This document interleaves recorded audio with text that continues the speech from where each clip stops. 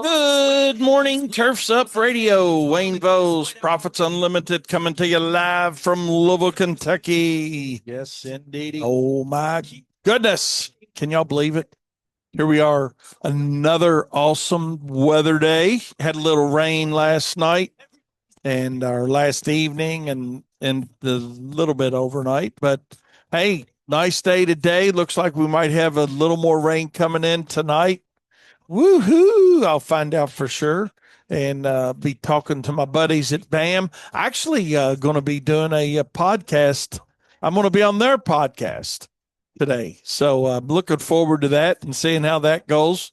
Talking to them, those guys are awesome. There, y'all know how much I like them, and but they do a great job for us. So looking forward to that being on their podcast with them this afternoon. So.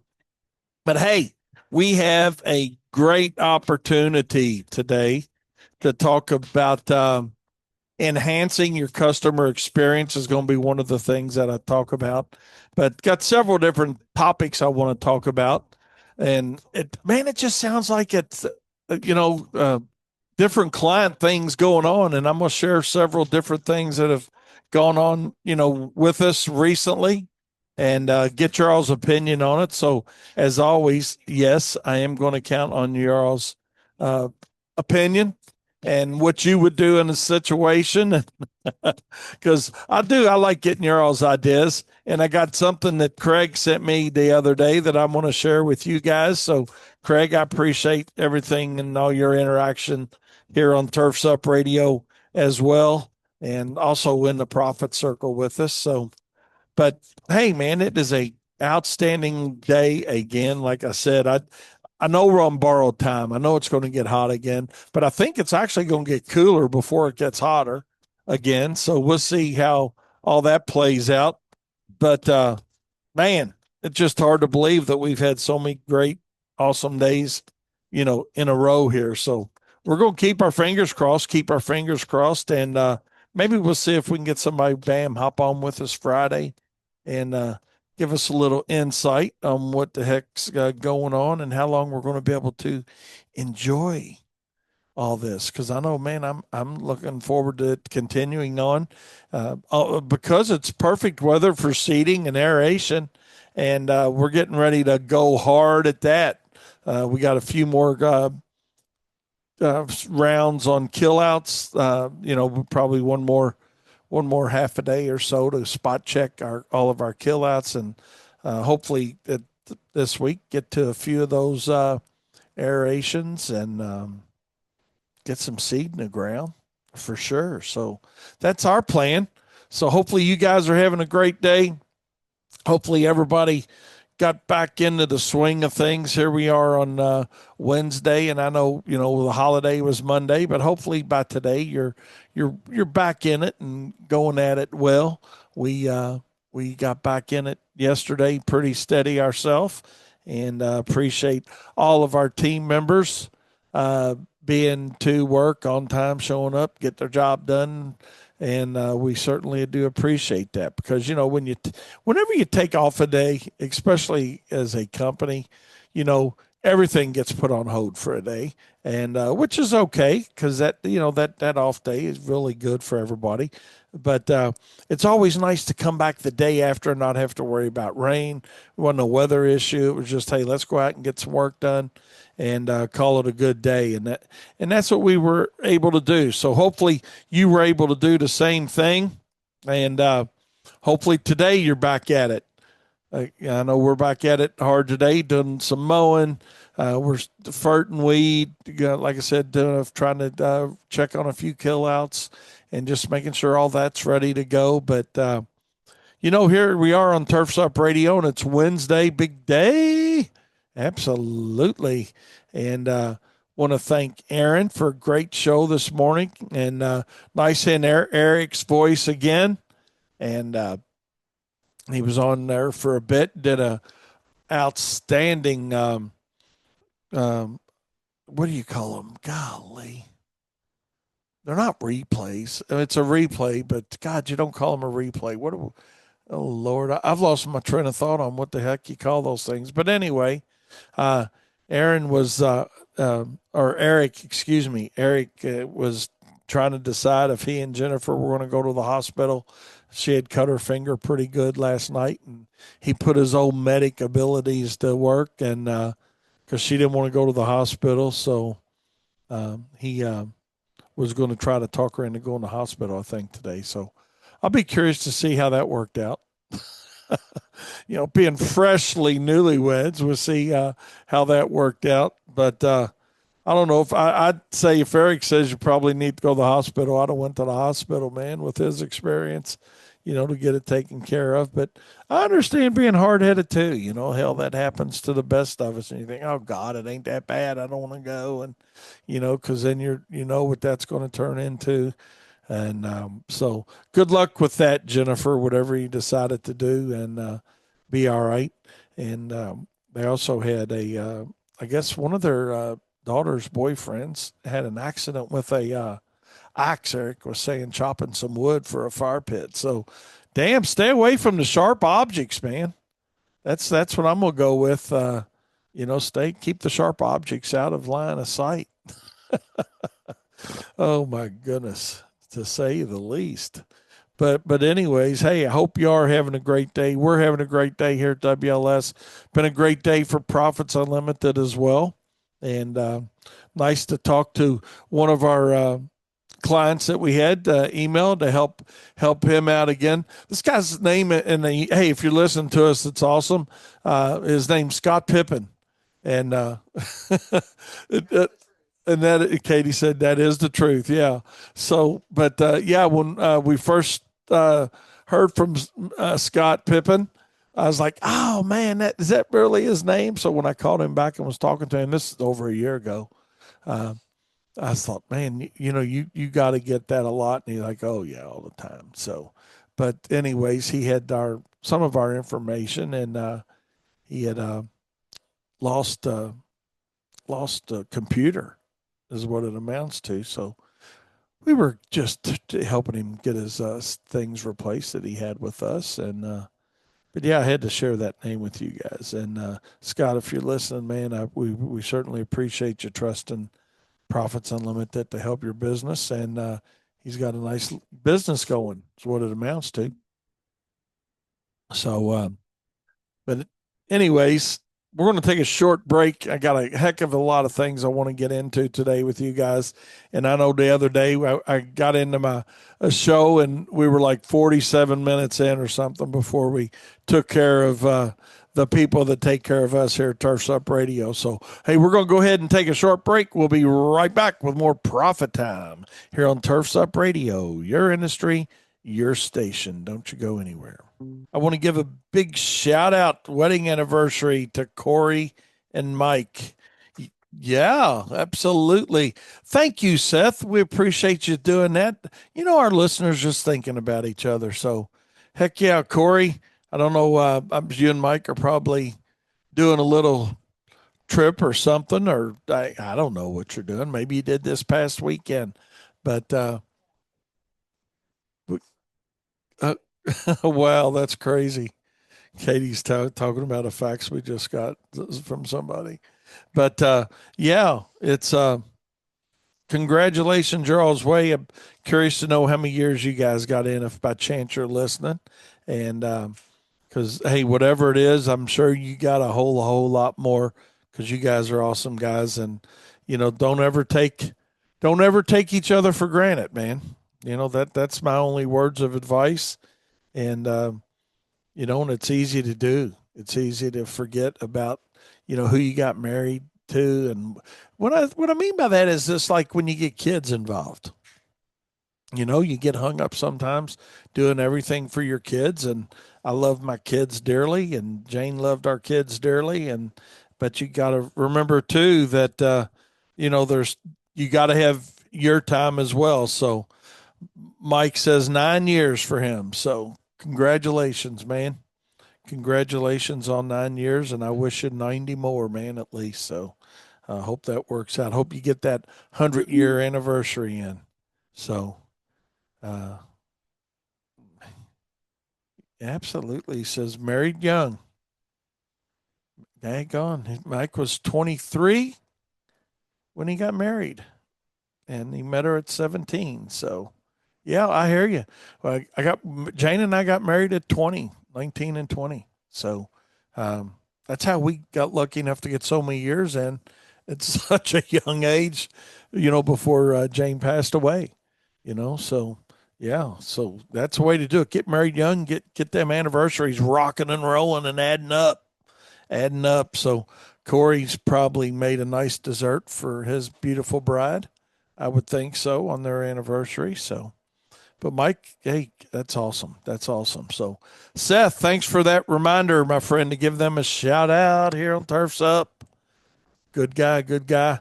And by the way, Seth, you and Mike did an outstanding job on that job that you guys collaborated on last week, that playground.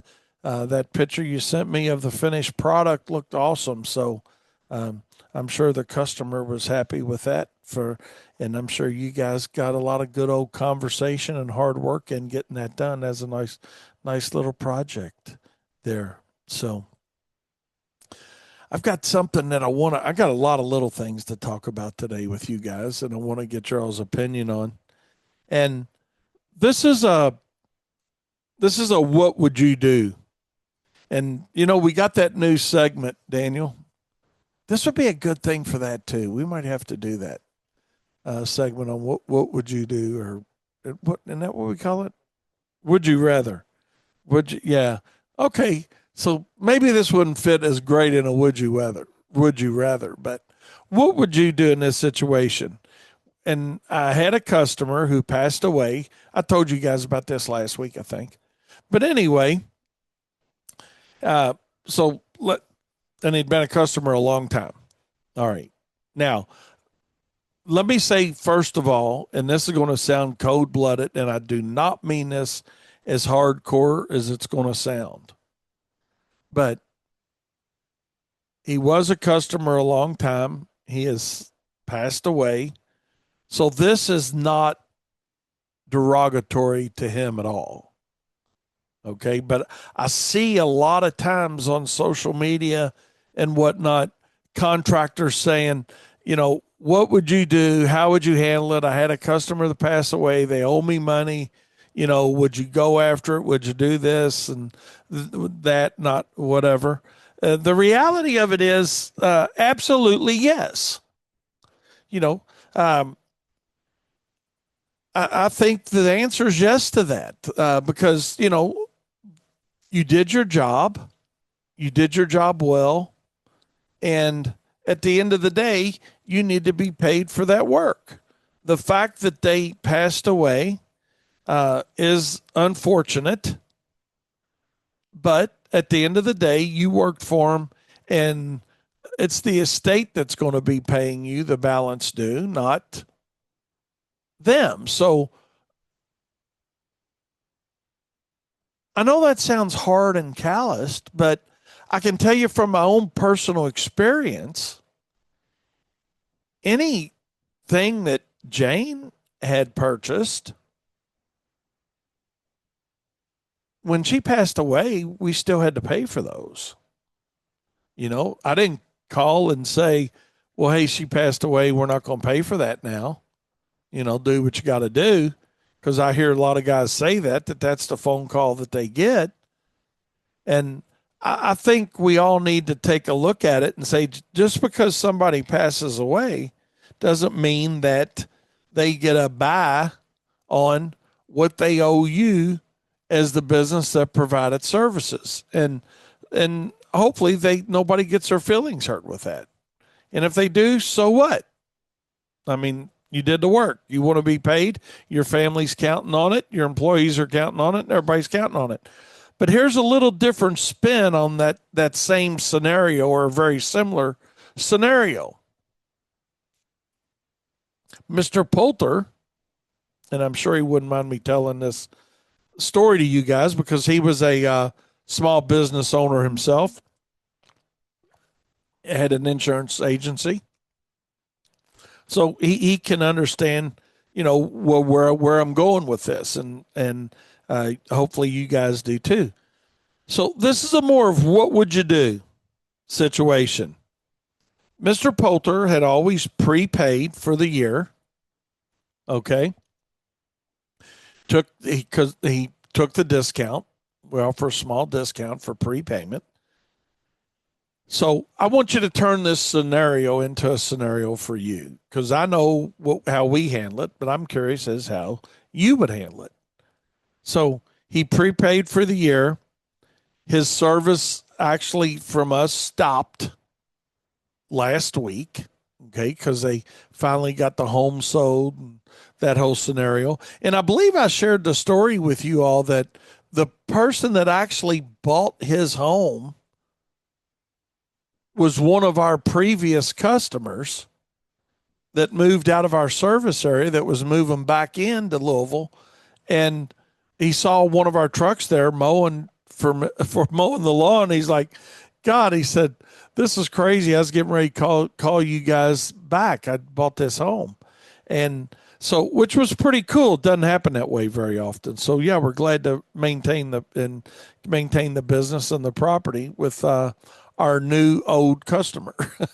But here's the question that I want y'all's input on. The account was prepaid for the year.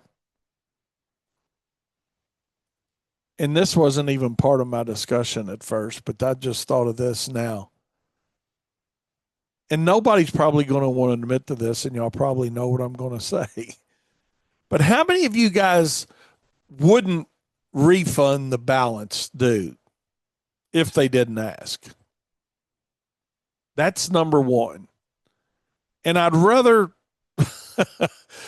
hear how unethical that is and that your morality is much better than that. But I got to believe there's people out there that would not do a refund in that scenario.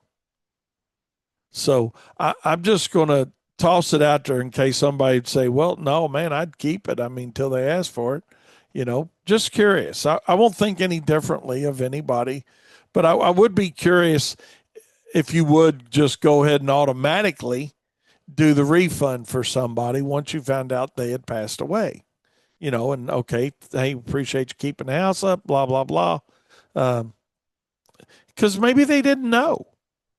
Maybe the family didn't know that Mr. Poulter had prepaid, right? In this particular case, they did. Okay. And I can believe that because they are he was very well organized. Okay. And nobody's texted me. So evidently we got some really ethical people, Daniel. That's a good thing. That's a good thing. But here's my question for you guys. And this I really would appreciate a couple texts on. Okay.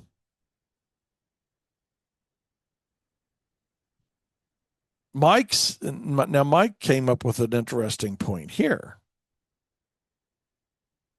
And I'm curious, Mike, I'm going to need you to elaborate. Mike says he does refunds for prepayments as an account credit. If they ask for cash, I'd say no. So I'm curious to know, in a situation, though, of death, what would you do? Would you still put it on it as an account credit for somebody else in the family? Or would you refund the difference to the estate? I guess is the question. So elaborate a little on that, Mike, if you would. Now, the account credit idea may not be a bad idea, but I'd just like to hear a little deeper, a little more into the story. Here's another part of this same scenario that I would like your honest opinion on how any of you all would handle it. And if you guys are watching this on a replay, a podcast version of this, because I know we get a lot of downloads on our show after the fact, I'd be curious to know if you'd leave us a comment on this, just because I think it's a very ethical question, a very moral question. And I know that ethics and morals are missing in a lot of small businesses of any type. So I'm not throwing the lawn and landscape business owner under the bus. I just know sometimes how people can be. You know, human nature sometimes takes over in a weird way, if you will. But here's another scenario on that same scenario. If you're going to refund it, which in my opinion is how we handle it, and okay,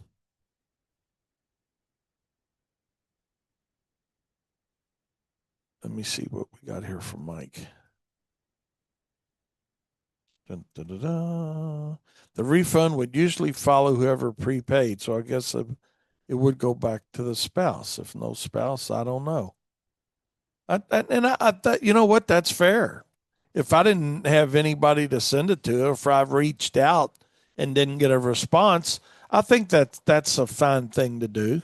You know, say, okay, well, I guess we just leave it sit here until somebody thinks about it, you know, or maybe they never think about it. Or maybe you say, hey, just from an ethical standpoint, I'll donate it to our state turfgrass association or I'll do whatever, you know.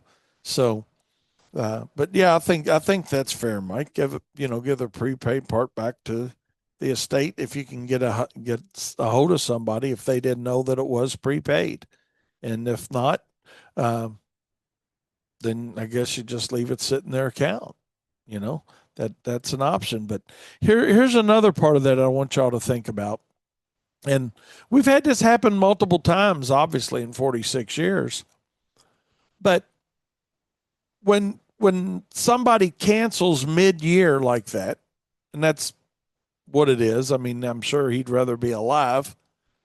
But when somebody passes away or they cancel service, and there could be two different answers to this based on if it's a cancellation and or a death. Okay, but let's look at it from a death situation first. And a lot of you guys probably know what I'm going to say here, but I'm just curious. If you're going to do a refund and you calculate the refund, which I think is the ethical thing to do you calculate the refund based on the market price for the mowing service? Now, we did full service for this guy, but let's just look at it for mowing. Okay. Would you calculate the refund or the cost of the service provided up until the date of cancellation at the market price or at the discounted price? That's the first question. In other words, if they took advantage of, let's say, a 5% prepay, okay, and you provided 25 services up to date before they cancel or whatever number of services, would you calculate it at the prepay rate or at the current market rate? That's the first question. Because I don't have a problem with calculating the refund at the market rate. In other words, if let's just keep it simple and say if somebody was paying, you know, uh, let's just say $50 to get their yard mowed at the discounted rate, but it would be $55 at market rate without the discount. How would you do it? Um, I appreciate your honesty, Mike.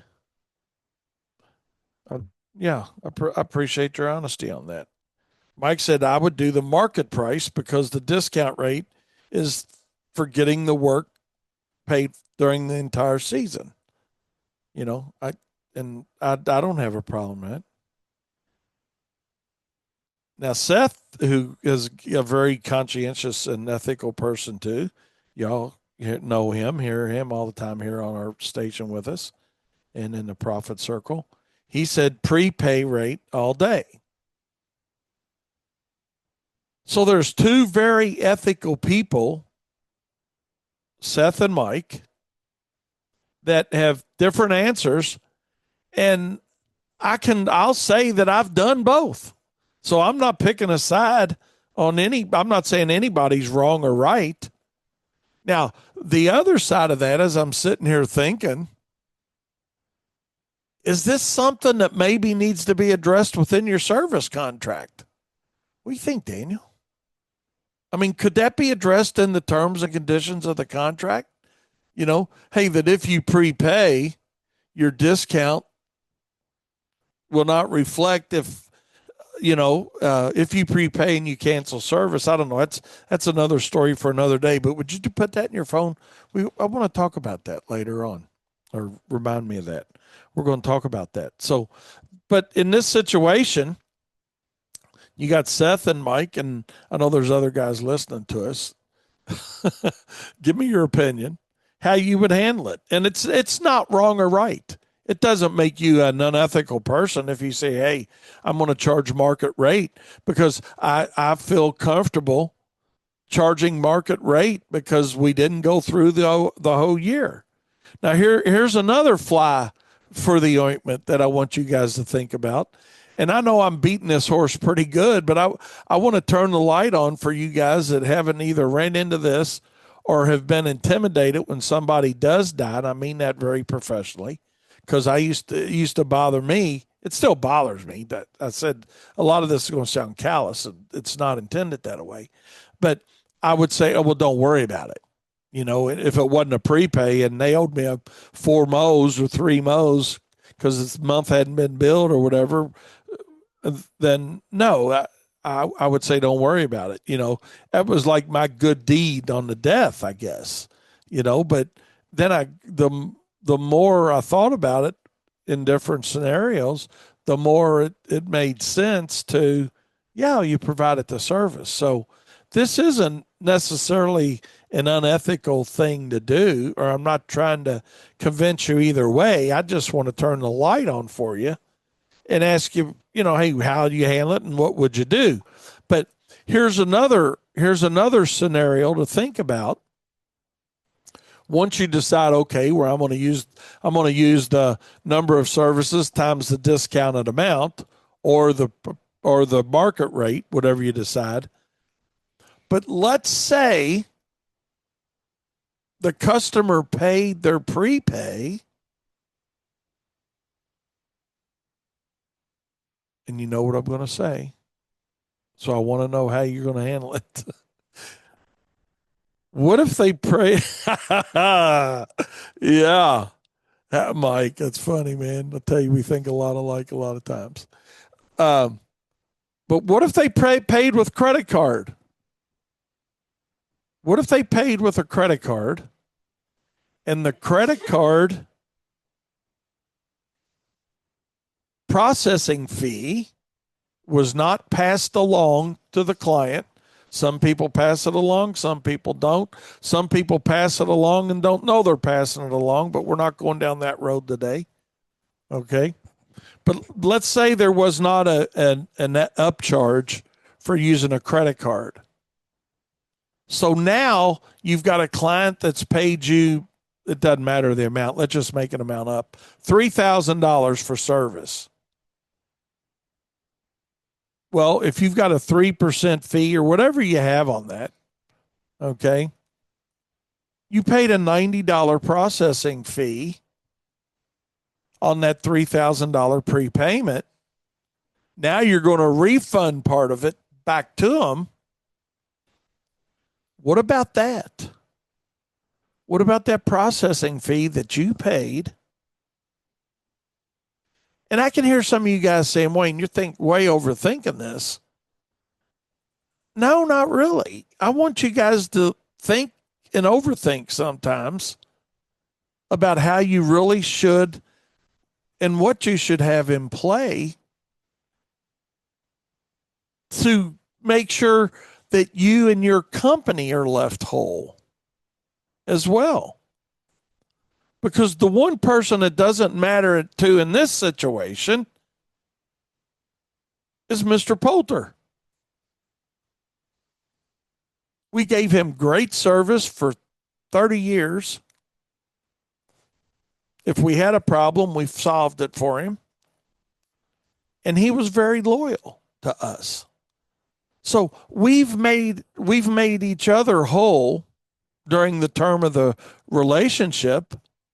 And I think most customers would want you, the business owner, because they like you, they wouldn't be doing business with you. You know, every person has to leave the scenario whole, if you will, or that's what we're going to call it, you know. And I think it's up to you to protect yourself when it comes to the processing fees. There's no sense in giving that away. So if you're calculating a refund, I would certainly calculate what the refund is. In this case, we couldn't refund it to his card because they had already canceled his card. So we're going to issue a check from our business to their estate. But part of the fees that we're going to withhold is the processing of that credit card. Now, do you guys think that's hardcore for us taking that position? Just curious. And I'd like to know. Mike or Seth, I know you guys are engaged, or anybody listening, but I mean, I'd like to just get your all's opinion on it. You know? Let's see. If I had a card on file. Yeah. Mike says, I'm sure if I had a card on file for AT&T, I'm sure it would get charged without hesitation. And that goes back to what Daniel talks about a lot. Matter of fact, he brought it up today with a customer, and I'm going to get y'all's opinion on that after we get this one rounded up and corralled. But what's the policy? Now you can say, well, wait, man, I'm a one truck show, or I'm a two truck show, or whatever. I'm a small show. I don't have a policy for that. Well, the question is, why don't you make one? Why don't you make a policy on that? Because then you've got structure to why you're doing what you're doing. Now, I'd realize we've talked about this for a few minutes and maybe hit this horse too hard too many times. Be like that jockey in the Derby that got scolded for hitting the horse 8 times or something. I didn't realize they had a maximum number of times they could hit a horse with a whip. But we're hitting this horse pretty hard right now. But the whole point of this is to get you thinking about it and put yourself and your company in a position to be made whole, whether somebody passes away or if somebody just cancels. It doesn't really matter. Your company and you need to be made whole in that situation. And so, and I'm gonna be 100% honest with you guys. This is the first time in 46 years that we've thought about recovering the processing fee out of it. But it is a reality number. So what do you guys think of that? What do you think of that, Daniel? I know you don't have a headset on, but I don't think that's unethical to you to recover processing fees that we paid out of a pre. It, I caught him off guard, and that's all right. It, there's not a right or wrong to it. You know, just just make sure that everybody leaves the situation whole. You know, and I think that's how we all I think do better when we make decisions based on policies and procedures that are in place. You know, and if it makes you feel better to say, hey, I ain't going to worry about it, you know, then that's exactly what I would do. To Daniel's point, it's not necessarily right or wrong. It's what makes you feel good in that situation. So, me personally, just to make create a little summary of this, it took me a while, meaning several years, to figure out that, you know what, just because a person passes away or just because a person moves out of our service area, it's our responsibility as a business owner to get what we've got coming. You do not have to let that money go and just say, well, they passed away or they're gone. It's going to be more trouble to get it than it's worth. No, it's not, because you know when you've been in business 5 years, 10 years, 15 years, 20 years, keep going, right? 46 years like us, and longer like a lot of other companies. When you start adding up all the little $300 and $400 and $100 and $500 and $1,000 this and $1,500 that you just said, oh heck, it ain't worth it on, that becomes a pretty daggone big number pretty quick. And without exaggeration, I'm here to tell you all, if I had everything that I was beat out of and or gave away, thinking that, hey, I'm just not going to worry about it, we probably wouldn't be having this conversation on Turfside Radio today, because I'd probably be sitting on a beach somewhere with my feet propped up, not thinking about anything other than the waves coming in. So I want you guys to think about these kinds of things earlier on, so you're not giving away and or not going after what is rightfully yours as a business owner. Now, I know I've kind of merged two different things there together, and there is a huge difference between a cancellation and writing off just something that, you can't get a hold of somebody, or they won't call you back, or they won't pay their bill, and there's a death. I mean, those are all three different scenarios that, certainly we'll talk about in the profit circle, because those are all three scenarios that a lot of times lead to loss of income slash eat into your profit dollars slash means you got to sell more jobs to get to where you were before you decided to write the money off, regardless of how it is.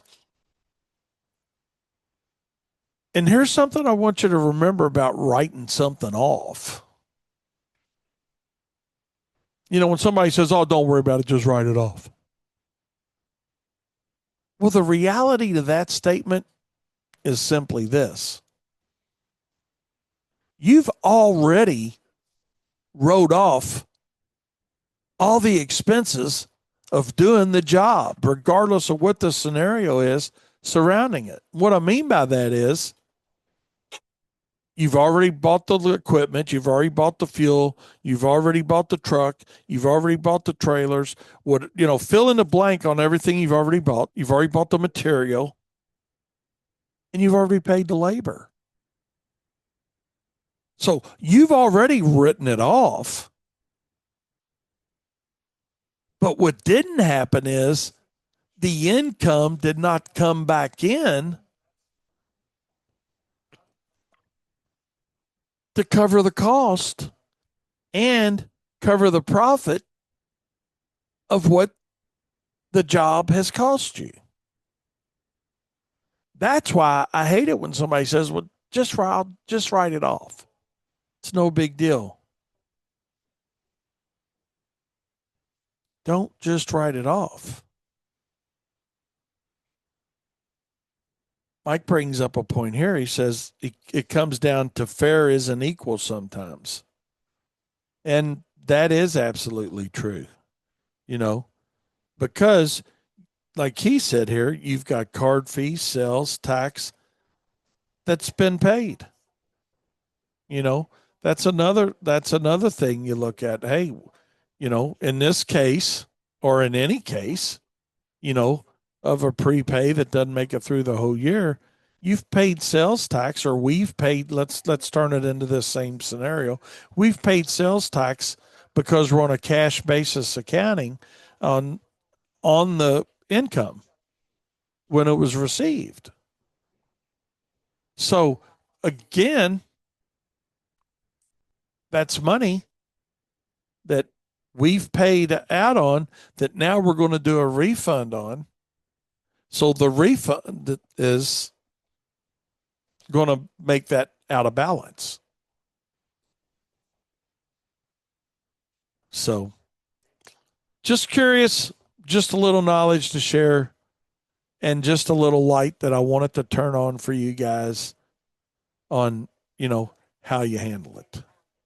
And like Daniel said, without his headphones on, but you got to figure out what's right, what works best for you, but make the ethical decision that is right for everybody involved. What makes both parties whole? With that being said, we're going to take a short break and we'll be right back with more Profit Time here on Turfs Up Radio, your industry, your station. We're having the world famous turf teacher, Eric Jones, is going to be in the Profit Circle with us talking about pruning shrubs, the proper tools, techniques, and timing. Put the 3 T's to it: tools, techniques, and timing, on hedge trimming. And so I'm looking forward to that. That's again going to be September 11th. So mark your calendars for you guys in the Profit Circle. That's a little bit earlier than we normally throw our webinar in there, but Eric's got quite a bit going on, and he threw that in there as a good date for him. So that's the way we're going to do it. And because we all got a million questions on trimming hedges, right? And the reality of it is, a lot of us just go out there and trim hedges. I mean that. Hey, we'll trim them. Well, we take them go from the top down, the bottom up. How to do it. So that's going to be a really good opportunity for each and all of us to learn something from Eric, and who does a lot of university horticultural classes, and does that for a living as well as his landscaping business. So looking forward to having him on with us. And Eric, if you're listening, man, I appreciate it. And all of our friends in Turfs Up Radio and the Profit Circle are going to appreciate that. So look forward to that as well. So, but hey, another thing I wanted to see how you guys would handle this. This is kind of like Customer Relation Day. Okay, how would you guys handle this? And I'm just curious. Again, Seth and Mike, you guys are involved with me today, and but anybody else that wants to text in on this, feel free to do so. 502-550-8307. It's 502-550-8307. But, and I may have touched on this the other day. I can't remember if I did or I didn't, but I think excuse me, give me a drink of water.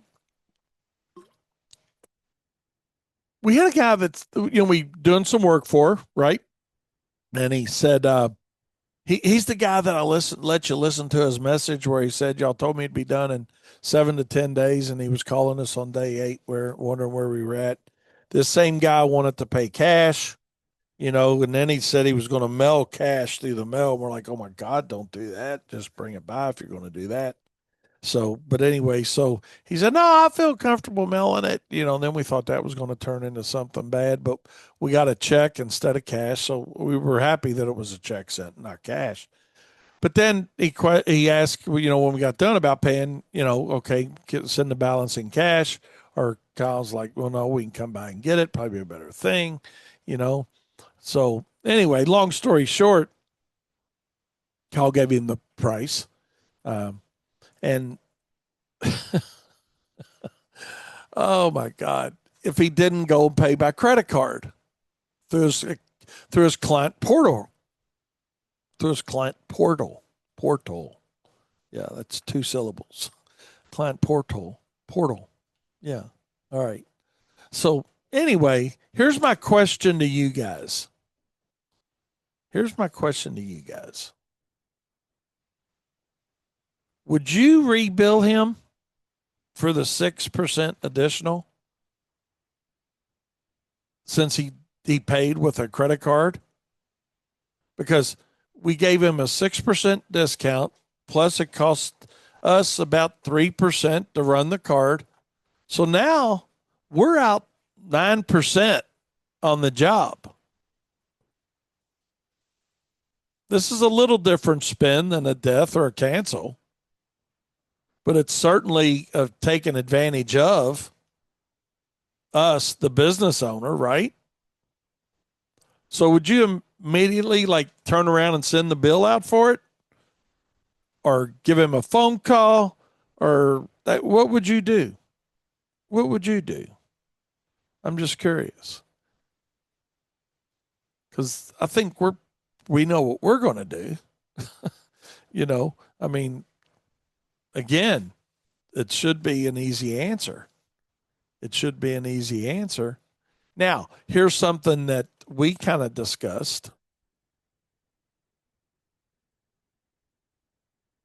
What's the value of a negative Google review?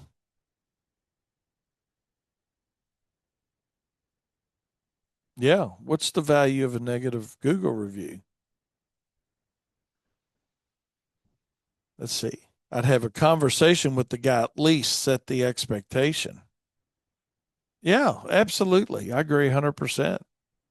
You know, I think it's our 6%, man. You know, we'll give up the 3 to process the card just like we do for all of our other customers. But realistically, not, because it's in our additional overhead that is spread out over our customer base. But on the surface, we don't have that additional fee. It's another discussion for another day on that. But I'm glad to hear that a couple of you guys would say, absolutely, it's your money, go get it. So that's our 2 scenarios for today. I actually had several more I was going to talk about, but one more I do want to talk about, and this is not a what would you do. This is about customer appreciation. This is about customer appreciation. Came in Tuesday to work and had a few phone calls on our uh, telephone here. And when I called the lady back Tuesday, she's like, when we got finished discussing her situation, she said, thanks. I really appreciate you calling me back. And that got me thinking about how simple is returning a phone call to somebody? How simple is returning a phone call to somebody? And are you good at it, or are you bad at it? And we're going to talk about that in the profit circle, actually, because I think what immediately I thought, is it really that bad for her and people that she's tried to reach out to and people not calling her back? And I say absolutely the answer is yes. It is that bad. So here's what I would like everybody here on Turfs Up Radio to think about. We always think about trying to be different and better. What can we do that's different? How about we start with something as simple as calling people back? Why don't we make that a customary and ordinary procedure within our business? Now, there's always going to be some that fall through the cracks. I know it, you know it, we all know it. You're going to miss somebody every once in a while. But why don't we all try to make a little more better effort at doing one of the basic fundamental things in business, and that's following up with your customers or your leads. They don't have to be a customer to get that respect. Give them the respect of a follow up phone call. Because this lady actually reignited a light for me. I mean, we're pretty anal about following up and calling people, but the appreciation, you could just hear it honest to God in her voice that, hey, I really do appreciate you calling me back. And to ask yourself, how many people haven't told you that before? I bet it's a lot, just like it is with us. But, oh, damn, y'all actually called me back. And we're not even going to get into the aspect of, oh, y'all showed up today. Take the time to follow up and call people back. Even if it's a service you don't provide, 99.9% of the time, we even call them back and say, we don't provide that service. We don't do fences, or we don't do this, or, whatever it may be, but we tried to help them out. And today I was actually calling a company to try to get an estimate on some concrete work. And they actually came through a Valpak advertisement, is how we got their name. And the guy, they did asphalt, not concrete. But I thought it was worth a call. But the guy, and this is why I'm even talking about it right now, and I'm going to hop off because I'm late. But the guy was kind enough to say, hey, man, we don't deal with concrete, but here's the number of somebody that might be able to help you that does. There's a guy in a completely different industry, but has the same mindset of a successful business. Just because I can't help you right now doesn't mean I might not be able to help you later. So let me do what I can do to help you maybe remember my name. Will I probably remember that company? Probably not. But what it will be in my mind is, man, is a positive experience from another professional contractor who actually cares. And the difference between caring and not caring is where the profit dollars lie. And profit is not a dirty word. We'll see you Friday. Good morning, Turfs Up Radio. Wayne Voles, Profits Unlimited, coming to you live from Louisville, Kentucky. Yes, indeed. Oh, my goodness. Got a great show planned today. It's going to be a fun day, but we got some serious business topics we're going to talk about today. Hopefully you guys enjoy that with us. Sorry about that. But wow, that was really cool. Y'all, let me tell you what just happened to the music. When I said some serious topics, my phone picked it up as you know who. And that's what happened to her. She's like, okay, can I help you? Oh my gosh. She just got beat. And then, I holler at this thing at night, like, hey, turn off my alarm, set my alarm, whatever, But anyways, hey, see, here we are. We're off on a side tangent already. Oh my goodness. But anyway, no, hey, we have got an outstanding show going today. I guarantee you guys are going to like it.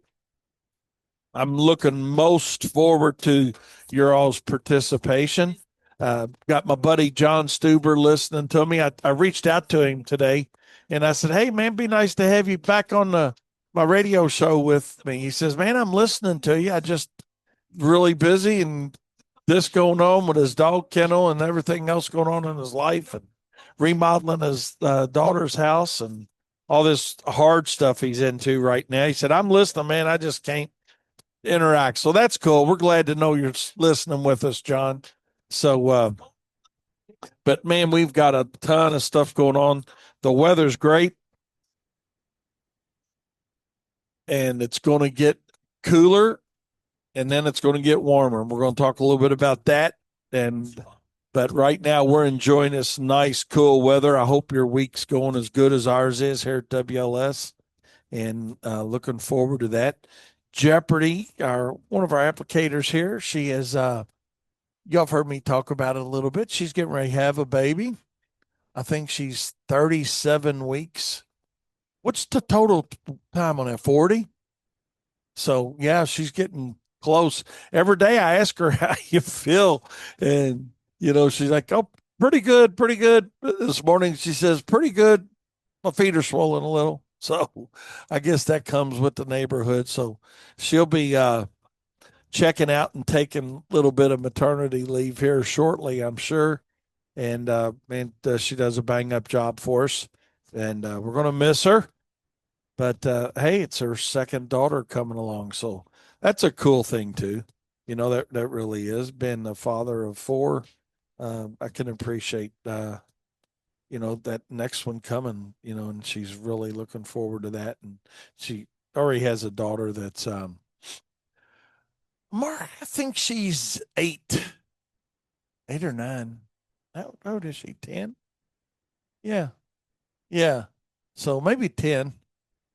So, but anyways, this is going to be our second. So, congratulations on that for sure.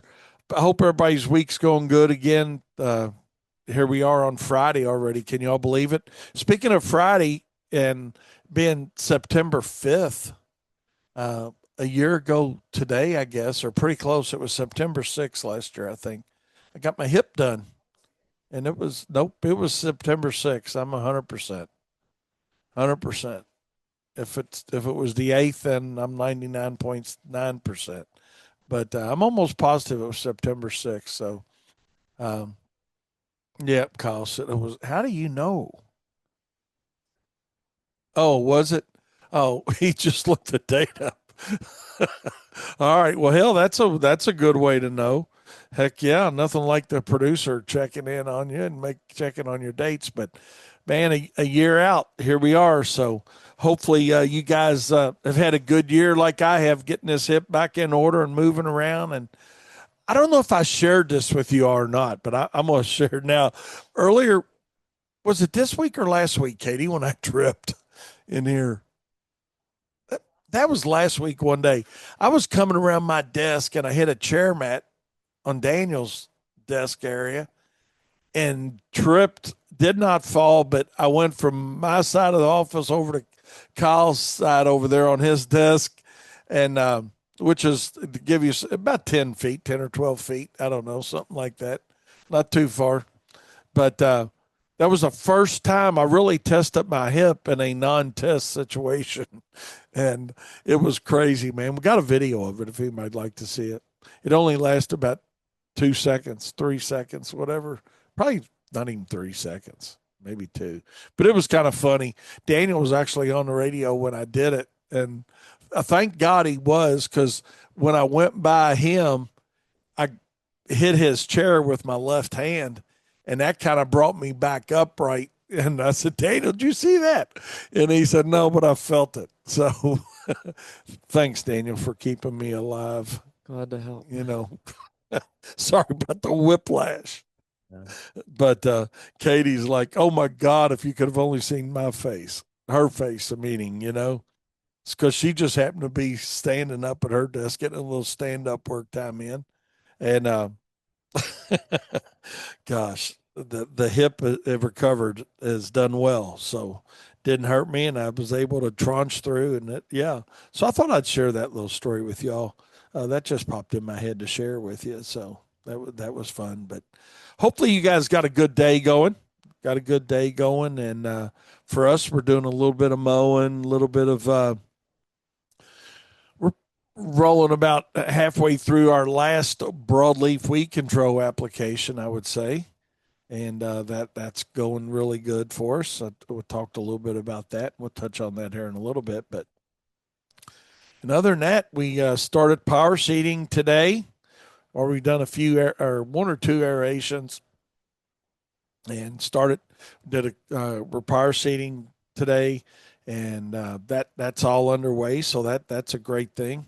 Glad to see that get rocking and rolling because that's a nice little income producer for us, and that's why we talk about it on here and with other contractors. It's a great addition to the business, is what it amounts to, and that's why we do it. And to some extent, it's reoccurring revenue. Quite honestly, it's not a one and done. It is for some, but we're going to talk about that aspect of it too a little bit today, or that's my plan anyway. But before we get into all that, I want to say I had a great time last night. Tabitha and I with my grandkids came over, and like mom and dad went to parent teacher conferences last night. So they came over and had dinner with us and hung out with us for a few hours, and we had a really good time, man. Went out on the deck for a little bit, and then we went back in the backyard and threw a little football, and then we went to the front and did a little. Daniel, they got your zip sticks out Ripstick. or rip sticks, yeah. I called it, yeah, I called it zip. Katie's making fun At a of me. certain point, it just is what it is. It is what it is. But Redubbed. we had both of your rip sticks I didn't know out. I still had two there. Yeah. So if you want one, I mean, if you want one, you're welcome. And then the regular skateboard thing, and Wait, the I, small one? the small one. I didn't know that was there either. Yeah. Was it Yeah. white? No, it's black. Black. Does it have the green wheels on it? It's real short. It's real short. It's about Oh, that yeah. long. Yeah, penny board. What is it? Penny board. I used to have light up wheels. Hmm. God, they were. Well, I don't know if those were the same wheels, though. Because I think the bearings or something I had to switch them out or something. And I can't remember, but all I know is the light up wheels were awesome. that was cool. But yeah, we had a great time. And they had fun. Addison hopped right on that. Ripstick. Yeah, I'm gonna just call it whatever it is, whatever I think it is. Just imagine you got on and you're gonna rip something if we. That's what it is. A ripstick. Okay. Yeah. So anyway, she hopped right on it, because she rides that other Hoverboard. hoverboard around her house all the time. Yeah, she can ride it up the stairs. But huh? That would be incredible. I mean, if it'd be some way to stay on her feet, I'm sure she's got the balance. Anybody can ride it down the stairs. That's the easy Yeah. part. Yeah, that's fun. But yeah, we had a great time. I got some cool videos of it, and I ain't that grandpa that takes a zillion videos and all the time where they're there. But I did take a couple videos of that. We were out in the court actually, and Tab was at the top of the court. It kind of goes incline downhill. Yeah. So she was at the top of the court telling them to go, and they had put a chalk line across the court for their finish line, and they must have done it I don't know, 30 times, 40 times. At least. And it was really cool. I mean, like Brooklyn and Caroline were like sitting. Yes. And so Brooklyn started on the four-wheel thing. What'd you call it? Ripstick. Not that one. No, the hoverboard. And just a regular skateboard. Oh, thing. the skateboard. The Yeah. penny board. So then she gave that to Caroline, her younger sister, for you all that don't know. And after literally about two trips down, man, we had both the ripsticks going and the penny board going. Nice. And they were getting they meaning Caroline, predominantly the youngest, for you guys that don't know, they were getting to where they'd get down at the end and she could just turn and go back up. So wow. Yeah, it was fun. She wanted to stand on it, and I'm like, Yeah. no, we're not going to stand on it. One of y'all done fell off a swing under supervision of ours before. You Yeah. know, God, Who was it, Kyle? Which one Brooklyn. was it? Brooklyn? Yeah. Yeah, and hit her head, fell off a swing. Yeah. God, poor mom. She just felt so bad about that. But Kyle said he even got in trouble. So so that's why I told him no, there was other than Addison, nobody was standing on any of these things, you know. Yeah. So but Brooklyn's to the age where she could, but I don't know if her head can take another ding. So another another shot. Yeah, true that. True that. So um let me think about this a minute. Um God, what else, something I was going to tell you else about that. I don't know. But I mean they did it about 100 zillion times, you know. But they had a really good time with it. I think Tabitha and I enjoyed it, as much as they did, quite honestly. So, but anyways, that's what went on at my house last night. But anyways, we're going to take a short break and we'll be right back with more Profit Time here on Turfs Up Radio, your industry, your station. Don't you go anywhere. I got a silly joke. John Stuber, this is in your honor. This is in your honor, buddy. You send me a lot of good jokes, and we'll see if somebody. Uh, Absolutely, Fred. That's exactly the way we look at it too. We talked about it the other day. I think you was one with us, but we talked about it. Seems like that window's extending out that seeding season. So yeah, that's what it's looking like. Get those soil temperatures up really good, and take them a little longer to go back down, and we can keep on a seeding. But absolutely, that's the good part of that. So that's what we're looking for. But I got a fun joke for you guys, and y'all probably hop right on it and get the right answer. But I needed a little help, but everybody got it in here pretty easily. And it's simply this: what is a snake's favorite subject in school? And then Daniel came up with actually a really good one after that too. So, oh, well, that's true. Kyle said they kind didn't of get it told us right the off the bat. answer. I just gave you the answer in the question by accident. So, yeah, I did mess that up. But okay, so that's the question. What's a snake's favorite subject in school? So, somebody shoot me a text and let me know. Let me know what you think you got going on that. And we're going to move along with the show. I got a question for you guys, seriously, other than the snake question.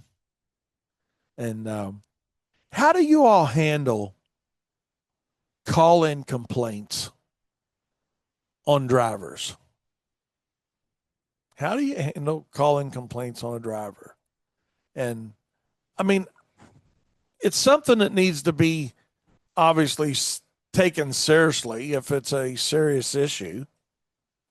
But we had a real Karen call in here yesterday, wasn't it? Yeah, it was yesterday. Couldn't remember if it was yesterday or Wednesday.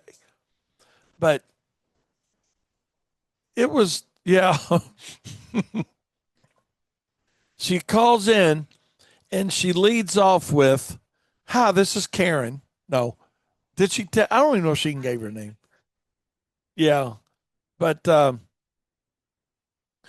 story short, she says, "Hey, I'm going down Interstate 64, and one of your trucks. I was in the merge lane trying to merge on, and one of your trucks sped up, and I had to get in behind them. And I'm driving a Mercedes Benz." So that's what how she ended up at the sentence. So right, Katie? Yeah, so So but yeah, then just like dot dot I'm dot. I'm driving a Mercedes Benz, so you know. Well, who gives a shit? I had a Mercedes Benz before I got a job. Then I got a job and I could get something decent. Oh my God. You know, I mean, that's what I'd love to. Katie told her that, not really, but Katie acted concerned, like we always do. But I mean, realistically, when you're in a merge situation like that, I don't want a truck and a trailer slowing down from highway speed to let somebody get in front of them because they're trying to merge. if you can't get over to the left, yeah, do them a favor, accelerate, get past, and let them fall in behind you. To me, I mean, that was a perfect maneuver. Now, sometimes you might get a legitimate complaint, but I will say that most of our calls that we get, we don't get a ton of them, but we had one, I don't know, last summer about a lady called in complaining she was walking through a neighborhood and one of our trucks was just flying through the neighborhood. And we looked it up on GPS and their maximum speed was like 23 or 24 miles an hour. And I mean, yeah, could they have gotten up to something greater than that? But this thing reports like every 60 seconds, I think, or every it's every minute or every 2 minutes. It's reporting. So I said, well, yeah, we can look that up for you. I'm sorry, if you had an issue with that.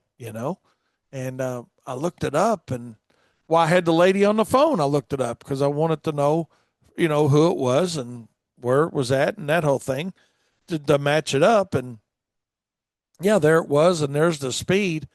And I said, well, ma'am, I said, we'll take care of it, but I want you to know we got GPS on all of our vehicles and the maximum speed on that truck, what's been in your subdivision has been 23 miles an hour.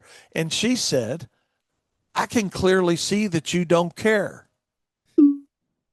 It wasn't that I didn't care and probably shouldn't have told her that the truck was going 23 miles an hour. What would have probably made her feel better was just, hey, we'll take care of it. I'm sorry you had to see that. Or I don't, It what was would you probably a say? traumatizing event. She had to go to therapy, that Yeah, whole thing. there might have been some therapy involved, you know, but I mean, when you see a bigger vehicle and going a certain speed, it can seem like it's going faster, right? yeah, Right. So I mean, 25 on a moped that's passing by versus 25 on a with a F-250 or greater with a trailer, it's going to be louder. It's going to produce more wind. It's all that kind of stuff. it's a So different sensation. No, you're right.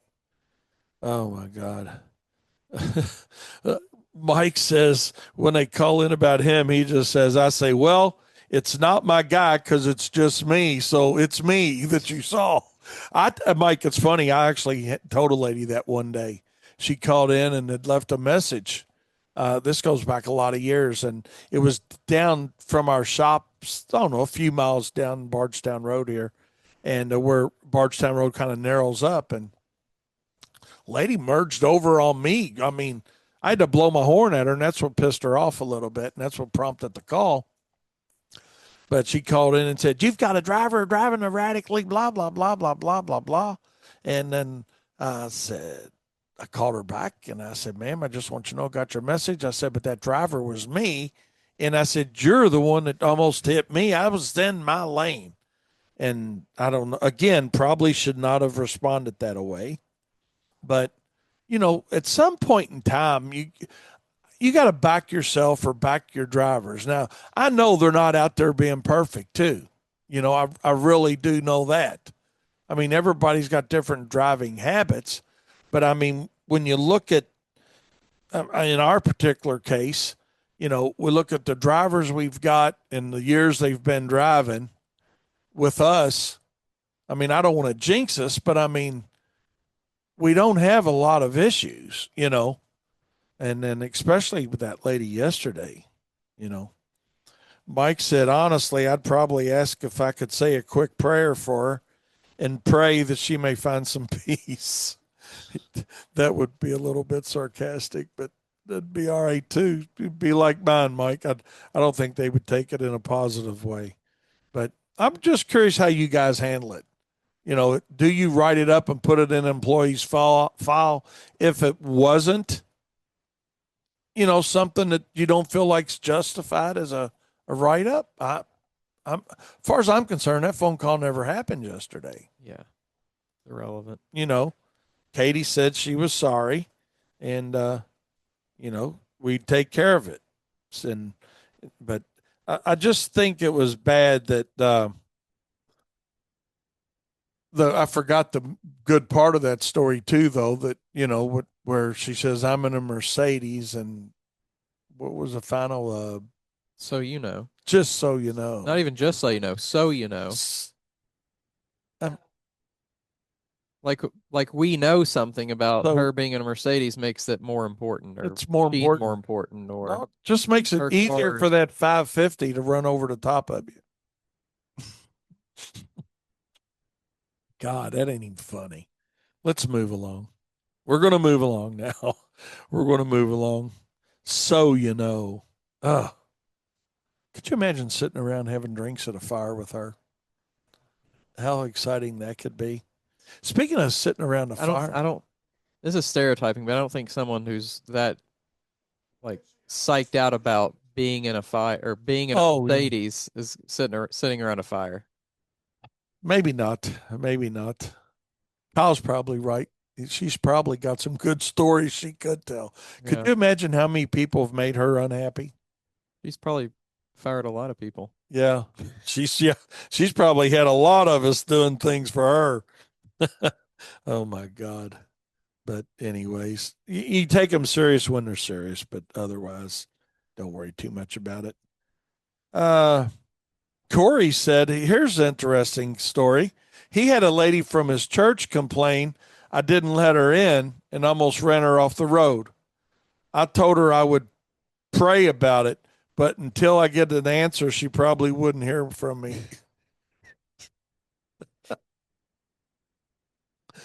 Oh my God. And on that note, we're going to move along as we're moving along. Golly, like I said, let's move on to something more constructive here. Let's have a little change of Blow pace that here. one up. We'll blow that one up. Bye bye now. Bye bye.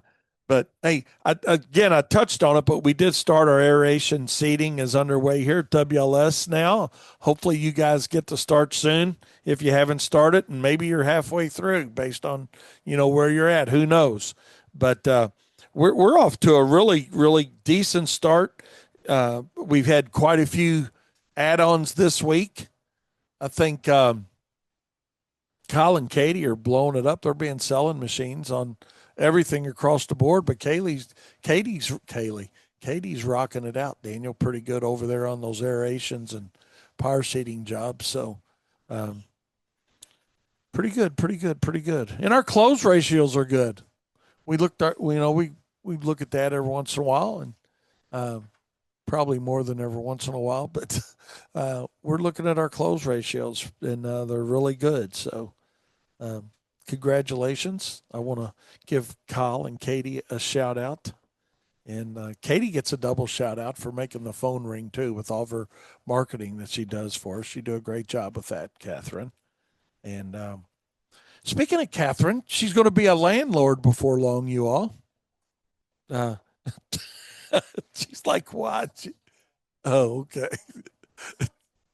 She said, don't talk about it till it's done. Kyle said he got in trouble because he didn't tell people fast enough. Oh, Lordy. There you go.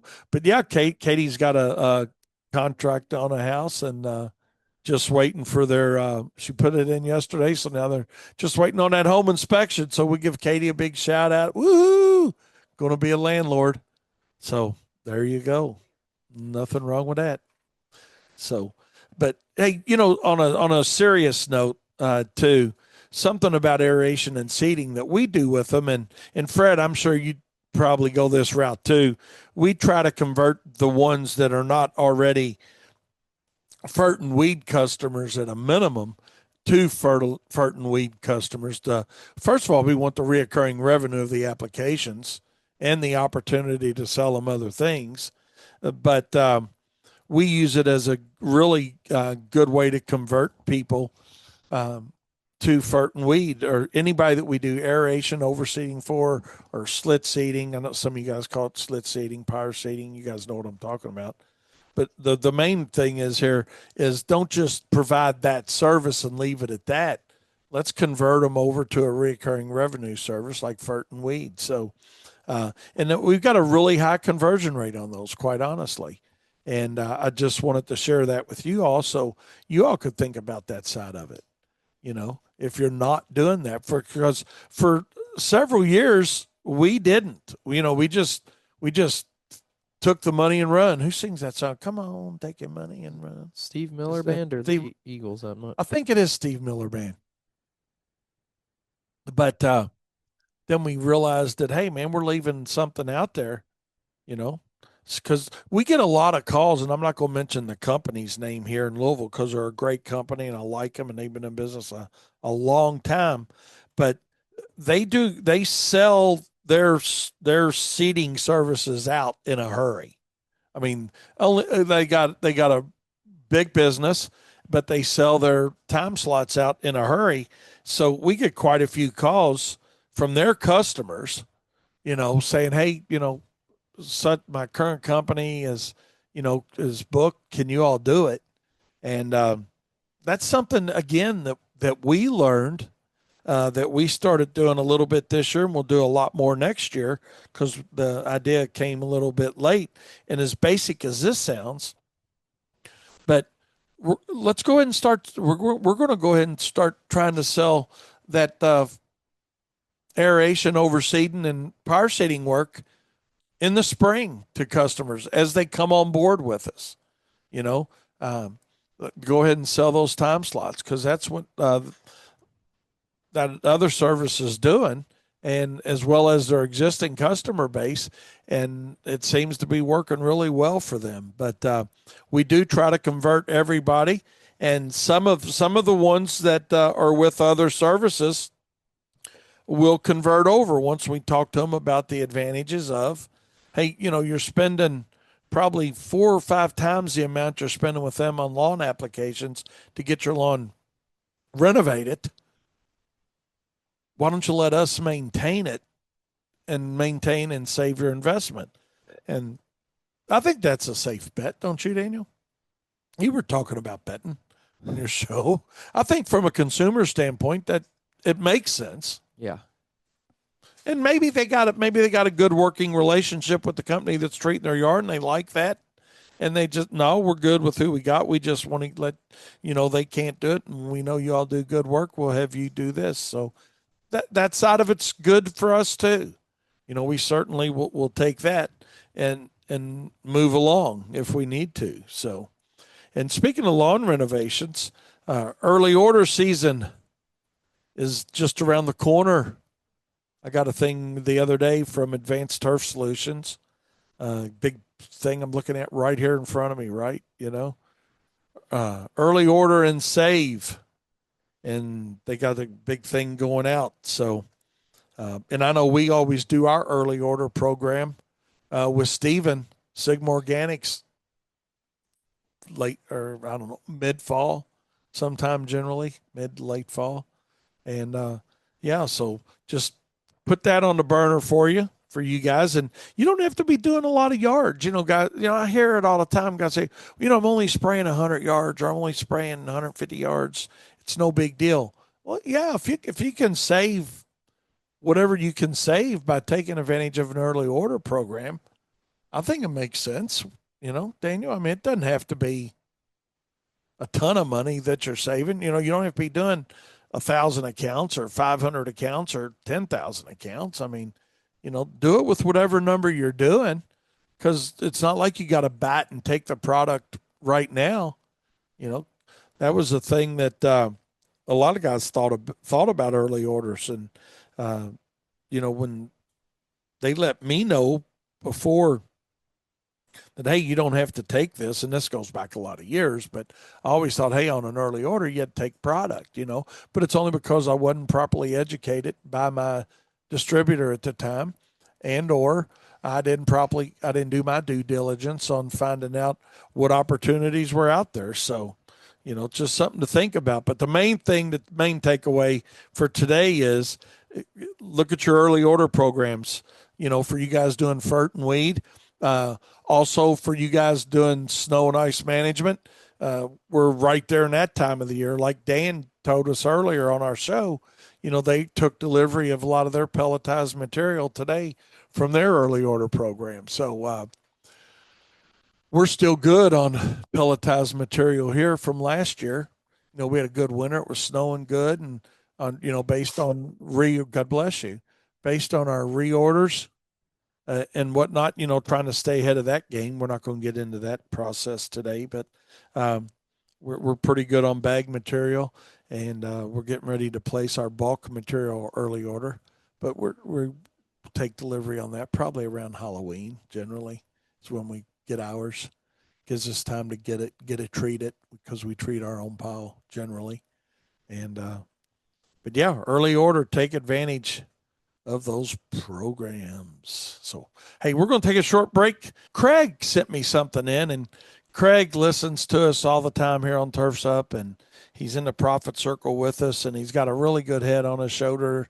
And he sent me something yesterday that it's not going to be surprising to any of you all, but I just really want to talk about it for on a lot of different levels. A lot of different levels. And I mean, it could really be, I mean, this could be a 3-hour seminar. I mean, it really could, but we're going to condense it into just a few minutes of what he sent me. But Craig had bid on this property, small property, and, submitted their proposal on it. And he got a email or a text back that, from the customer that said, "Hey, I've got another estimate for $90 for all the things that the previous guy was doing." And this, you all, I want y'all to know, this was not $90 like for mowing. This was $90 a month over 12 months. So 9 times 12 was 108. So that's $1,080. So for $1,080 a year, this guy was going to, and I wish and I hope he's listening to us on Turfs Up Radio, because this is in no way criticism, but I would really just like to help the guy a little bit. So for $1,080, he was going to make 30 visits to the property. Now, keep in mind, Craig did say it's a small property, between 2,500 and 3,000 square feet. Okay. But he's going to make 30 visits for mowing, 7 lawn applications during the year, and then in the fall, aeration and broadcast seeding. I'm just here to tell you, I don't care who you are or what situation you may create. There is no possible way that guy's even on break-even money on that. Now, his or hers, I don't know, mindset on that was, well, hey, I can do it because I've got 14 yards.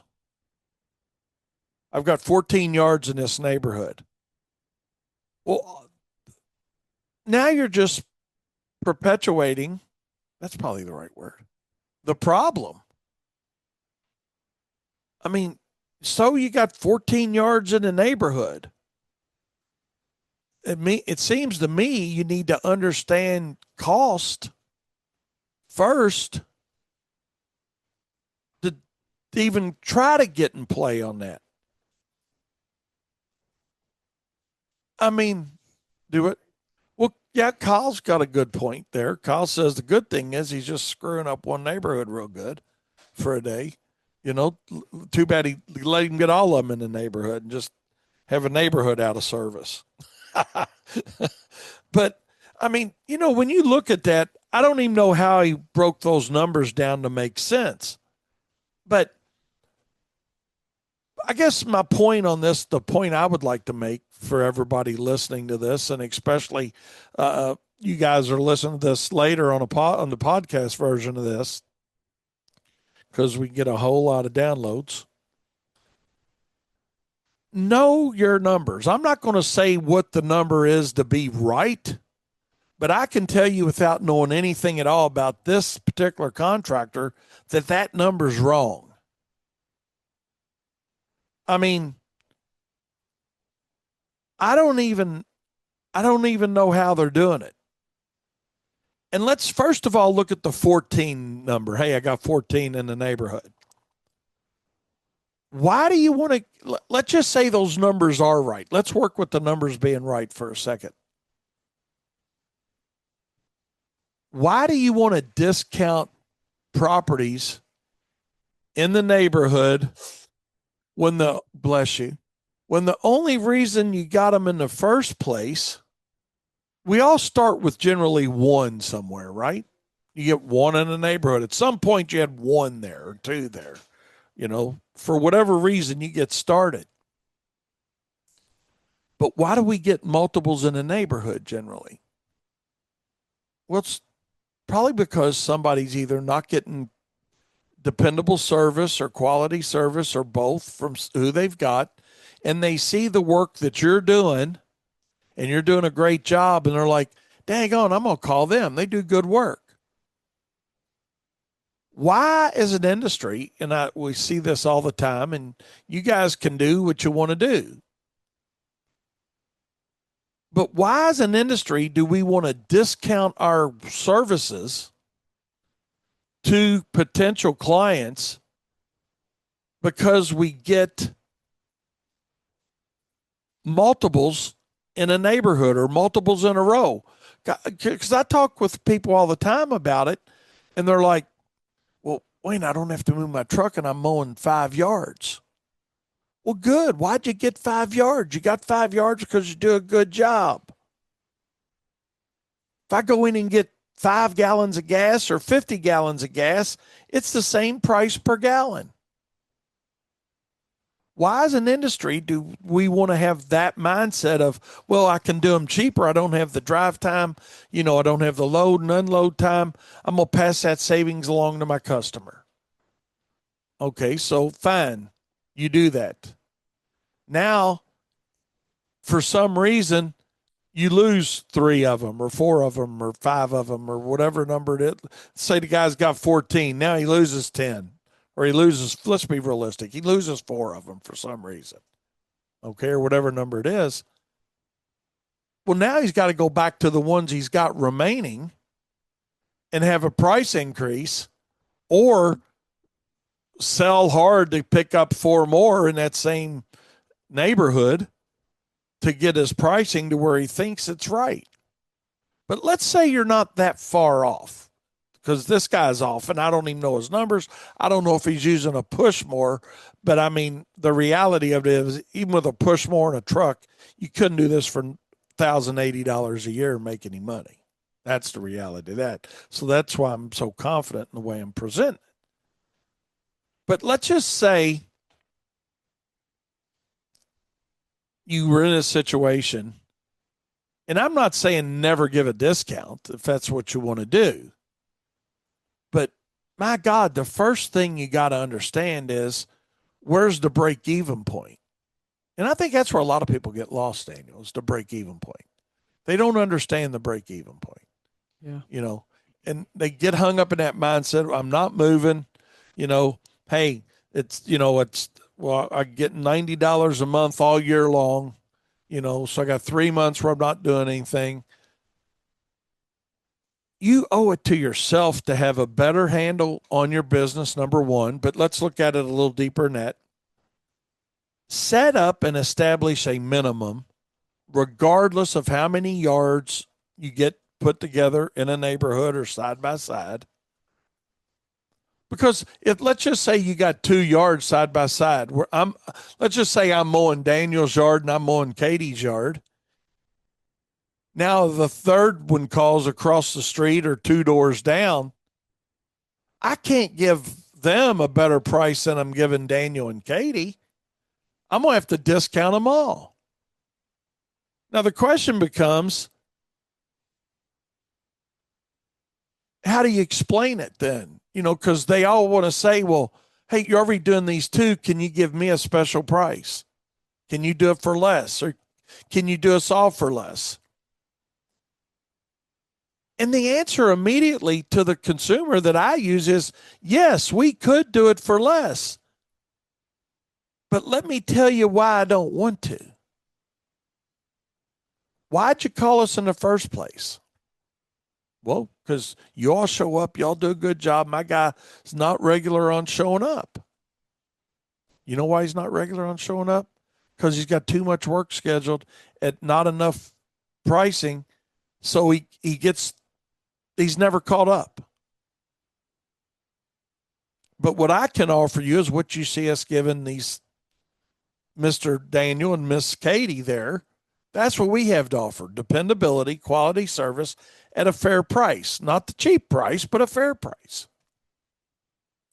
They're going to do one of two things: either hire you or tell you they're going to keep looking. And either way, it's okay. But if they hire you and then you continue to build on that density of that route or that neighborhood, and you've got a minimum charge that you're going to charge somebody, what's that mean for you?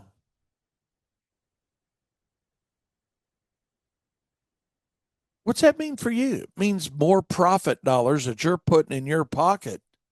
And there's nothing wrong with that. That's not unfair.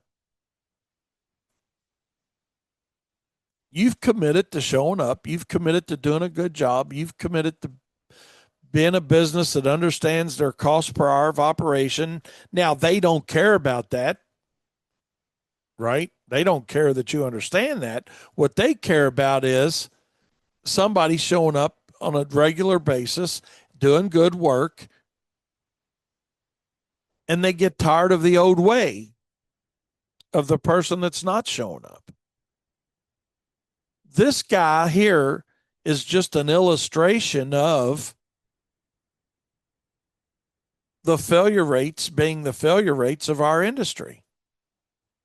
I'm not wishing bad luck on this guy. I'm not wishing bad luck on any contractor. But what I do wish, but as a business owner and business owner to business owner, is that people cared more about the business side of their business and then went out and sold the work. But we do it backwards. And when I say we, a lot of the service industry does it backwards because we go out and think, I got to get to work. I need to work. I need to work. And yeah, you need to work. But what you really need to do first is understand what it costs you to provide the service. Because just looking at minimums, and I'm going to just give you some minimums that I came up with. I really don't think that, yeah, that's fair. I can say that. I really don't think it's fair for you to go below your minimum because you've got more properties in a row because you do good work. That's number one, and I've said that 2 or 3 times now. But I also think that you need minimum of $55 to stop at truck and trailer. I don't care who you are. I don't care who you are. And I don't care that you got a small yard. Because a small yard, a lot of times, is a bigger pain in the butt than a bigger piece of property to cut. So let's just say you're at a minimum of $55 a stop and you do it 30 times a year. That's $1,650 for just the mowing service that you're providing. But let's just get really stupid and say, hey, okay, I'm willing to do it for 40. Well, even 30 cuts at $40 is $1,200, and you're still 25% higher than a guy that's doing it for $1,080 and doing the 7 lawn applications, aeration, and broadcast seeding. This is an extreme example, but it's obviously life in the fast lane in Charlotte. But I'm going to tell you, it's life in the fast lane in Louisville when you say it's fair, Daniel. Yeah, everywhere. Everywhere. You know, we told you about the guy. This is actually the house Katie's buying that was just going around the neighborhood for $50 a month. And now this was not his job, but yeah, you know, he's cutting yards for $50 a month, not even a set price. So no concern with 4 Tuesdays or 5 Tuesdays in a month, but just $50 a month he'd mow your yard just because he likes to mow your yard and he wants to have somebody else pay for his new lawnmower that he bought. Literally, that's what he said he was doing. But just looking at this on a minimum for Wayne's Lawn Service, for an example, okay, the minimum we would do any stop for would be 55. The minimum on our lawn apps for 2,000 square feet is 44. So between mowing at 1650, 7 lawn apps at 44, it's another 308. Minimum on aeration for us is 155 for 2,000 square feet or less. And minimum on broadcast seeds, 105. So for us, and I'm not saying we're right, but I am saying he's wrong. We're at $2,218 for that job that those consumers in that neighborhood are getting done for $1,080. Yeah. And the worst part is, yes, you're setting the market back, but what you're also doing is creating a feeling of distrust even more so between the consumer and the businesses, because now I can't trust big WLS who's just trying to overcharge me. Yeah. When in reality, that's all the things that are within your minimum, but also, you know, what you're doing, and from that perspective, the business perspective, and this guy simply doesn't. Like, it doesn't matter that this guy might be just as good or a little bit worse or 10 times better at what he does. He's harming the industry by doing what he's doing. And anyone that's doing that, even if they don't know they're doing that, they don't need to be in the industry. No, they don't deserve to be in the industry. I'll just go ahead and say you're right, Daniel. They don't deserve to be in the industry. Stupidity should not be an excuse for acceptance, you know? And that's just the reality of it. And I say it a lot harsher now than I used to. But I mean, all I'm trying to do is help guys and contractors and business owners understand, and what really, what I told a lady one time, this is a true story. She told me, no wonder you've been in business for 40 years charging these prices. I told her, I said, you know what? You just answered your own question. Yeah. You think you're making a point, but you're actually making my point. You're making my point. And that's what I told her. I said, you're making my point, ma'am. I said, why have we been in business for 40 years? It's not because we're taking advantage of people. It's because we know what it cost us to operate. You called me, and this is a true scenario. You called me because your person went out of business. I can't compete with a company's pricing that ain't smart enough to know how to calculate costs to keep themselves in business. That's not my fault. But that's why we've been in business 40 years. Let's see what we got. A few texts here. Let's see. It says, I call my break even point my broke even point. No, that's it. That's a good little saying.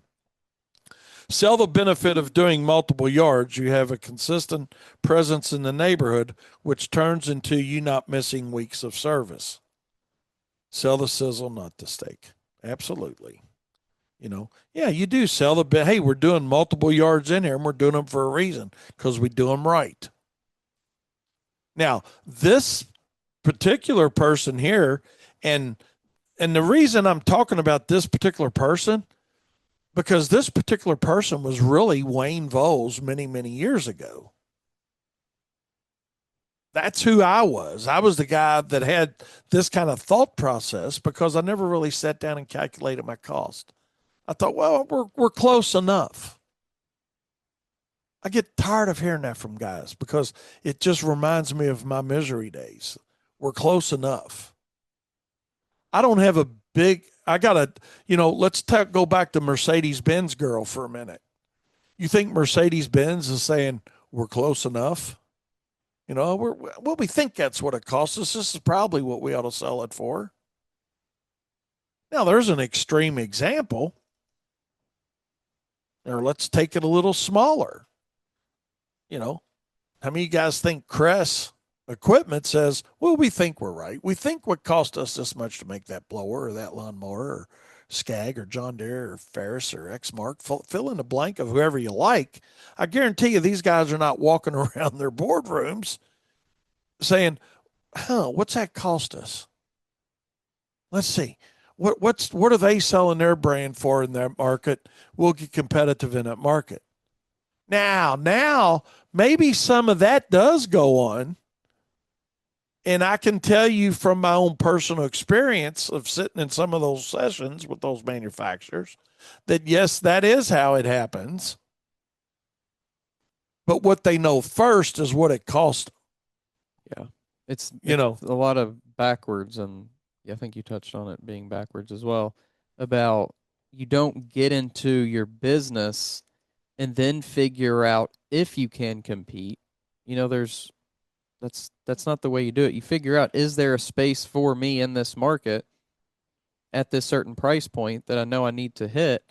And if not, you don't just do it to lose money, really. Right. I mean, no real businesses start that way.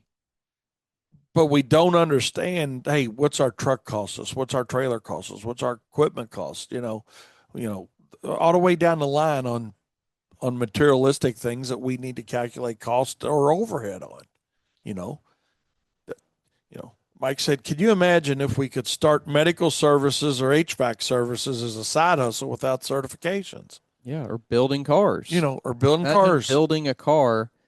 That's why there's not cars running around on the street that are $2,000 for a brand new car.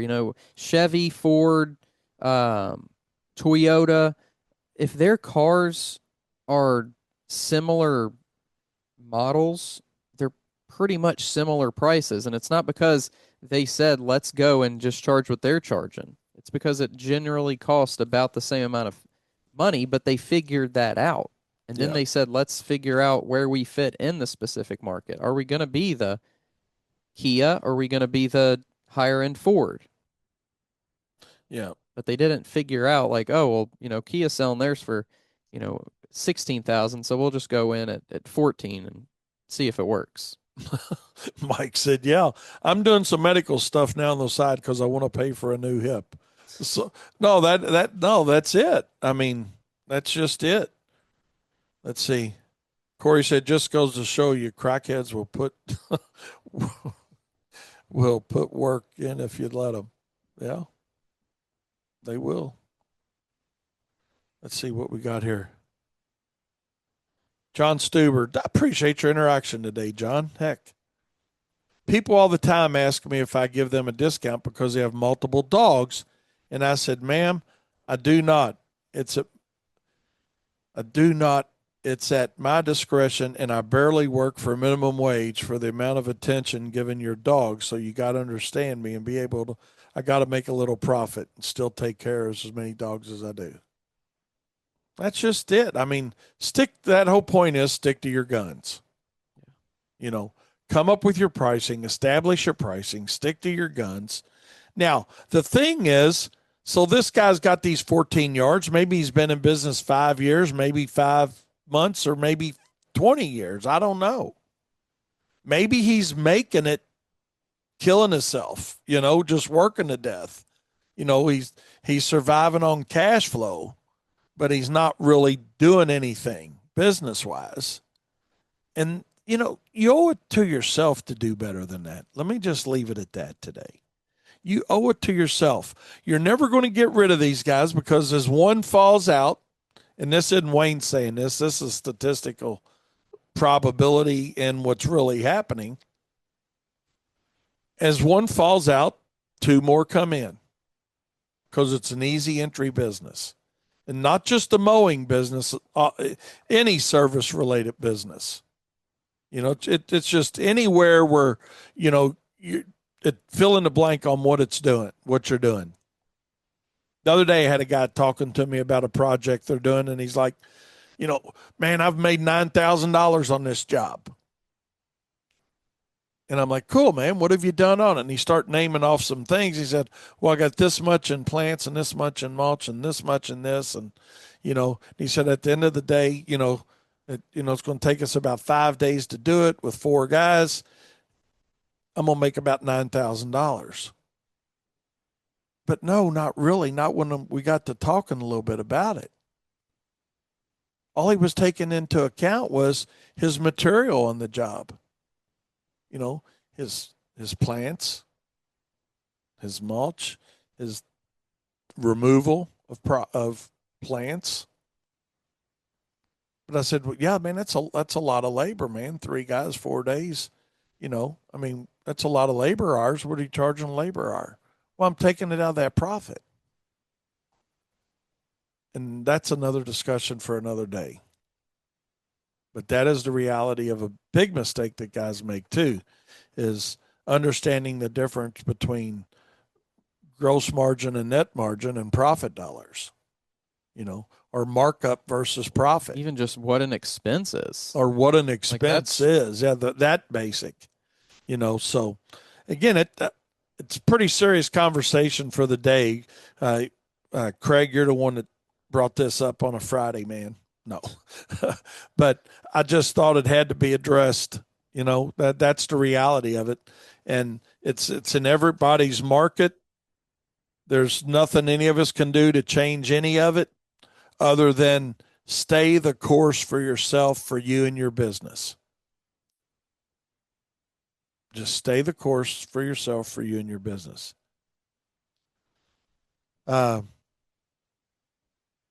Mike said that's a pet peeve of his. Landscapers giving away the tear out to do the installation. Absolutely, man. You hear that, or we run into things, well, hey, the other guys are giving me free mulch.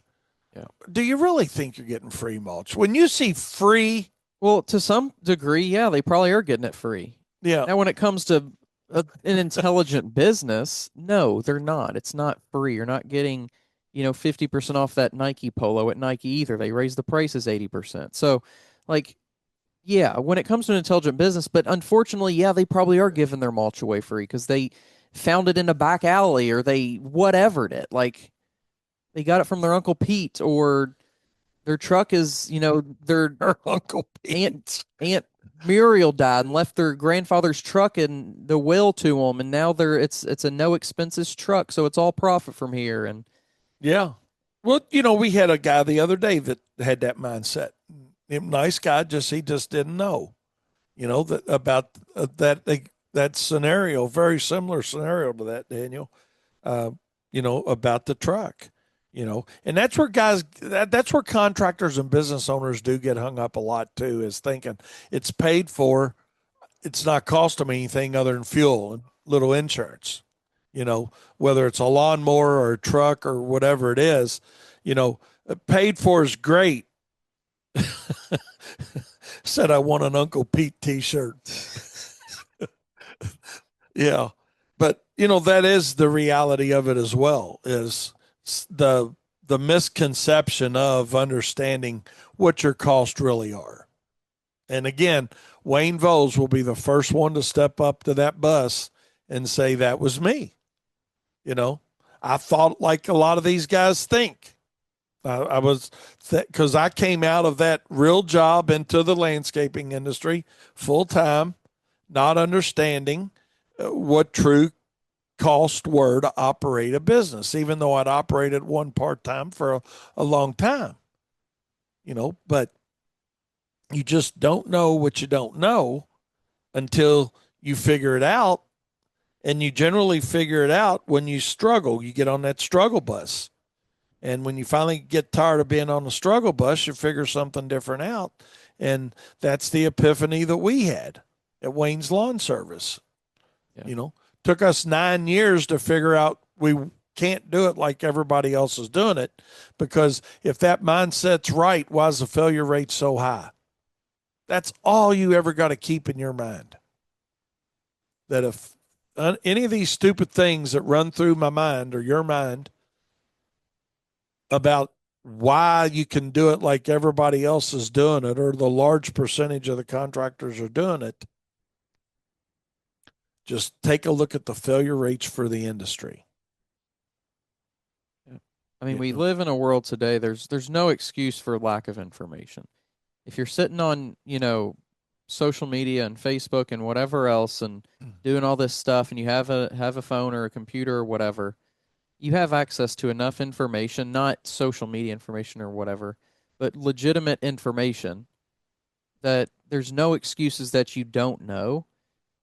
And there's no excuses as far as like, well, you don't know that you don't know even. Like Yeah, if you're entering anything, then do your due diligence or yeah, your research, whatever you want to call it. Start a Microsoft Word document of stuff I should know and figure it out. Like it's really not that hard to go to Google AI, to Bing AI, to Chat GPT, to whatever, and say, what are 10 things I need to know in my lawn and landscaping business to be successful? yeah. And then guess what you do? You research each one of those 10 from there, and then you figure out why those things may not be even the best things in the world either. But then you're growing, your You're, information is growing, your you're knowledge is thinking, growing.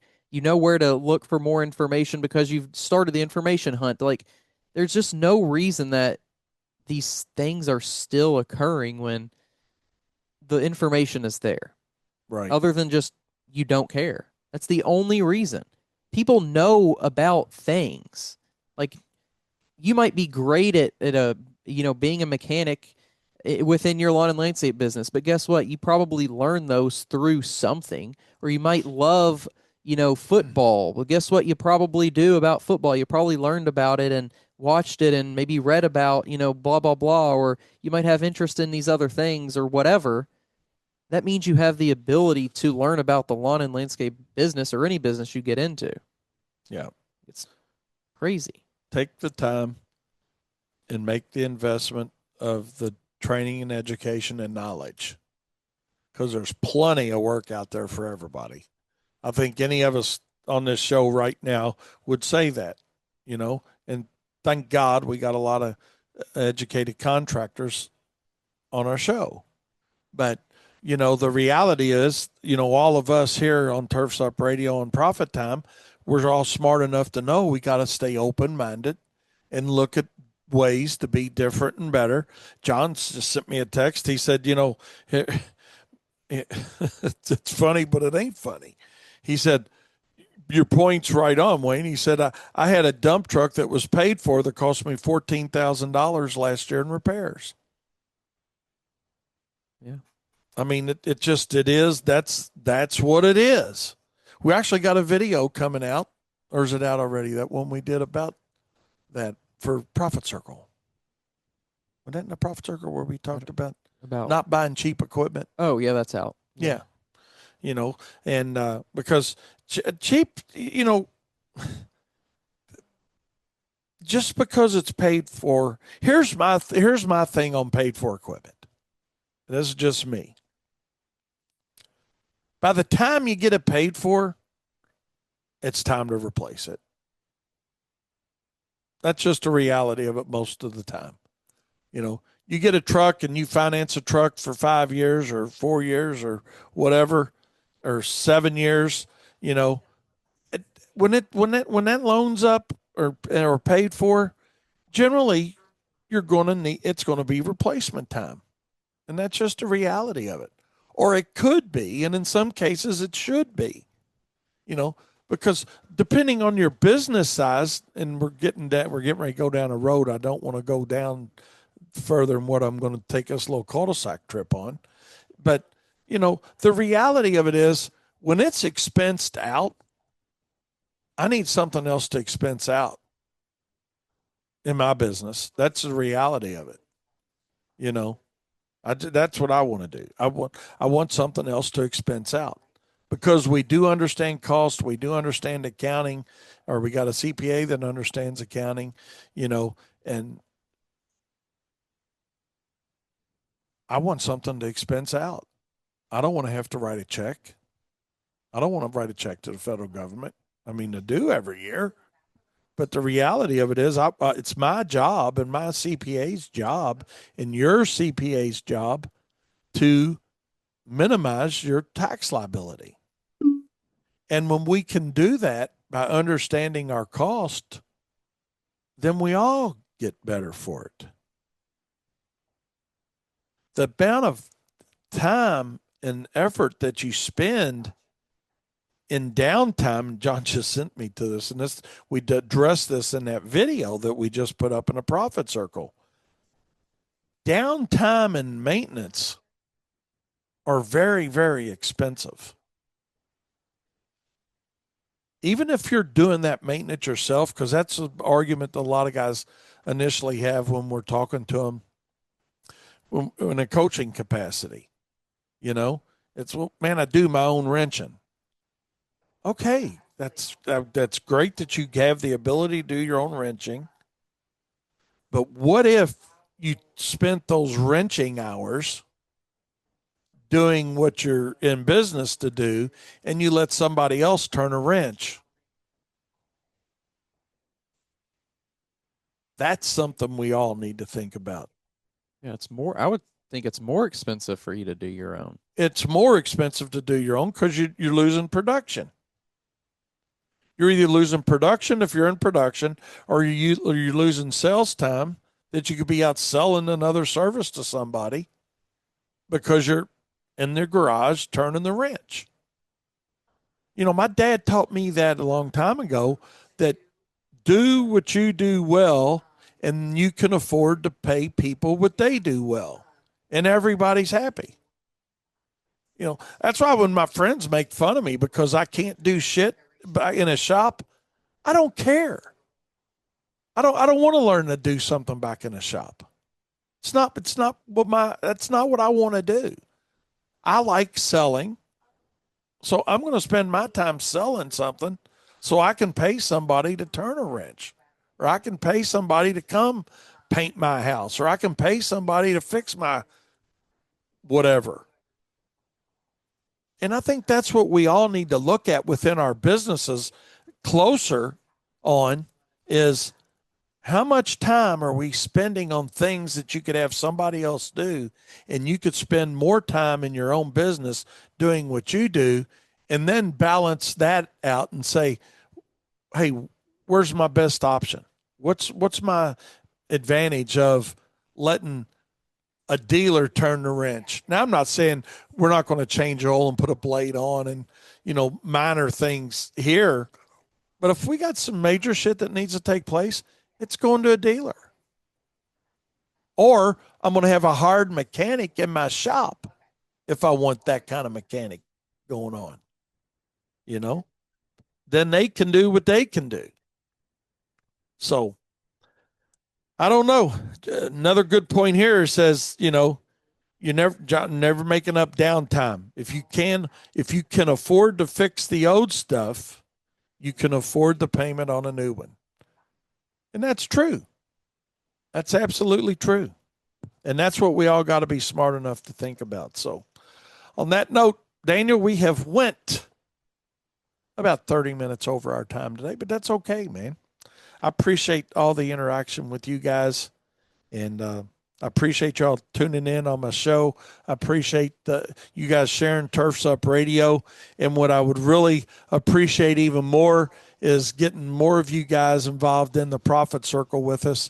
Not for the $19.99 a month that we charge. Good God. I mean, for what you get for that money, it's just the commitment money is all it is. We just don't want every Tom, Dick, and Harry in it, because we want as many as we can get that want real help, and not just want help. Don't think like you need help because you get in. You get in because you're an open-minded business professional that wants to surround themselves with like-minded business professionals. Whether you're a one-truck operation or a multi-crew company, and everybody shares ideas with everybody. That's the true value of the profit circle. Yeah, it's, you get to be around other people who know they need help and want to get that help. and they want to be a better The business. reason that Mark Cuban's not hanging out with, the fry cook at McDonald's, there's just they need help that Mark Cuban needs help that person can't give them. That's why they hang out. He hangs out with other billionaires. So if you want to come hang out with other successful and future even more successful lawn and landscape business owners, it's the place to be. It's not where Yeah. the Facebook is, where there's a million people telling you to charge $9.99 for the season. Perfect example, Daniel. It really is, man. It really is. So, anyways, with that being said, hey, we just want to let you guys know we appreciate y'all 110%. And no, we appreciate you 100% because you can't never give more than 100%. If you're giving, guys say, oh man, that was 110% effort or whatever. No, you just hadn't been given all effort in the beginning. So let's just give a little more effort to our own businesses. Think about what we can do different and better. Know that the only business we could ever change is our own. But what we can do is get good input.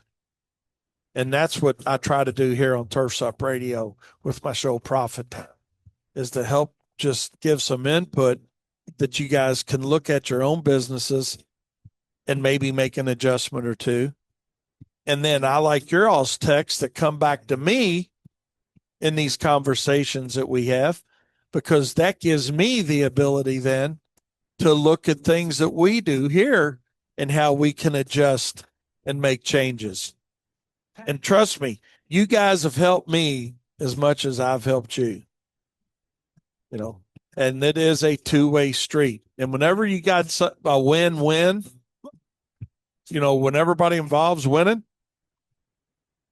that's what the goal is. So let's do it. Let's keep it going. You guys have a great weekend. Be safe. I hope somebody wins the $1.7 billion this weekend. If it's not me, I hope it's you. But if it's me, trust me, I'm going to take care of my regulars on here for sure, man. We're going to have one hell of a blowout and a little money to put, because we're going to have enough money to have fun with. So you guys have a great weekend. Enjoy your college football if that's what you're going to do. Enjoy winning the lottery if that's what happens. And if I win it, probably won't see me Monday, but I'll certainly be back on Wednesday. You guys have a great day. Thanks for everything y'all do with Turfs Up Radio. We love you. We'll see you Monday. And remember, profit is not the dirty word.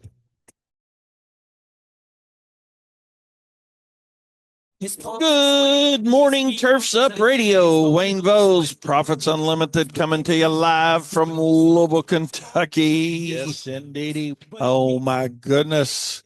We got a great show planned for you guys today. We got a great day going on here in Louisville, and just a great day. Just a great day overall. So hope you guys are off to a good start. Hope everybody showed up for work. Hope everything's going good for you. And hope you had a good weekend. We're going to talk a little bit about that too. But got a good show planned today. We're going to be bouncing around a little bit today. We're going to talk a little bit about a lot of things. But hey, you know what? That's generally how it goes here, right? That's generally how we go. We have the best laid plans of mice and men, and then all of a sudden we get off on another tangent. But hey, that's okay. That's okay. Nothing. Oh, yay. So, yeah. So, we, the watch is like, conditions are favorable, but okay. Yay. So, Jeopardy. Yeah. So Katie just gave me a note, Jeopardy. We were just talking about her, and got some good news for her. So we'll talk about that too. Not what you expect, but it's good news. Good news. So, but good morning, Seth. Appreciate you listening, my friend. We're going to have a good day, man. You know what? We beat a lot of people. God gave us the opportunity to wake up today.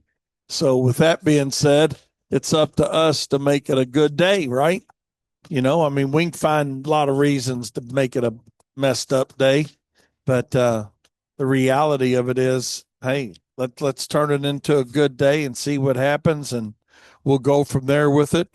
Very fortunate here at WLS and Profits Unlimited, and all of us individually, for real here. Yeah, I'm just going to go with that. There's always things you can look at and say, "Oh God," and look things, but the reality of it is, yeah, true that, Seth. We're looking down on grass, man. I mean, that's just it. You know, we it certainly beats the alternative. I got a really good friend of mine, Charlie Hardesty, that used to say that all the time. He'd say, "How you doing, Charlie?" And he said, "Well, we're looking down on grass." So that is the truth. That is the truth. So I had a weird thing happen. I don't know. Well, yeah. Let's go. Nah, I, I'm talking to myself, but that's okay. We'll talk about that here in just a second. I've talked myself out of getting into that, but hey, I wanted to first of all find out what you guys did fun on the weekend, and if you did anything fun, surely you had some type of good thing happen to you over the weekend. But Friday, we had our full day. We had a full day here Friday. Katie and I and Kyle, Daniel, production was gone about 1:30.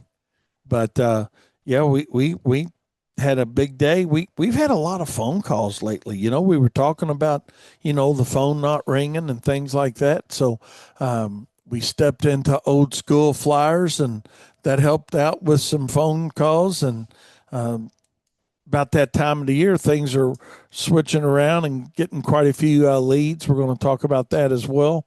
A lot of different services, or several different services, but several just on the immediate need stuff, which is nice. It's nice to get the leads on the other things. So we'll talk a little bit about that too. See how man, it just goes. It just keeps going and going. It's like the Energizer Bunny, realistically. But yes, indeedy, had a good weekend. Friday, just kind of chilled. I don't remember. I'm getting old, I guess. I don't remember what I did Friday. Oh, I know what I did. Uh, Katie's over there shaking her head. Just yeah. First of all, I need some Prevagen. Maybe I'll get some Prevagen next time I get out and get over by Walgreens or CVS or something. Pick up a little Prevagen. All joking aside, I have talked about that, but let's see. I did have a good weekend though, for real. Mike says he bought some inline roller hockey skates Saturday. They've got a new indoor roller hockey facility in Bowling Green. That's pretty cool. So, Katie says, but have you ever been to Robin's Roost? It's one that's like 687 years old here in Louisville. But he said he also saw this post over the weekend. It's a long post, so warning. So I'll have to take a look at that, Mike. Thanks for sending that my way. So, um, but no, Friday just didn't really do a whole lot. Just kind of chilled out at the house. Um, I want to say actually refrigerate ate. We call it refrigerator eating.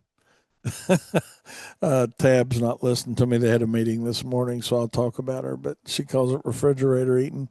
But that's when you're eating leftovers out of the fridge. So we did that Friday, and just kind of. I think I'm pretty sure that's what happened Friday. And but no, we stayed and watched U of L had a football game on TV, and my high school team that I like, Trinity Shamrocks, they went up to Cincinnati to play a powerhouse in Ohio, Moeller, and they got beat. Trinity got beat. Oh no. It wasn't too bad though. This Moeller's got a pretty daggone good team, and actually the spread was like 41. Suppose was 41-14, and we only ended up losing by a touchdown. So, or three. So, uh, could have been better. We missed a field goal. So we'll see what happens with that. So evidently we did better than what we were supposed to do. So that's why you never know. You never know till you play the game. It's like your business. That's the reality of it. You know, it's like your business. So we're going to talk a little bit about a lot of things business related today. But Saturday I went to volleyball with went to two of my granddaughter's volleyball games. You just can't do them all because they're normally got one of them back to back somewhere and they're different spots. But we made two of them. That was cool. And then went out and did a little furniture shopping with Katie. Katie's looking for some furniture. So, and then kind of came back home, chilled out. Daniel and Caitlin came over for a little grill out. Wanted to have them over before they took off. And Daniel's getting ready for his big old trip. Golly. Daniel, you want a set of headphones? Yeah, we get Daniel a set of headphones. We're going to get him to talk to us a little bit about the the business aspect of his trip or the fun aspect of his trip, and all the above, man, for real. But he's getting ready for a big trip. He's going to be leaving Friday, and on a well deserved 32-day vacation. And no, not really. He's going to be gone what a couple of weeks. So they're going to have a good time over there. Looking forward to them having a good time over. He's going to Paris and Europe and all around over there. So that's going to be a pretty fun time for him, I'm sure. So, yeah, you looking forward to that, Daniel? Yeah, and Yeah, definitely absolutely. looking forward to it. It is a 13 or 14 days. Yeah, It's definitely the longest trip I've ever had. So yeah, that'd be a way a while. yeah, it's Say that in a hurry. Said five times. Away a while, way a while, way a while. like something from Wizard of Oz. Yeah, true that. So I, I'll tell you all about the business side of the tourism industry. yeah, I bet Gosh, you kid, man. You've put a lot of time and effort into the planning of this, and uh, just I bet it is a big thing to plan like 14 days. His friend's going to get married. His best friend's going over there to get married. It's how it all originated. yeah, yeah. We And were kind of talking about wanting to do it for a while, and then when he said that, it was just kind of the catalyst of yeah, actually doing it. So I guess we'll thank him for. Sometimes it just takes that catalyst to actually do something. yeah. Is this going to be your honeymoon too? Kind of Yeah, since you're like yeah, Dana's getting married in October, so what October 11th, yeah. and so y'all just doing it kind of like Free. free. You're Yeah, doing your honeymoon and then get married. yeah. I think we might do something. Hey, that's fine. You Uh, could have a honeymoon then if you don't get married. You've already had the fun. No, there you go. I think we're gonna do like a 2 or 3 night thing at a later date, but this is like the main. the mainstay, so Yeah, it's gonna be fun. I did a. My honeymoon was. Oh my God, my honeymoon was Owensboro, Kentucky. There you go. I got married without a job though. Jane was kind of I married. mean, yeah, you I have almost 11 years on you, so Yeah, yeah. it's I not was exactly the same the situation. same situation. Yeah. Jane married me on faith, you know. I'm a third Uh, of my life deeper. Think uh, about it like that. God, that's true, isn't it? Yeah. Lordy, Lordy. So, anyways, I appreciate that. My buddy Brad Nelson with his insurance guy here that we use texted me about a question that I sent him. So that's what all that yapping in the background's all about there. He's checking on something for us and said he just got back from vacation. It's my vacation season. Yeah, Yeah. it is. I think people, Kyle's in South Carolina golfing yeah, today.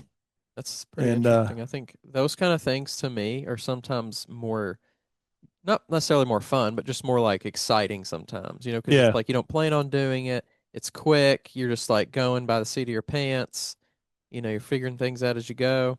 yeah. Then you're back. It's like, oh no, that was nice. But That was cool. That was and you don't cool. get completely out of a routine. That's the cool thing about a short thing.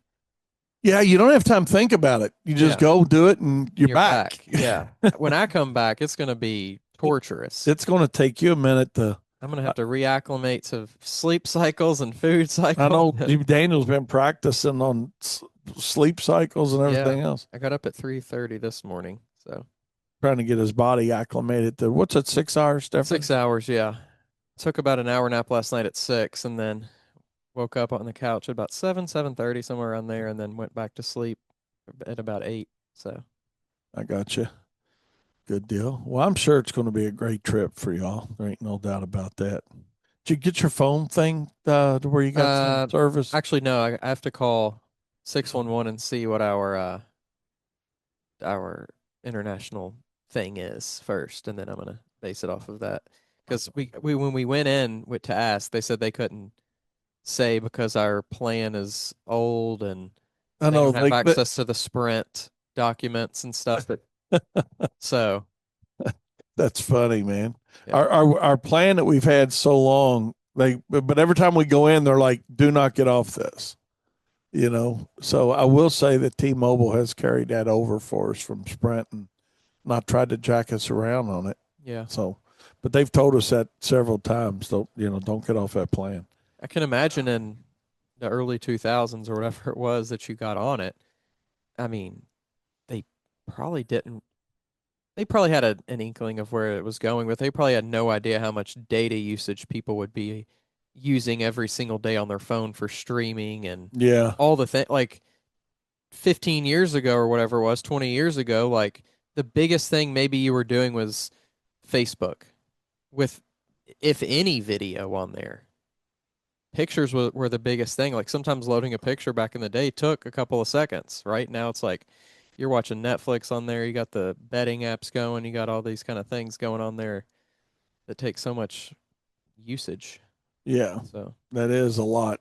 So, and I think from a business perspective, it's cool that they're honoring that, though. yeah, I mean, because most people they're not as loyal as we are, so right. they hop from plan to plan to plan. Yeah. They probably one of the few on that. Yeah, I'm sending this guy a text that Brad asking about a text I'd sent about some invoicing on our work comp. So I'm just telling you, the pictures I took from an invoice. But anyways, so y'all leave what, Friday? Yep. It's going to be a total of 14, little less than 14 hours, assuming everything goes all right, It'll go. of travel, which is crazy if you think about it. We're going to be in across the ocean and in another country and all that kind of stuff in the same amount of time about it takes to get to Siesta Key Yeah. 912 miles away. Yeah. You're versus going to be, 4,500. yeah, in the same amount of time. Oh my God. That is crazy when you think about it like that, isn't it? Mm-hmm. Mm-mm-mm. Well, Doug is back on with us, Daniel. Nice. Yeah, he said he had a little problem getting on the app. And let Yeah. me know, guys, if y'all have had any problem getting on the app because have had a couple people say that.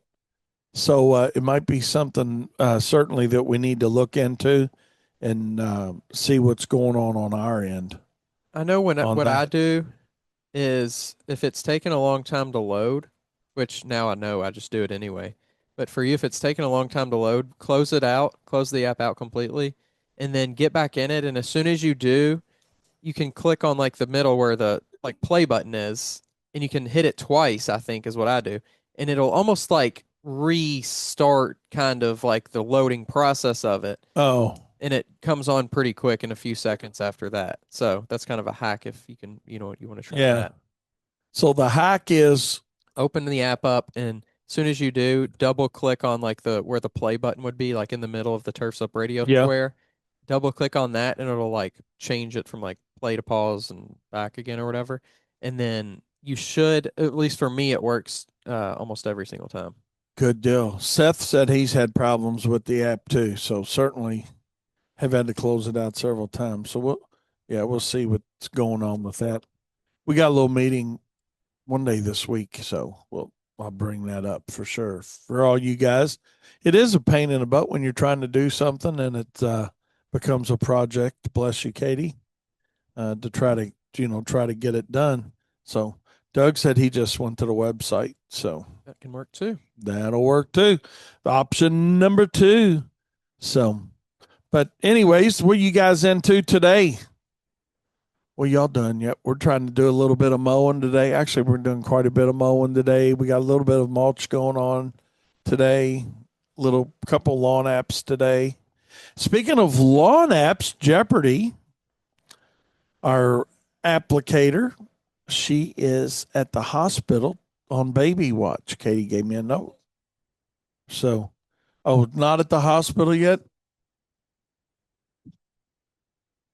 Yeah. So, yeah, she's in the contraction mode. So, you go, girl. It was funny last Friday when she left. She said, "I'm really going to try to work next week." And this would be like week 38, I think, for her. And but when she went to the doctor, she's on weekly visits to the doctor now. She didn't mind me sharing this because she told me. It's the only reason I'm talking about it. Uh, she said that the baby had already inverted, so I think it had plans of coming on. Yeah. You know, It wasn't so waiting for the when you go down like a water slide at the theme park and the guy's like, don't go yet. don't This go baby yet. is not listening to that Yeah, guy. the baby's not listening to. You're not 40 weeks yet. It's like it's all right. I'm thinking about coming. So here we go. Woo, down the chute you go. So this will be Jeopardy's second.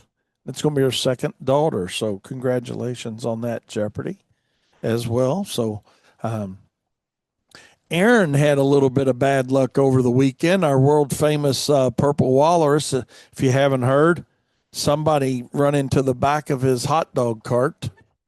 Oh, Katie didn't know that yet. That's right. You didn't know you weren't here early. Um, yeah, somebody ran into his golf cart, Golf cart. his hot dog cart when he was leaving. Uh, Said he had a good weekend though. Yeah. So, but he's so I guess he's reaching out to Brad as well Yeah. on the insurance. He didn't know if the lady had insurance or not. He was nicer than I would have been about it. I'll Yeah, tell you that.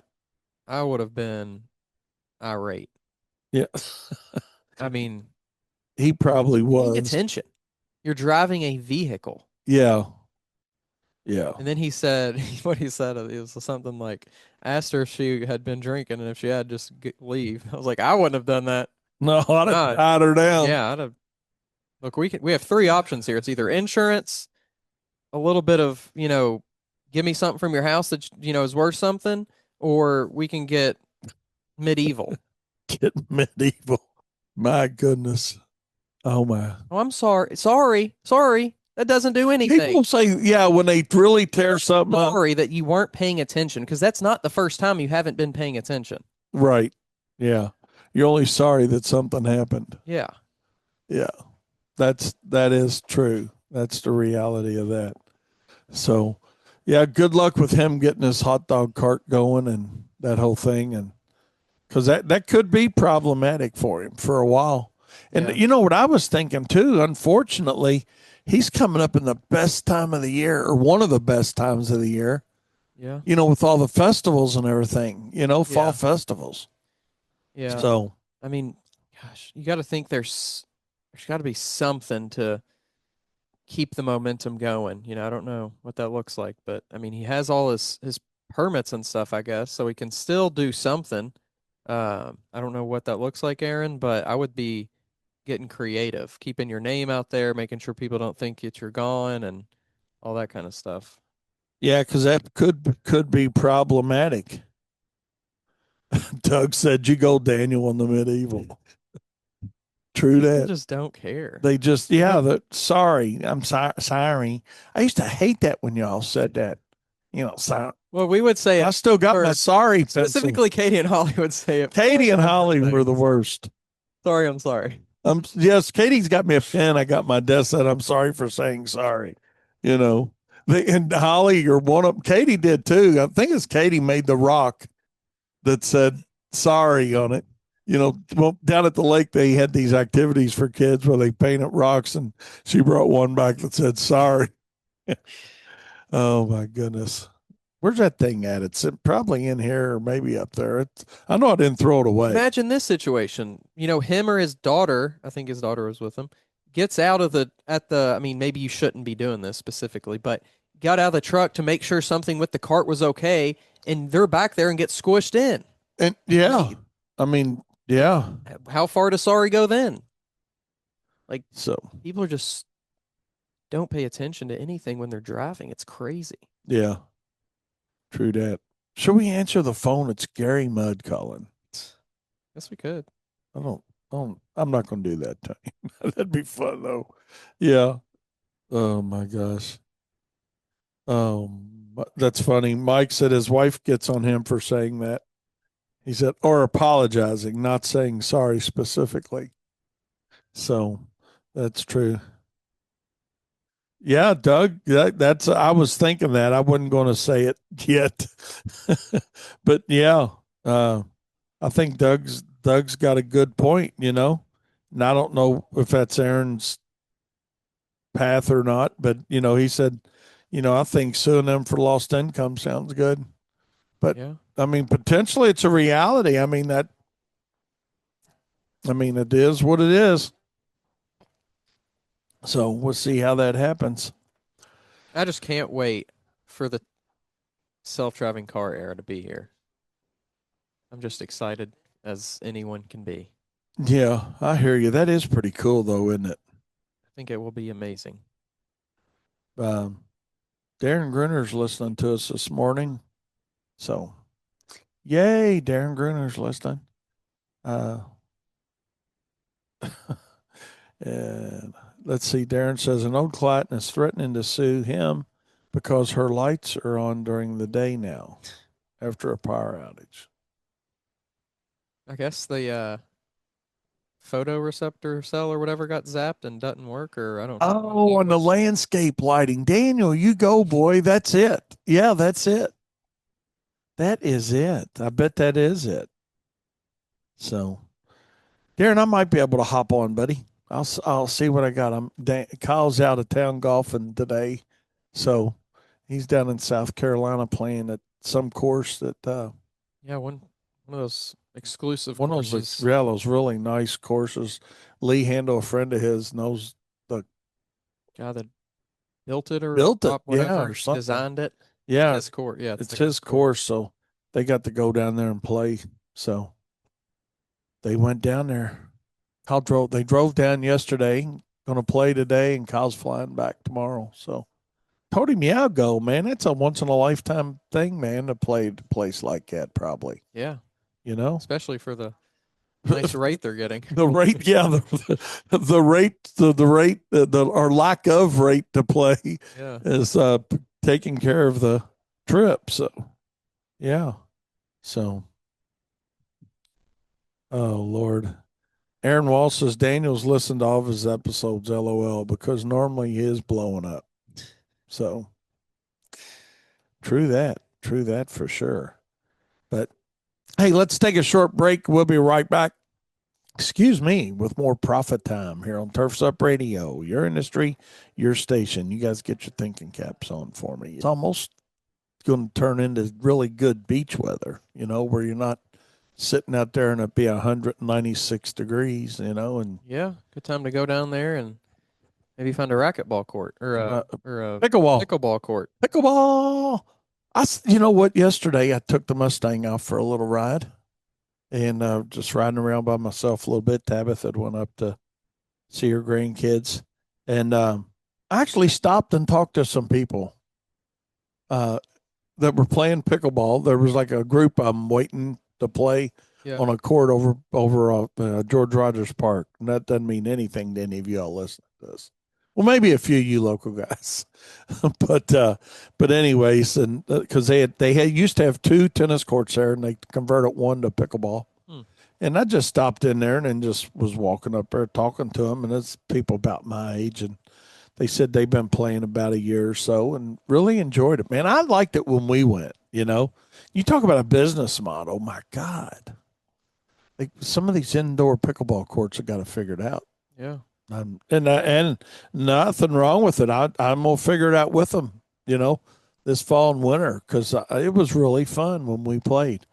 We played once, right, or I think twice. once. Once Yeah. we all, yeah, and I certainly would enjoy it. So, Sherry got me a racket, so I got to play. She got me and Nice. Tabitha a racket.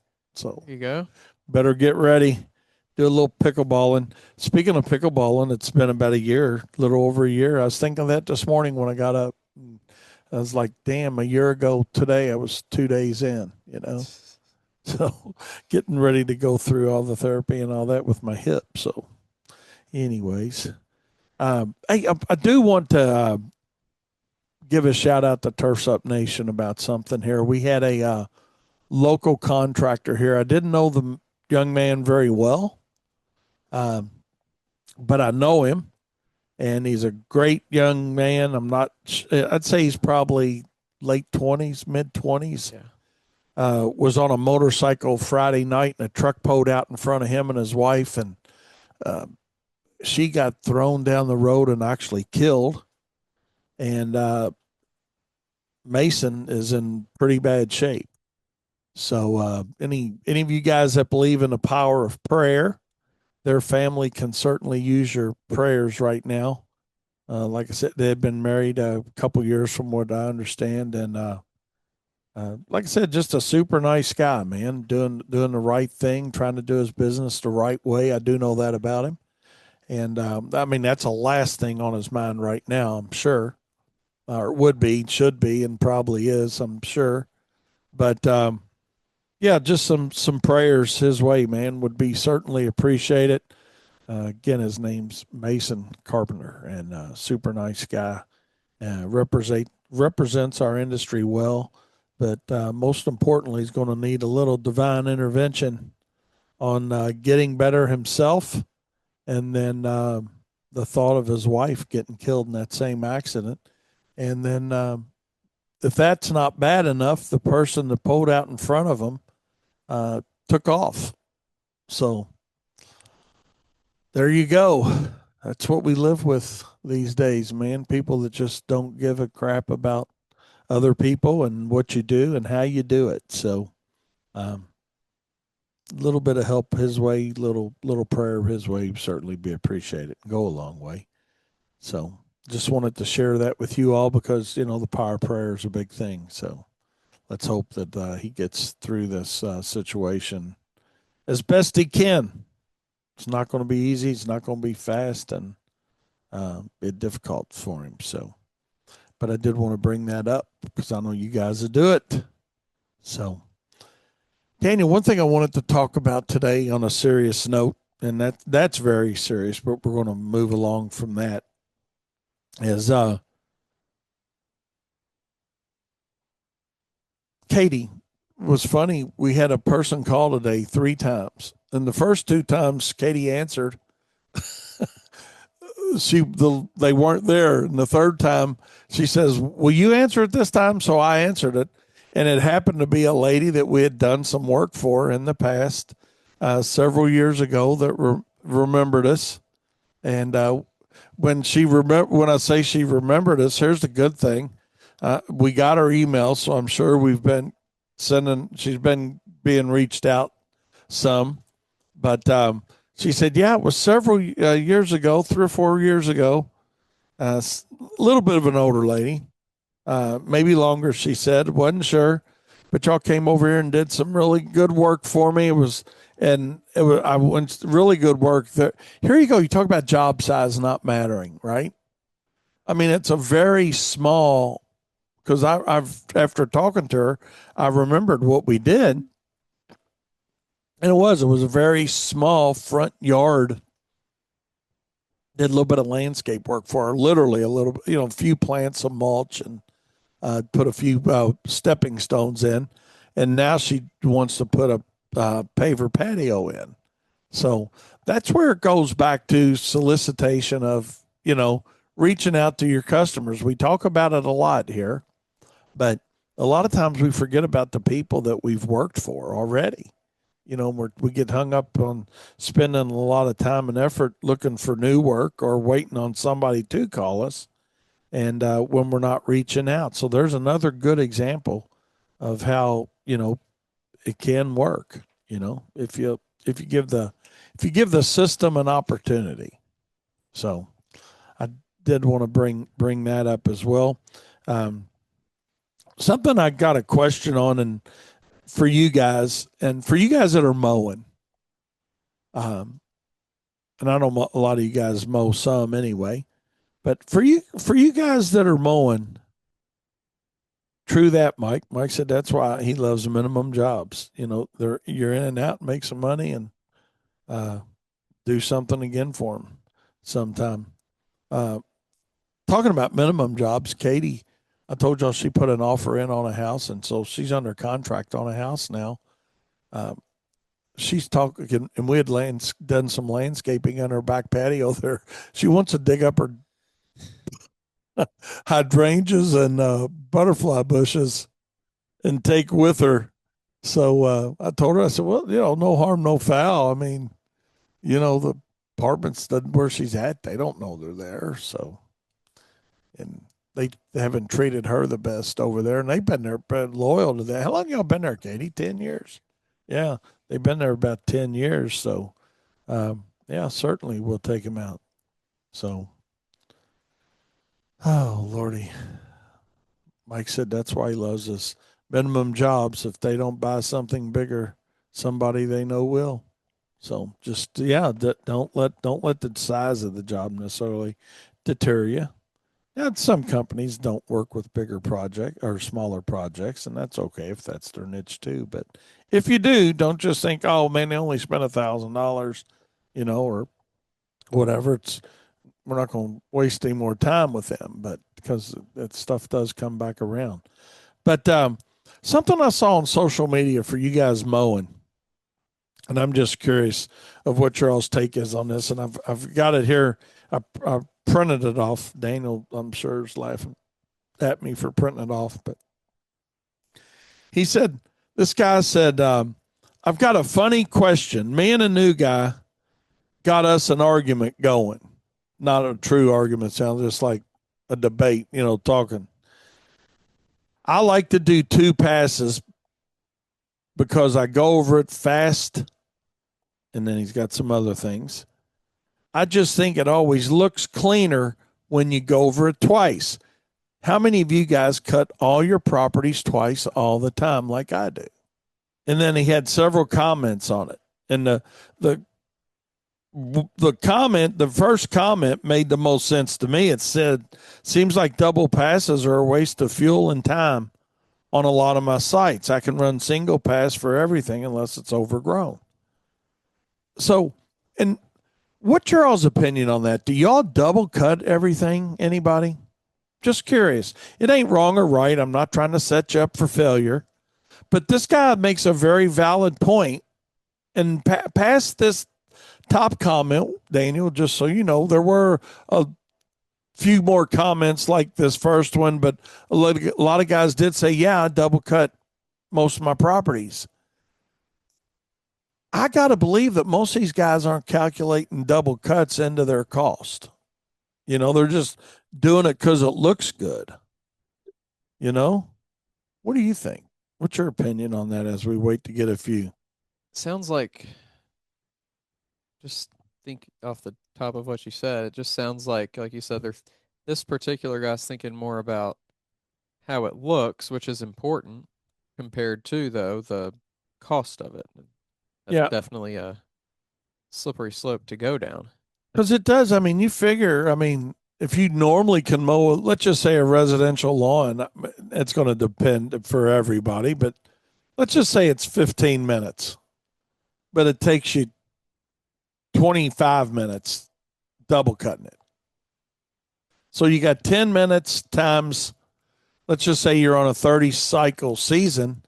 That's 300 minutes a year extra you're spending on that customer. So what's 4 times 6 is 2. That's 5 hours. So whatever your hourly rate is, that's 5 hours additional time that if you're billing for it, that's fine. It's kind of like angle cuts. Same thing I talk about in my seminars for mowing contractors is angle cuts. Yeah, it looks great to cut on an angle and change the pattern, and nothing wrong with all that. Agronomy says, hey, it can be a great idea. The customers like it. It's changing the pattern up. But have you thought about the time it takes to double cut everything?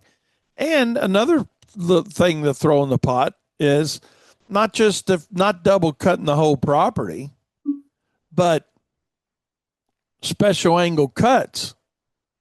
You know, when you look at how many additional turns it takes to do a angle cut versus a longest straightest strip possibles cut. So again, and maybe it's half of your services are on an angle and half are on a straight cut. Average the time out, and that should be your priced uh, per service. Now, Mike said he only double cuts if he has to. If it needs it, they'll certainly do it. And that, that's where if you're, that's the way we are with it too. If it needs a double cut, we do double cut it. If we know going into a property new and it's higher and we're going to have to double cut it or triple cut it, whatever we got to do to get it looking right, then we'll do it. But I was just curious if anybody just arbitrarily did it. And this guy actually put out one of those little survey things you can do on a post. And when I looked at it, there were it was even on who double cuts everything and who does one cut. So just curious. So, and again, I don't have a problem with anybody that's doing it as long as you're charging for it.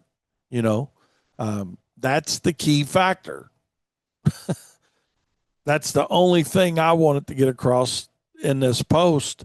And I didn't want to comment on, I didn't comment on this particular post because a lot of these guys in here are young solo operators that think they know everything, and they were getting some good advice from guys, and I just left it alone. But I just was curious how many of you guys might do it.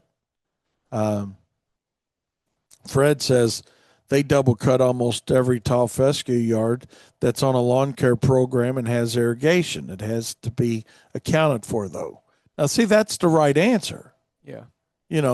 Absolutely. And, we've got some properties like that as well. And I think everybody listening to us here on Turf's Up Radio's probably got properties like that, they're irrigated companies, they're are lawns, and they've got, they're on a fertility program. The yards are in good shape. The lawns are in good shape, and they do need to be double cut to make them look right.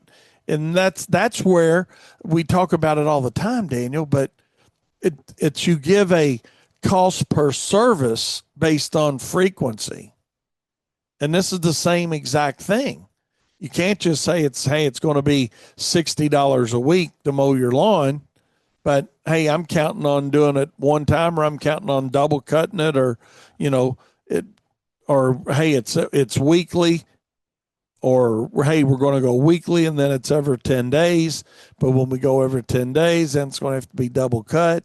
So that's where it goes back to the frequency dictates the cost, and frequency and number of mowings per year. If I'm double cutting it, I don't have to double everything up, but I certainly got to double my labor cost up, and my fuel and my maintenance and hours of use on that equipment are going to be doubled up on the job. So just something to think about. I thought that was pretty interesting, and I was really glad to see a lot of input on that come back as well. Are you charging for it? Because that really, that really is the answer. It's not necessarily who's doing it, who's not doing it. It's who's charging for it and who's not charging for it, because that could be a profit killer immediately on a job site if you're not accounting for it, as Fred said, and a few of these guys on this post said. So I think it's very important that we all think in those lines of, we're billing time. That's what we're billing. We're leasing companies is what it amounts to. We lease people, labor, and equipment, and that's what they buy from us. Doug said sharp blades, clean decks. Only double cut when it's necessary, or when it's really thick. So that's just it. And some of the best practices your best management practices can be keeping your decks cleaned out and keeping your blades sharp. And again, that's something simple that a lot of people don't think about as often as they should. Especially smaller operators that don't have, blade sharpeners in their shop or in their garage. So keep the blade sharp, to Doug's point. Keep the blade sharp, keep your decks cleaned out. And again, if you want to double cut, but make sure that you're charging for the service. And that's where a lot of times things can go a little bit sideways. So, with that being said, let's take a short break. We'll be right back with more Profit Time here on Turfs Up Radio, your industry, your station. Welcome back to Profit Time here on Turfs Up Radio. Yes, indeedy. Expo will be here before we know it. Heck yeah. Yep. Uh, just think, Daniel, you'll be married when it rolls around. Yeah. Holy Nikes. Corey just sent us a text. He said he just had a customer reach out to him and said they found him through AI. That's Nice. a first. Ta-da. There you go. There you go. SEO and all that stuff is important. There you go. It's Facebook and all the things. AI is definitely going to be the wave of the future. I mean, for a while anyway. I don't know how long it'll last or if it's going to take over. It's a little bit scary if you think about it. Just the dumb things you see with AI. That's what I say scary. Yeah. But like anything, it's going to take a minute to get it figured out and working on it and doing it and using it. But yeah, Corey, that's pretty cool. Pretty cool to say the least. See, Seth said, I just wanted to share this. He said, I'm doing some maintenance, and he sent me a picture. He said, I'm doing some maintenance on our city square. Had a business owner tell me she's been there 6 years and her corner has never looked better. There you go. That makes you feel good. And it does look nice. Seth, good job. Absolutely. Looks really good. He said it restored his faith in humanity. Oh my goodness, that is true, man. But no, that does look nice, and it's nice. We hear the bad things. It is nice to hear the good things every once in a while too. And speaking of the good things, aeration and seeding season is rocking and rolling in a lot of parts of the country. Um, we're going to, unfortunately, we're going to be dry the next 7 to 10 days. So it puts a little additional work on us reaching out to our customers that don't have irrigation, getting them to water prior to our service being provided. And, timing out service can be really, really important. Actually, Craig put a question in the Profit Circle. Craig, when you're listening to this on podcast, my friend, we'll have an answer out there for you pretty quickly on that. But, that's the reality of it. It's a very short term window for aeration and seeding. So not everybody's going to be hit at the exact perfect time or best time based on, whatever the parameters are that you use within your company, whether it's temperature, moisture content, whatever it is, the smaller you are, the easier that target is to achieve. I mean, we still are not going to waste our customers' money. I don't want y'all hearing that by any stretch of the imagination. I'm not suggesting that at all. But, it's like anything. I mean, some people are timed perfectly. Let's look at lawn applications. Some people get the pre-emergent in the best possible window as possible. And some people get it early, some people get it late but at the end of the day, as long as you're doing something that's right for the customer, that's just the way it goes. I mean, there is best timing on anything and everything we do in our businesses and in our lives, but it's kind of like taking vacation in Florida in August. It's hot as heck, but sometimes that's when you got to go. But it's nicer in the fall, it's nicer in the spring, but really nice in the winter. So, it just depends on what you're doing volume wise and how you got to do it is who's going to get best placement, best timing. But and I say that it is dry. We know it's dry, but we get our customers to water the ones that don't have irrigation. We can come in, we do a great job for them from the seeding standpoint or the aeration standpoint, or both, depending on what they're getting done, and we'll move along with it. You know, it does seem that this year, well, and I may have touched on this Friday a little bit, but we're ahead for sure from where we were at last year at the end. So I mean, we've still got another month of phone calls to go for sure on adding work. But yeah, we're about 12. I think it's 12, 12 and a half, 13%, somewhere in that ballpark. From last year already on our aeration and seeding. And it's actually this year more seeding work, where last year it was more aeration work. So, but that has to do something with those nearly 40 days of 90-degree weather we had. Even though we had a lot of moisture with it, it was still a lot of stress environment for turf grass. So, um, it pushed a lot of undesirable species of weeds and grasses and things in the lawns that became problematic for a lot of people that wanted to see something different. So, but yeah, we're hitting those full tilt starting tomorrow, and we've done a few. Did some Friday and did a little bit earlier than that on people that wanted to get it done for one reason or another. But yeah, we're going to go all in tomorrow and probably be running uh, daily with it. Weather permitting. You know, until we get through it. So looking forward to that. Looking forward to that. So hopefully you guys are doing a little bit of aeration and seeding. If not, certainly it's something you can still consider. It's not too late. Not too late.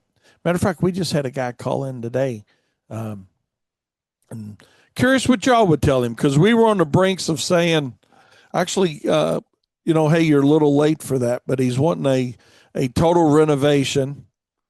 Um, and he did say, we have not seen the property yet, but he did say that he's got some Bermuda in there. And Katie talked to him about that his best thing to do would probably be to get that sprayed prior to, seeding. But she would send him a proposal and present it both ways if he wanted to, because it's not a whole lot in his yard, but it was. I wish I'd have recorded the conversation, because she really did a great job with it, and she really does a good job with all of them. But that was really a good job, because that is its own bear, and we were kind of on the, or she was. I didn't talk to him. She was on the cusp of, hey, are we too late to try to get in two full applications of kill out time and then a spot spray and still have time to, seed it and, basically do what's right by the customer, just what we were talking about. And so she decided yes and asked me about it, and I decided yes. And because I decided yes based on what Bam's telling us, that, hey, yeah, we're going to heat back up here. We're going to have an extended period of hotter weather. So that's going to keep our soil temperatures up, and which will be good in this situation. And of not only the herbicide intake, but also keep the soil temperature up to where if it's 1st of October, we're still going to be okay to seed it. So, if it's then before we can get to it to seed it. So always do what's right for your customers, my point. And but we are going to give him the option. Katie says she's just going to do some of that proposal as recommended, and some of it as an option, for him. And then we'll be happy to answer any questions that he's got. So, but yeah, we're looking forward to a really good aeration and overseeding year this year, and appreciate Stephen West and Sigma Organics for getting our products to us that we need. Matter of fact, I think I heard a little delivery come in while I was on here. Might have been, yeah. Was it? So where they delivered some new lawn starter for us. And um, yeah, so always appreciate that service. Always appreciate that service. And hey, we got a lot of things we didn't get to today, but we'll certainly get to them on Wednesday. Daniel, thanks for hopping on with Yeah. me as always. And I always want to get your input on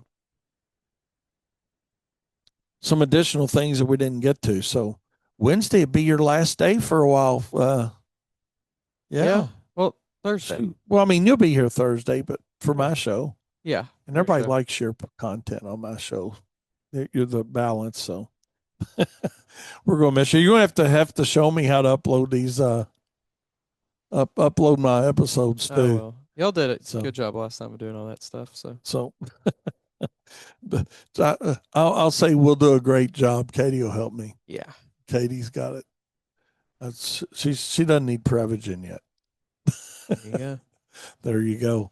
But anyways, hey, stay tuned here for the world famous King Darren, who's going to be up here in just a couple minutes, and probably going to hop on with him for a little bit. But for now, we're going to sign it off. Appreciate y'all's time. Appreciate all your input. And as always, you guys make the show as great as it is. And without you all, Turfs Up Radio or my show Profit Time, it's not anything at all. So keep listening, keep sharing, share Turfs Up Radio with everybody you know. And if you got any questions, you know how to get a hold of me. So reach out. You guys be safe, and remember a couple prayers maybe for Mason Carpenter and his family and that accident that they had. So with that being said, you guys be safe. And remember, profit is not a dirty word. We'll see you Wednesday. Good morning, Turfs Up Radio. Wayne Vose, Profits Unlimited, coming to you live from Louisville, Kentucky. Yes, indeedy. Oh, my goodness. We got a good one today. We're going to talk a little bit about aeration, a little bit about fall service, leaf removal. Looking forward to that. And holy shnikes, I'll tell you what, man. It is awesome day to be alive, and awesome day to be working with the best team in the industry and the best subcontractors in the industry. We got a beautiful, beautiful day going on here. And absolutely, absolutely. So, golly, got one chance, one opportunity. Would you take it? Or are you just going to let it slip away? So, anyways, we're going to talk a little bit about that today. Got a text here I was looking at. That's why I kind of sound like I got off track just a little bit there for a second. But so anyway, there we go. There we go. So all's looking good. All's looking good. So thank you, Alec. I appreciate that. Appreciate it. Appreciate it very much. All I got to do now is remember when I send it that it's all good. Let's see here. We're going to do that. Yay. Good deal. It is all good. So, yeah, we had Alec, great contractor here, full service contractor, does a whole lot of hardscape work and does irrigation work. Matter of fact, they do all of our irrigation work for us here at WLS. And got out this morning and did a backflow test for us for one of our customers. So appreciate that. And I just reached out to him this morning, man. I said, I know, my lack of planning does not constitute your emergency, but I need a little help, man. And it really wasn't my lack of planning, but it was just a situation where we had a customer that had received a couple notices on a backflow test and didn't forward it to us to get it done till this morning. And now there's few days left before they get into a situation. So long story short, he went out and did it this morning already. So appreciate that. Appreciate that, man. Just great to work with great people. That's what it's really all about, and that's what I really, want to talk a little bit about. And I wasn't even going to talk about it, but It is. It's really great to work with great people. And I'm fortunate to be surrounded by a lot of good people, both internally here at Wayne's Lawn Service and our team members, as well as, the subcontracting network that we have with many subcontractors. So thanks, Alec. If you're listening, I know you listen to us sometime. I appreciate that, my friend. So with that being said, going to move on along. But like I said, the weather is awesome here today. Again, we're into a pretty stretch of really great weather. But hope your week's going good. Ours is going pretty well. Knock on wood. I know it's only Wednesday, but hey, I'll tell you one thing for sure. Daniel's on with me today as well, and he's on already with me. And Daniel, thanks for hopping on. By the way, Yes, this thanks is for going to be having me. Daniel's last time on with me for a little bit. He's getting ready for his adventure over to Paris and uh, Europe and Yeah, uh, well, God, Munich, Munich and Stuttgart. oh my goodness, all these places that I really don't want my son to go to. No, I'm teasing. Good. He's a big boy. He can go where he wants to go. And he's going to have a hell of a time. That's the cool part about it, man. It's going to be outstanding going over there. And I'm sure they're looking forward to it. And what'd you say was coming in today for your German Oh, trip? my Lederhosen His unit. Lederhosen, yeah. So So we'll talk a little bit about that maybe too here in a minute. But yeah, so the man, he's all in on this. So he's got a buddy that's getting married over there. Y'all have heard that part. We're not going to repeat that whole part, but he's got a friend. His best buddy's getting married over in Paris next week. So they're making a couple weeks out of it. Why not? Why not? So, but hey, glad to have Kyle back in the saddle again with us. He was out Monday and came home Tuesday afternoon. But Kyle went down to South Carolina with to play golf at a place called Tree Farm Golf Club. And yeah, Craig, no problem. Glad you're on with us, buddy. Hope that helped, Craig. So just give you our opinion and ideas on it. Craig said, "Thanks for the video response, Katie." So we she's in her headphones over there doing a little work. I'll tell her, Craig. So yeah, we appreciate that. Keep those coming in a profit circle. Love doing those video responses. They're so much more fun than just typing a response out to a question for somebody. Just saying. So yeah, keep those coming. And also, don't forget tomorrow night, September 11th, 7 p.m. We got our webinar. I know it's a little earlier than normal. That's why I keep saying it, but we're going to have a great discussion tomorrow night with Eric Jones is going to be our special guest, and he's going to talk about proper pruning for timing, tools, and techniques. So on shrubs. So I think it's something that a lot of guys expressed some interest in, and then thought he'd be a great guy to have on and talk about that. So looking forward to that tomorrow night at 7 p.m. with Eric. And I would say maybe that the Turfette may be with him. I don't know, but possibly. we'll see how it goes. So, uh, but anyways, hey, back to Hump Day, and we're into a lot of different things today at WLS. Be curious what you guys are doing today. I got a funny story I'm going to tell you about Mike. Mike sent me this morning, sent me a really good story, and we're going to talk about that. And it kind of fits into what we're talking about today on aeration. And I got a funny story also to talk to y'all about happened with us yesterday. Um, with with a seating client. So it's not funny really, but well, that's kind of might as well laugh, can't cry, because if you cry, it don't do any good anyway. So a lot of things going on here. But today we're into doing a little mowing, making some lawn applications.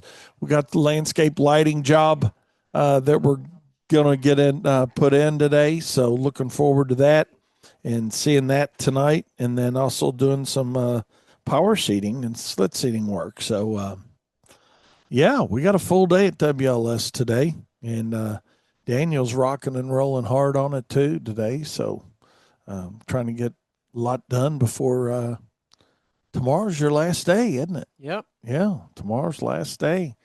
He'll be this time Friday. He'll be flying, Not yet. won't you? No. I thought you was leaving around 10.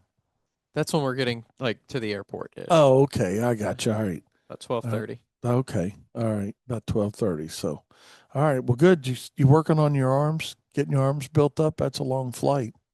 Yeah. Yep. Hoping we can take shifts. Take shifts on who's flapping. Yeah. Fly like ducks, right? They say Yeah. ducks Ducks and fly geese. together.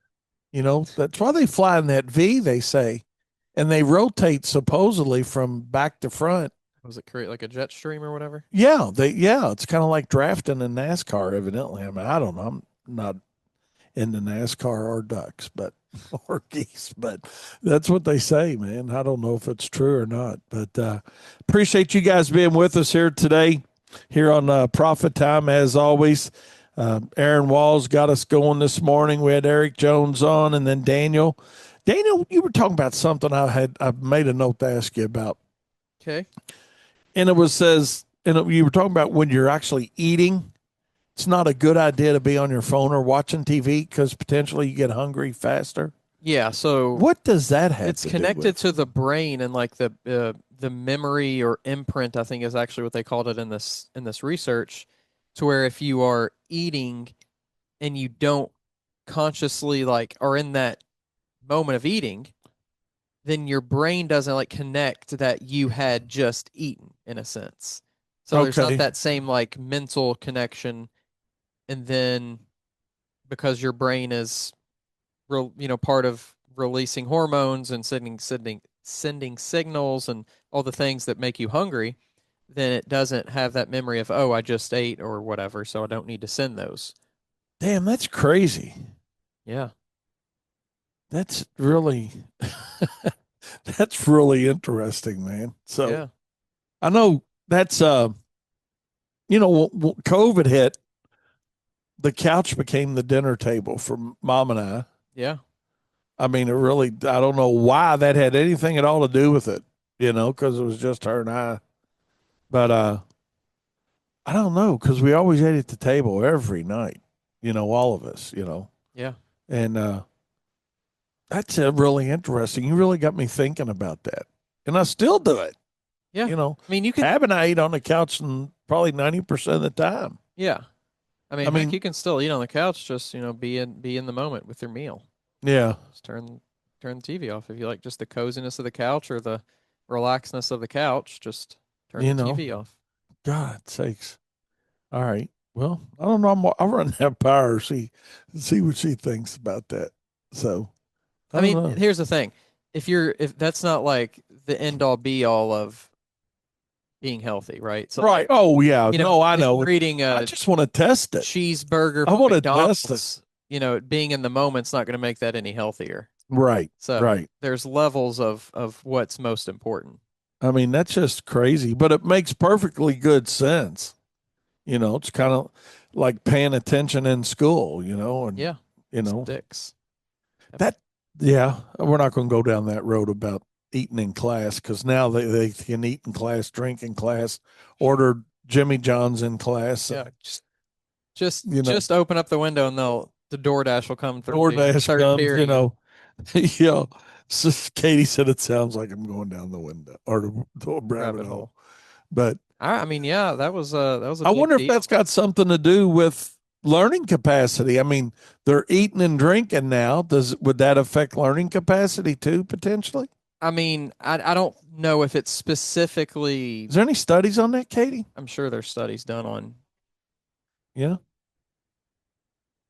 She said that you can't focus well if you're hungry, but Huh. yeah. But here's the thing: like, there's there's there's times of the day when you eat breakfast, lunch, and dinner as well, or Huh. whatever.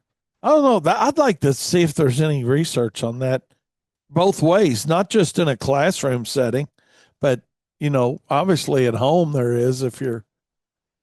Yeah, I don't know. The thing Anyways. is, here's the real deal. When have you ever been so focused on what you're doing, but you're also just chilling eating a bag of Doritos, right? Like if you are truly working on something hard, and I'm not saying that you should be doing this for 8 hours of the day straight, but you're not snacking while you're truly focusing on something else, right? Right. Like that's the truth. If you are eating during class, you're not as focused as you could be. No, no. I mean, I don't. Right. No, that's true. Uh, John's got a good point here. He says makes sense why bars have TVs on every wall. There You you go. drink more and you eat more while There you're you in there. go. True that. True that. So Mike said, Daniel, you gonna watch Harry Potter on the whole flight? I don't know what I'm gonna do. I'm gonna try to sleep most of it. That's my plan. So I'm gonna be. It's about 14 hours of travel total, which includes like 2 hours a layover or whatever. So once we leave, it'll be about 4. So I'm gonna try to sleep at about 5 or 6, and then sleep the rest of the way if I can So from your until connecting maybe flight, yeah. Some okay. So maybe get up like an hour or so before just so I'm not groggy and stuff. But that's my plan is to mostly just, which still does, of course, leave, 2 or 3 hours of total, even just in that one flight. So yeah, I might Yeah. have to throw a little Harry Potter movie or something in there. Something in there. It's a So good opportunity too. yeah, absolutely. Absolutely. So be something good to watch. Good to watch for sure. So but anyways, hey, we crossed over into pumpkin and spice season. So I don't know how many of you guys like, that to drink and or eat or whatever, but I just thought I'd throw that throw that out there. I read something last night actually about it being. I didn't realize it started September 1st. So I guess it's just the fall, I got the yeah, untraditional. unofficial start of fall, Mhm. September. So I mean, the longer they can sell it, the more money they can make. So if they're yeah, gonna say it's pumpkin spice it's season, pumpkin spice season. Yeah, kind of like us selling aeration and overseeding. You take advantage of the marketing trend that's going on and the time of the year that you're in. So nothing wrong with that. We're not going to be mad at anybody over that for sure. But Mike sent me a good little story in here that I wanted to talk about. But we're going to take a short break first, and when we come back, we're going to talk about a situation Mike had with a client over some aeration and seeding because it is that time of the season. So, hey, appreciate you. Stay right where you're at. We'll be right back with more Profit Time here on Turfs Up Radio, your industry, your station. Oh my God, Craig, there's some more. We'll have to talk about that too. But Mike sent me a text this morning and he said that he met with a potential client for some aeration and seeding work on Monday. So he emailed the estimate to the guy and he said, this ain't funny, but we talked about just the other day, Daniel, about how people have no concern about what time they call you. yeah, So he called today. He called Mike today at 5 a.m., 6 a.m., and 7 a.m. I mean, I don't want to sound ungrateful, but why in the world would you call somebody at 5 a.m. over an estimate? I mean, I I don't know. I just don't know. There's not a good answer out there. Just other than the fact of I think that in itself lays the foundation of the type of client it's going to be, that it's him or nobody, kind of is what it tells me. I mean, that's what my experience tells me when you got a situation like that is this guy he's not thinking about anybody but himself. And, he wants to see what's going on. He wants you to give him a call or answer your daggone phone. But so Mike said he did call him back at 8 and he told him, he said, yeah, I emailed you the information. And the guy says, well, I don't do email. And I don't know why, like I told Mike, we were talking about it just briefly on a text. Daniel, why would the guy, when you said, hey, let me have your email address, I'll send it. Why didn't he just say, I don't do email? yeah, You know, it's very strange. rather than setting you up for failure and then going to call you at 5 in the morning. And Mike said, this guy's it's not like he's old and decrepit and and I don't mean that in a derogatory way at all, but he's not that old of a guy, and he's in a really nice home, and you know that he's probably got to do some email, and why he's making it hard. I mean, I think Mike's right. Customers sometimes make it harder than it has to be, but and then Mike also said that he didn't want to do a service agreement for the work. And I don't know how you guys feel about it, but I'm a firm believer in service agreements being utilized for the services that we provide. I mean, it's a clear and concise method um, of how you're going to do what you're going to do and why you're going to do it. I mean, it is what it is. I mean, I don't see why a guy says, he told Mike, he said, I'm old school, a handshake will work. Well, a handshake, I'm not saying they don't work. I'm just saying there's a lot of potential issues that can come up in a situation with a customer that if it's not a clearly defined scope of work, that generally it's going to be you, the business owner, that loses. And that's just the reality of it. That is the hardcore reality of it. So I don't know. We'll see how it works out. I'll be curious, Mike, if you turn him around, you know. But for guys that I can honestly say in all my years of utilizing service contracts, I don't think I've had more than one or two that said, "Hey, you know what? I'd use your service, but I'm not going to do this." Now that is an objection that we talked about scripts the other day here on the radio, and we also talked about it in the Profit Circle. But talking about scripts, but that's an easy objection to overcome. Let's just look at it from that standpoint, that it doesn't have to be. It's an objection sometimes because people don't know what they don't know about professionalism in our industry, and they're used to dealing with contractors in worn out trucks and trailers with three tires on them, and clothes that are falling off of them and sleeves cut out. And unfortunately, that's the perception for some in the industry, but we all fight that perception. We can't change anybody's business but our own. That's the reality. But we fight the perception that is created by our industry as a whole.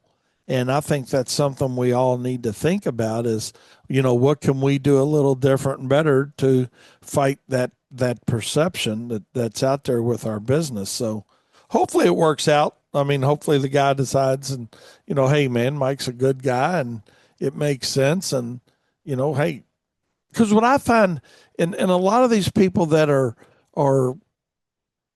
I'm trying to think of a good word for it. Yeah, I hear you, buddy.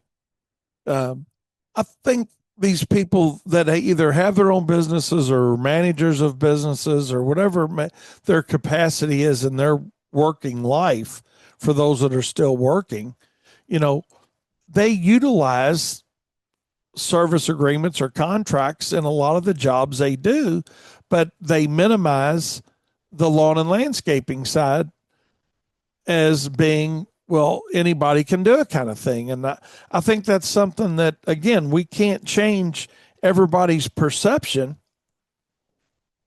but what we can do is change our own perception and put out a more professional image out there as to why we're doing what we're doing and know how to cover that objection when it comes up and not just succumb to, well, nobody else is doing it. I'm just going to do it like everybody else is doing it. So, Mike, I'm glad you stuck to your guns with that.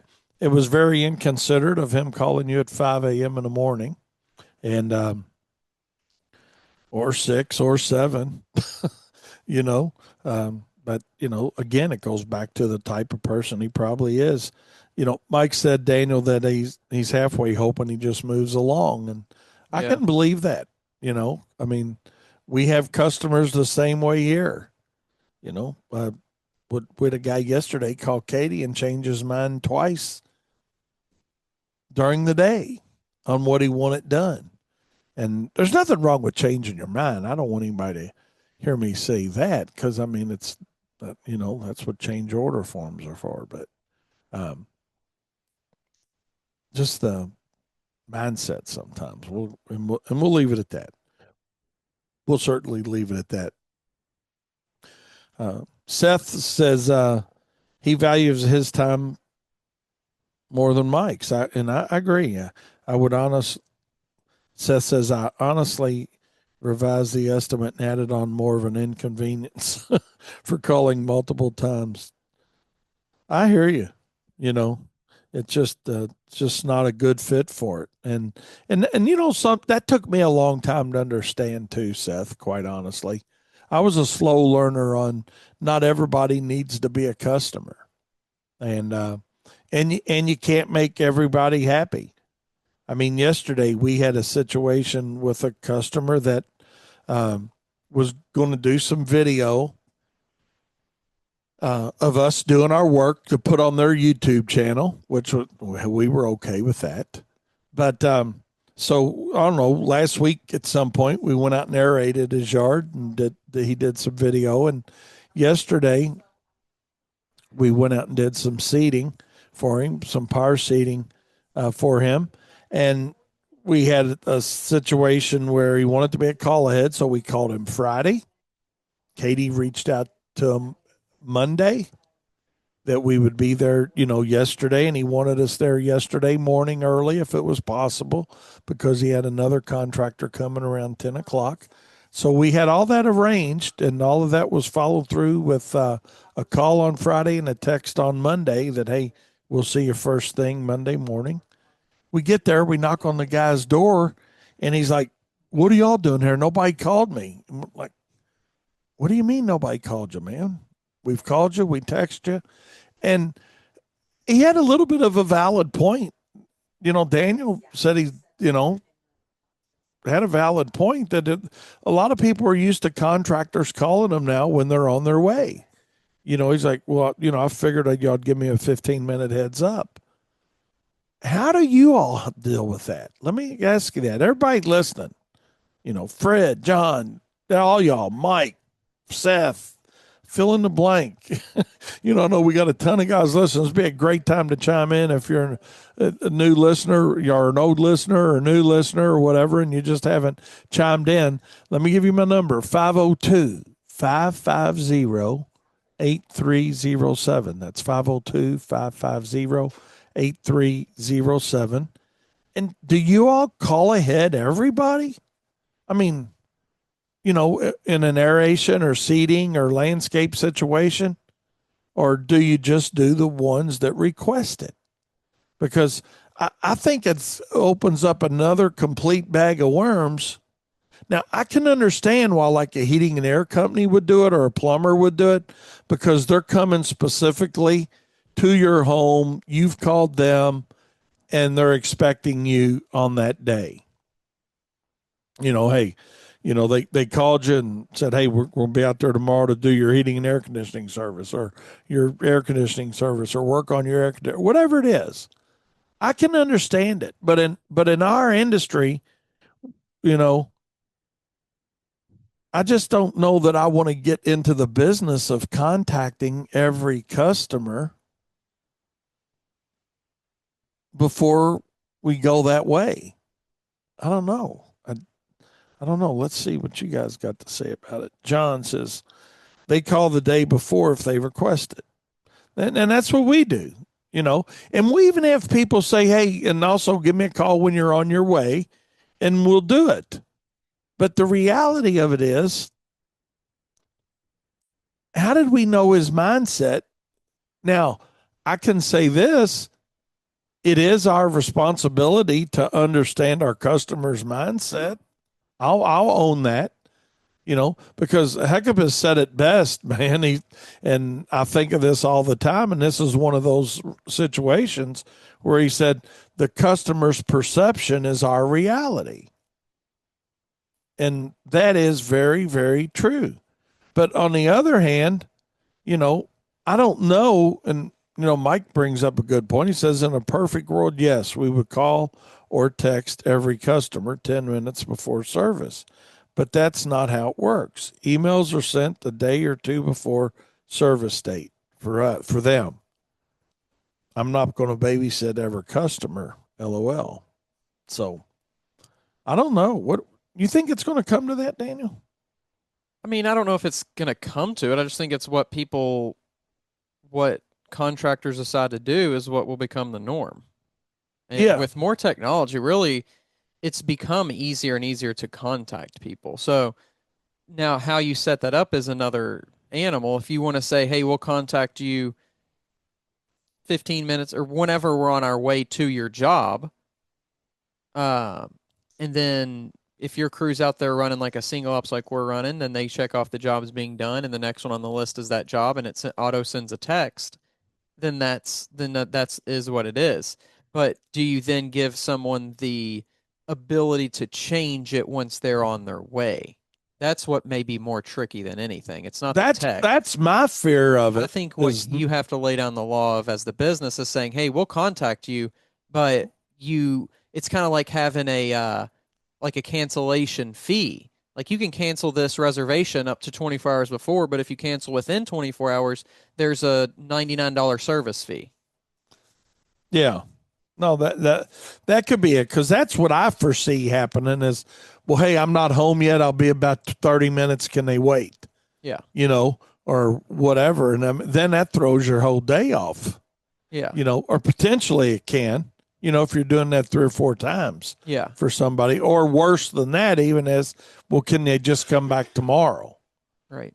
That come back tomorrow thing is where it gets expensive in a service related industry. Yeah. You know, And I think when it comes to that, if you have this in place, okay, well, sorry, we were on our way, you can't make it. We're going to bill you for that trip charge or whatever, scheduling fee.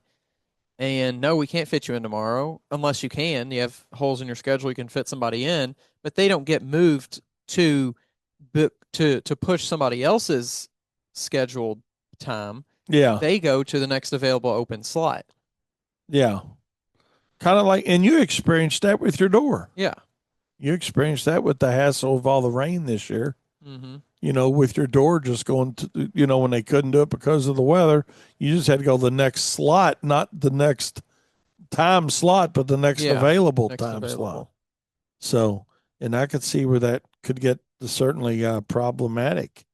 Seth says, they'll do a call ahead for estimates and meetings, but they generally will do it before or after lunch, so, and, like that, that certainly is part of it. Let's see. Let's see what Steven's got here. He said, if you call and set an arrival time or date, why call on the way? Show up when you promise. And I think that could be part of it too. People are almost accustomed to people not showing up. Yeah. And now they just really want the assurance that you'll be there. That's a good point. That as well as some people, even though you're working outside, feel like they're waiting around for you if they want to be there or need to be there to show certain whatever. And it's kind of like when you're waiting around for, the internet people to set your thing up and they say it's going to be from 10 to 4. Like you don't I don't at least want to wait until they're on my doorstep, even if I have a little bit of a warning of, okay, at least I know now that they're on their way.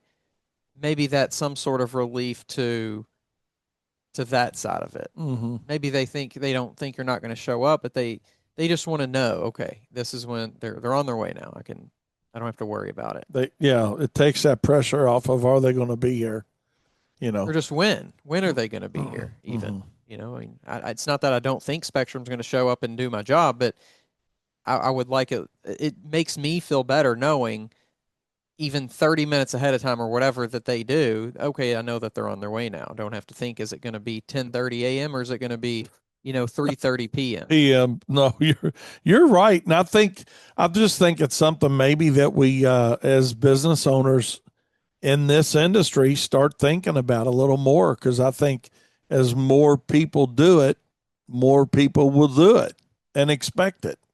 Yeah. The consumer's expectations are going to be uh, where they want it. You know. Yeah. Well, it's interesting because this is almost something that could be achieved better from like a smaller business perspective in a sense, like super small even, like you're doing it part-time maybe even, and you don't have a full schedule, you're not rushing around doing a bunch of stuff maybe, and you can take the time to call XYZ customers because of that. And then maybe that's where the expectation is actually set, is by this, which, sometimes it's set in a negative way by the smaller guys, and sometimes it's just set by the smaller or, whatever size. But um, when you do implement this technology, whether it be, uh, route management software or um, CRM or whatever, that really does make it a whole lot easier to allow automated things to take care of a lot of Yeah. this.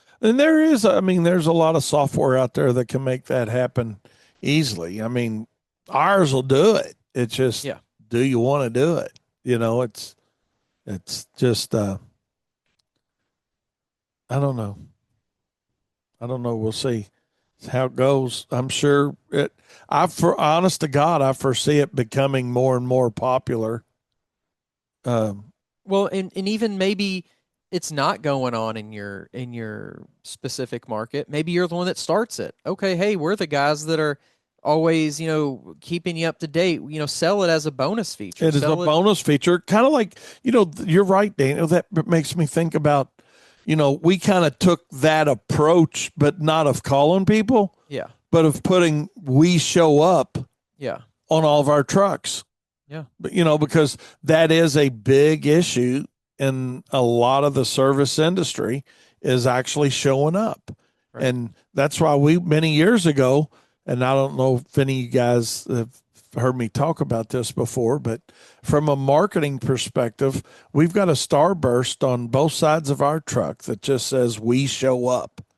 And it's amazing. We get several calls a year off somebody saying, I just saw your truck, said you show up. That's why we called you, you know, and we put it on our advertising and our marketing, that we show up. So maybe this is the new version of we show up. I've not thought about, excuse me, I've not thought about it like that until right now. So I don't know. A lot of good info there. So we're not going to beat that horse too hard, but just something to think about. Uh, let's see. Mike said, I had a guy call me at 5 a.m. over a free estimate. LOL. I was at his house within 2 hours of his estimate request. It's pretty good service. Yeah. Yeah, no doubt. Uh, Pretty solid. Mike's got a good question here. He says, the question is, dot, dot, dot, will the customer value that service enough to pay the premium price? Probably not. I think they're going It to. depends on a lot. I think there's a whole. There's not a yes or a no. Yeah. And I don't even know if it's like necessarily a premium. I don't think that, yes, it separates you, but I don't think it's something that necessarily increases your price or your cost, especially if you're already running a software that can do these things. It's just about implementing it. But it should increase the value. Right, but that doesn't necessarily mean an increase in cost. No, that's true. That the selling point is, hey, this is what we offer for this price, and this is an addition to what you're getting with this price. Yeah. That's what value, especially to a customer, is. It's what am I getting that I'm not necessarily paying for? It's good response time on the phone. It's letting them calling you on their way there. It's XYZ thing that it's not like, oh, well, here's a fee for giving you a call back. It's $3.99, or here's this, it's true. Yeah. That's it's what not an itemized fee for calling somebody back, but there is, yeah, that's a good point. It doesn't necessarily run the cost up, but it's what you can do for somebody at the same price, maybe, or potentially your cost is going to maybe be more if you're listening to Profit Time. What you can offer, or reason, quote, reason why in the customer's mind your price is higher. Right. And then it becomes the value side. Yeah. You know, At that point, you have to make sure you're selling it to the right people. yeah, you're creating the perceived value, and until they actually see something, it is all perception. And so that's why we need to call back. We need to follow up, and then maybe we've went down this road pretty good, and we're going to take a tour off of it here in a second. But um, maybe that's where it's going. I like the lights that get turned on when we start talking about this stuff with everybody here on my show. Just getting everybody's opinion on it, because the reality of it is it can potentially it could, to Mike's point here, he said he wants to clarify, if it causes delayed schedules, I'll be there in 10 minutes, Oh, yeah. At that level, you have to make sure you're setting it up or can you come back tomorrow? procedurally.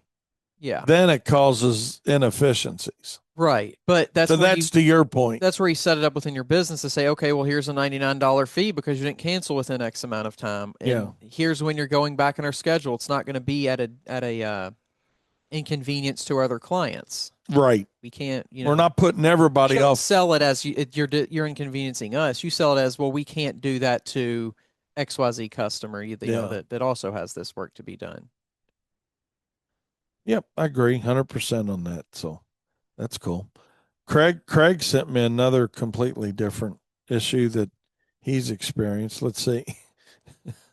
Let's see. Hang on before we get to Craig. One more thing with Seth. Seth said, if somebody's calling me at 5 a.m., it better be a big paying job. Or no, realistically, don't call me at 5 a.m. So I keep my phone on silent Yeah. at night personally. And I mean, we got an office number that's not my cell phone number. We've had this discussion before. That was one of the biggest things that set me free, Daniel, and then we're going to move along. When I removed my cell phone from that being the point of contact with my customers to the point of contact being our office number, and still people will ask, hey, well, you got a cell number? I said, no, the best way to get a hold of me is our office number. There's somebody answers the phone all the time. Yeah. And that, you talk about setting you free. You want to be set free, and you don't have to have an office phone number to do that. What'd you say the name of that was, Katie? Google something where you can set up a number within your phone, a different number. She got her headphones going. Yeah. But I can't there's think a of what million it's ways called. to do it. Yeah. But there's a lot of Just other Google how ways to of do it. doing that. Yeah. Yeah. Daniel's famous words, Google it. And he's taught me to Google a lot of different shit. I can tell you that. I do Google it. Yeah. A lot of times I'll Google it. Oh my goodness. Let's see. Steven says, this might not be popular opinion, but I applaud Mike for handling his early call or text with professionalism. However, I believe we need to separate business time and personal time. Life's too short to be concerned with business 24 hours a day. So there you go. I hear you. I agree. Put the cell phone on silent at certain hours and evening and turn it back on in the morning. Because we talked about this, Daniel. I mean, the expectations of the client, they'll understand that, hey, you got business hours. Right. But they won't understand that until you have business hours. So absolutely. Let's take a short break and we'll be right back with more Profit Time here on Turf's Up Radio, your industry, your station. Well, I tell you what, I'm glad to see aeration and seeding season has been cranked up. Got several done yesterday and a few before that. And then today we're into it. And the rest of the week, we're going to be rocking and rolling on seeding as well as aeration, running a couple different crews there, get us an aeration broadcast seeding going crew out there. And as far as in the Powerseeding, the ones that are taking care of the renovated lawns, and looking forward to seeing our lighting job tonight that we're installing today. Katie's going to go out there and do a little recon on that and get a few pictures of that here in a little while. But yeah, it's a good season. It's that time of the year for us, and we're looking forward to what we get. When I say what we get is, what the season brings us as far as aeration and overseeding this year. Power seeding is up over last year. We talked about that a little bit the other day. So, so far, and we still got a few more weeks of calls, I'm sure, coming in that of work that we'll put on. So, looking forward to that. And be sure to listen to King Darren Gruner coming up after me. He's going to be talking about seating as well. So we're going to have a great day here on Turfs Up Radio. I'm getting ready to bail off here. Here shortly with on my show. I'm going to meet a concrete contractor.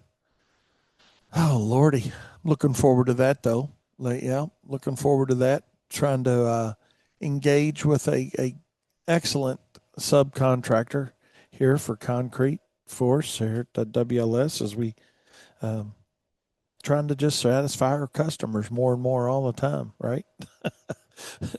Oh Lord, it's always something. It's always something. But hey, Daniel, got a couple minutes left. Let's talk a little bit about your trip here since we won't have you on.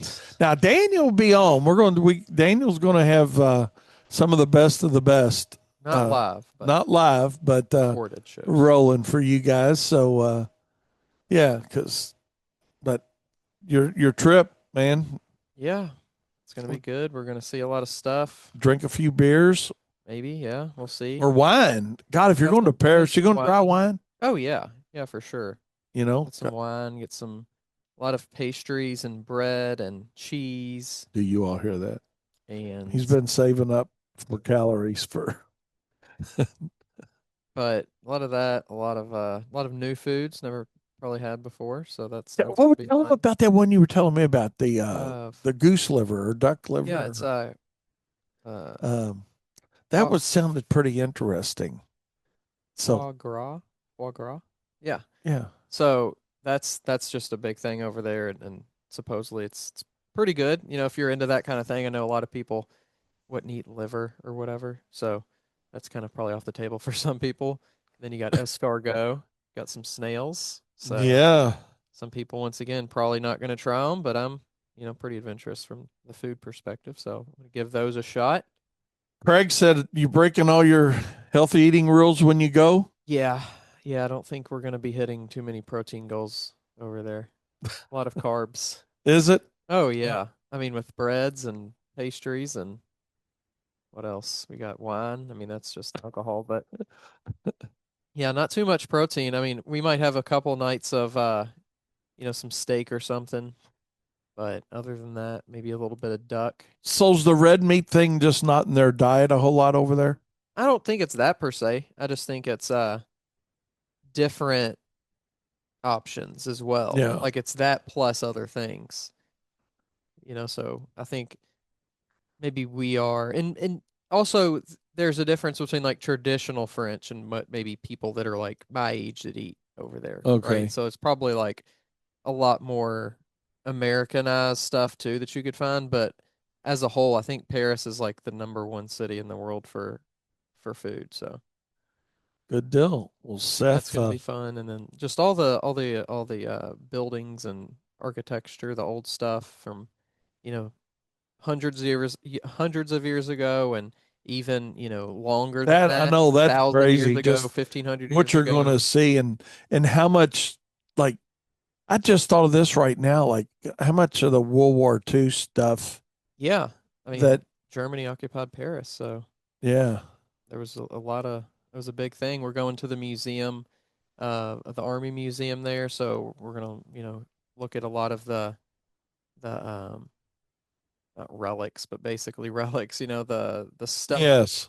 different eras throughout and war over there, including World War II. A lot of cathedrals and stuff like that to That'll be see. neat. Yeah, the Really old. that whole cathedral thing. Yeah. Yep. Absolutely. A lot of stuff in a very compact amount of time. You're Just gonna be on the about go, aren't you? Paris and Yeah. of itself. So yeah, we got a full hour by hour itinerary. You going to Normandy? Somebody asked. No, Craig? only because just the time factor for one. And then also, even when we did have a little bit of You time, know, would have but been cool if you could have went to Omaha Beach. you can go there. I know you, Oh, yeah, just because yeah. your grandfather was there. I wanted to go, but it was kind of one of That would those have been things really that cool. it was like kind of not an inconvenience, but it like really was jamming the day together very Yeah, much. So I don't know. Maybe we'll get over there and be like, let's just go do it and yeah. forget these other plans. Well, But no, you got too much time and effort into that. But Seth said safe travels to the world famous vitamin D. thank you, thank So, you. so what are you looking forward to most? And we'll wrap it up. I think I getting know it's hard to pick when you got into a trip like that, but I don't think there's a particular thing like to see or eat or do. I think it's just being there and like taking it in kind of, yeah, just walking around a little bit, even between places and looking around at the architecture. Um, trying not to be too much of a like a nuisance or an inconvenience yeah, as a tourist and stuff, but that kind of thing is really what I'm looking most forward to. Expect, just even in like the other small country village we're going to in France, and then in Germany and Munich, that kind of the same thing of just being there and appreciating and like all the things that have happened in that area. good deal. So Well, there's your Aunt Sherry all the coming in to history. see us. So, all right. We'll be sending a lot of pictures out. We're gonna send some postcards and stuff back too. So Woohoo. Well, we look forward to getting it. Look forward to getting it, buddy. And with that being said, we're going to wrap it up today and stay tuned. In less than a minute, we got King Darren, Landscape Hero, for you. So, Daniel, we're going to miss you, but hey, have a heck of a lot of fun, man. That's the reality thank of you. it. And uh, other than that, Mike wants to know if the candy tastes better over there. So you're going to have to eat some regular candy too. I'll I try. wonder if they got like M&Ms and Oh shit like yeah, that, for you know? sure. Yeah. All right. Well, cool. All right. Hey, it's been a great day. Appreciate y'all's time. Love each and every one of y'all for real, man, for listening here on Turfs Up Radio. Appreciate it. Listen all day long. And remember, profit is not a dirty word. We'll see you Friday. Good morning, Turfs Up Radio. Wayne Bowles, Profits Unlimited, coming to you live from Louisville, Kentucky. Yes, indeedy. Oh, my goodness. We got a great show planned today. We're going to talk about a lot of things, as always, but we're going to talk about one of the major components of my show today is going to be funny things that clients say. That's probably going to be the truth bomb. Unless, of course, y'all give me something new like we always do as y'all start texting in and getting our ideas really rocking and rolling. But, if you had one chance, one opportunity, would you take it? Or are you just going to let it slip away? Well, I don't think anybody listening to us here on Turfs Up Radio is letting anything slip away. I know I'm not, you're not. So, hey, there we go. That's what it amounts to. So, nothing slipping away here today. Yes, indeedy. Oh, my goodness. But hey, I hope everybody's got a good week going. Weather is crazy nice today here in Louisville, Kentucky. Hope it's nice where you're at. We had a little bit of rain yesterday. We had a lot of rain this week. I think we had like 3.4 inches of rain over the course of the week, but worked out pretty good. I mean, we never lost a full day of production. I want to give a big shout out to my buddies at BAM Weather for giving us some solid advice yesterday. I think, yeah, yesterday, and that we reached out for a little bit of help on should we go or should we stay. So yeah, they gave us some good advice on what they thought was going to happen, and worked out pretty good for us, and went ahead and sent them out. My whole thing, you know, yeah, Mike said Bam really came through on the rain order that he put in, so we'll have to let old Brett Waltz know that it worked. We'll get them on one day next week with us too. Got a special guest on with us today, and we'll get that going here in a minute. But oh my gosh, I'm just looking forward to the day, the great weather outside. Hope you guys have had a outstanding week. I know our week here at WLS has been really, really good week. Really good week. We got a lot of work done, a lot of renovations done. Um, that rain really helped with being able to get a good quality job in without having to worry about the consumer watering to get it ready. Now, if they want to water afterwards, that's up to them. We're actually going to talk about that. That is going to be part of our truth bomb today. But Mother Nature has certainly got everything in good position for us to be successful on getting the work done anyway. So, looking forward to making more progress on that today. We're doing a few of those today. But as always, it's Friday, and Friday's our early day here at WLS. And today, good morning, Seth. Glad to have you back with us, man. And you hope your hunting trip went good. But yeah, man, it was really going good. We had 1 yard that we couldn't do yesterday, and we'll talk a little bit about that. But other than that, man, power seeding and kill outs are rolling along. That's what we're into today. Actually, doing a few more. We're going to try to get, I don't know, several done today, and I don't know, probably cut out of here by, I'd say, maybe 2 o'clock, something like that. I don't know. We don't have a firm time set. We just leave when we get done what we want to get done. Want to give Jeopardy a big shout out, one of our technicians here.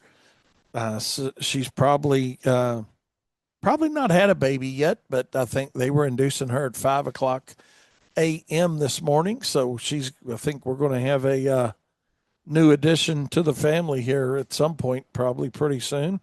So looking forward to getting some news from her on that. I know she's looking forward to not being pregnant any longer. I know that. So she said she was ready, and this was her second. And she's gonna have two. She's gonna have another girl, so that'll give her two girls.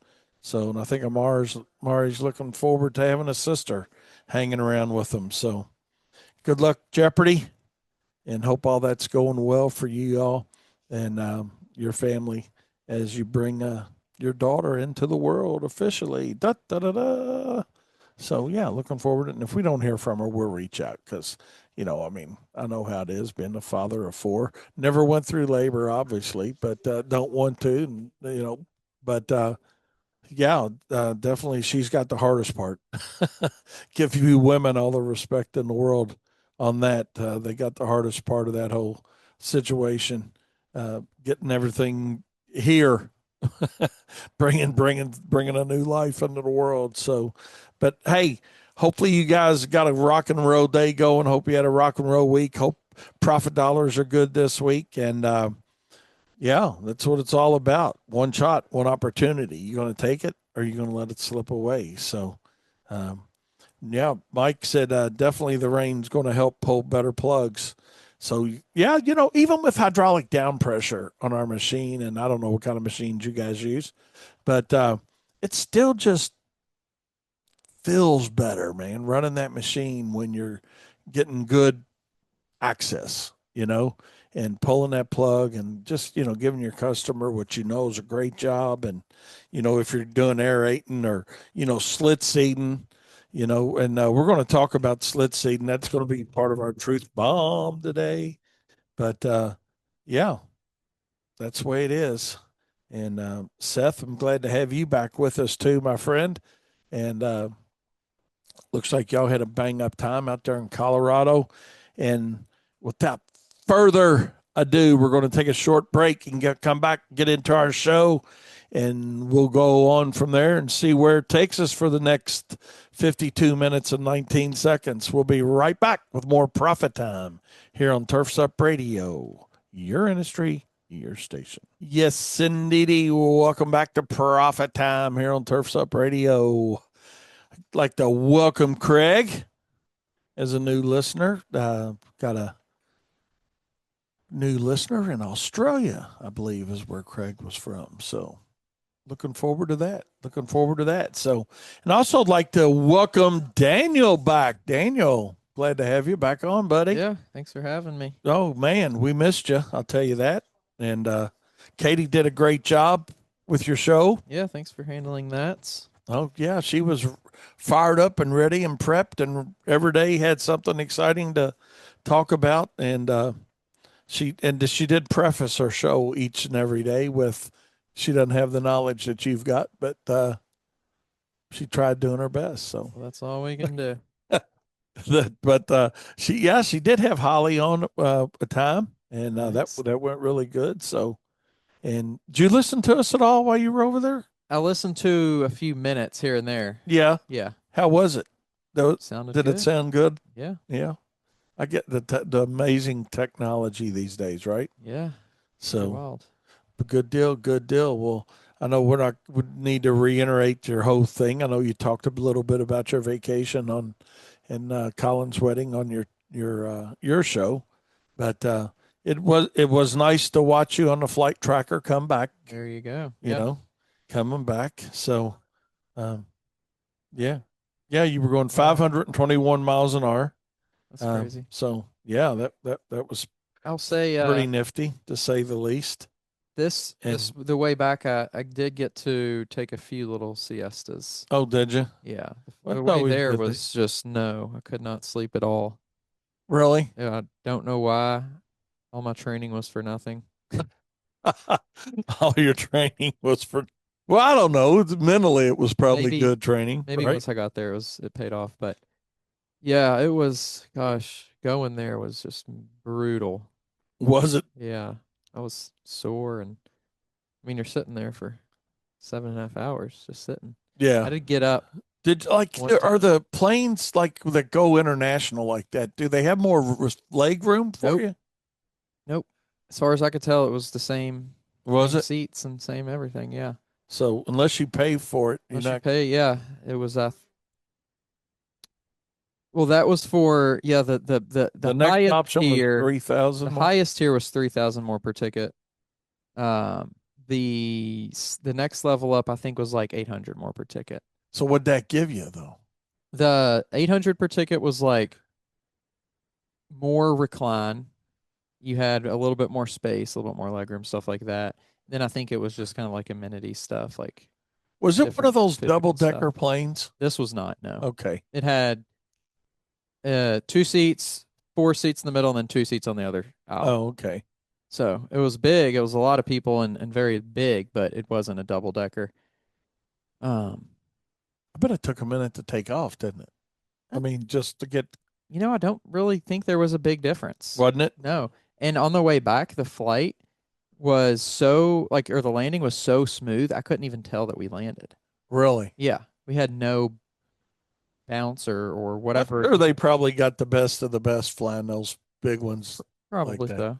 But we were talking about wonder yesterday when we were watching you fly back, on Flight Tracker, Yeah. like how much pilot knowledge is actually used, like On once they get up, they probably autopilot it to the, probably a lot of that, and then just looking at like, I would assume conditions, yeah. stuff like We that. watched y'all fly over and around some weather. Really? Yeah. There was a big, like they showed your projected arc, if you will. Yeah. And then there was it was a long, low pressure system with thunderstorms. Yeah. And y'all, I don't know how far, there wasn't a scale on it to let us know what you How many deviated, miles and but stuff? you could just see you all got off your arc and went right. In a, That's it's interesting because instead was of it around like a halfway point at all close to ish? Do you remember?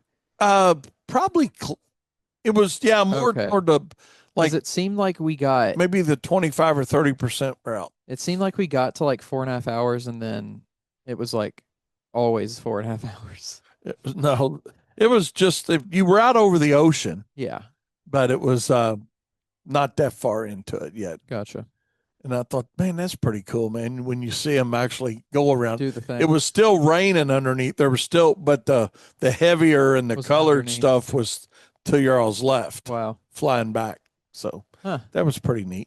Yeah. So It's kind of cool to watch it too on the screen when you're flying to see where you're over and yeah, that uh, is nice now. yeah. I'll say maybe on the way back I did get up a few more times. Just stood up for a few seconds and Did things you like did they that. feed you on a Yeah, we negative had flight? we had on the first flight there, we had 2 meals. We had dinner and then breakfast, small breakfast. And then on the way back, we just had one meal. But I it got you. was it was good. It was like a pasta or chicken option. Got the pasta, and you got pasta, and then this kind of like a side thing, and you got like a little dessert, and then like a little sleeve of crackers, like 2 crackers. Oh, So it was good. It very was cool. filling, and then they come around like 2 or 3 times for drinks and snacks and stuff too. Yeah, nice. Good deal. Well, John Stuber said, "Welcome back, Daniel son." Yeah, it's good to be back. It's Doug also said, "Welcome back, Daniel." yeah, it's thanks. It's good Yeah. to be. Good morning, Doug. Thanks for tuning us in, buddy. Appreciate that. So, It's good to feel like you don't have to worry about like stuff getting stolen out of your pockets. was it? Because I had my kind of fanny pack thing on. Yeah. It wasn't really a fanny pack because it didn't like wasn't bulky or anything, but it was just a little pouch for like credit card and passport and stuff like that. And I wore it under my shirt. So Oh, I gotcha. yeah, Was there like? Did they warn you about stuff like that? yeah, kind of. If you do your research, it'll tell you to like be careful and cautious for Yeah. pickpocketers. And it's funny because when I went to New York for the first time or the only time, I guess, I didn't think about it. I just had Yeah. my stuff regular. I mean, I'm sure if you look it up, it's like, oh, be careful and whatever. But going to Paris, I just kind of was a little bit more cautious just because, you're in a different country and What was it like sleeping in your own bed last night? good. I will say I woke up at like 2 o'clock and I had somehow unplugged my phone and it was like on the floor. So I was like, I don't know why I did this, but Nice. We were talking about or Katie, didn't you talk one day about sleepwalking or something? And I was telling you, s-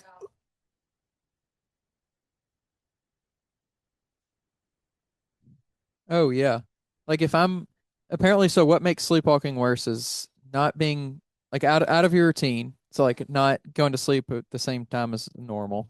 Alcohol can affect it. And then there was one other thing. It might have been location, like sleeping in a different location, but there's like two or three, four things that can affect it. Um yeah, I can definitely be a sleepwalker, talker, snakes in the bed, brushing the bed. I remember that. Yeah, I remember you doing stuff like that. Yeah, But yeah, interesting.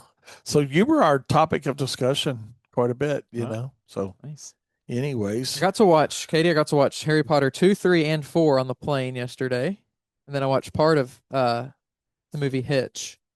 oh my gosh, Yeah. sounds like a big time. Yeah, it Got was to do something to pass 8 hours, right? yeah. And well, I couldn't get my Spotify to download stuff that I could listen to. Oh, really? So on the way, actually on my next flight from Detroit to here, I listened to the same podcast like 4 times. So I had something to.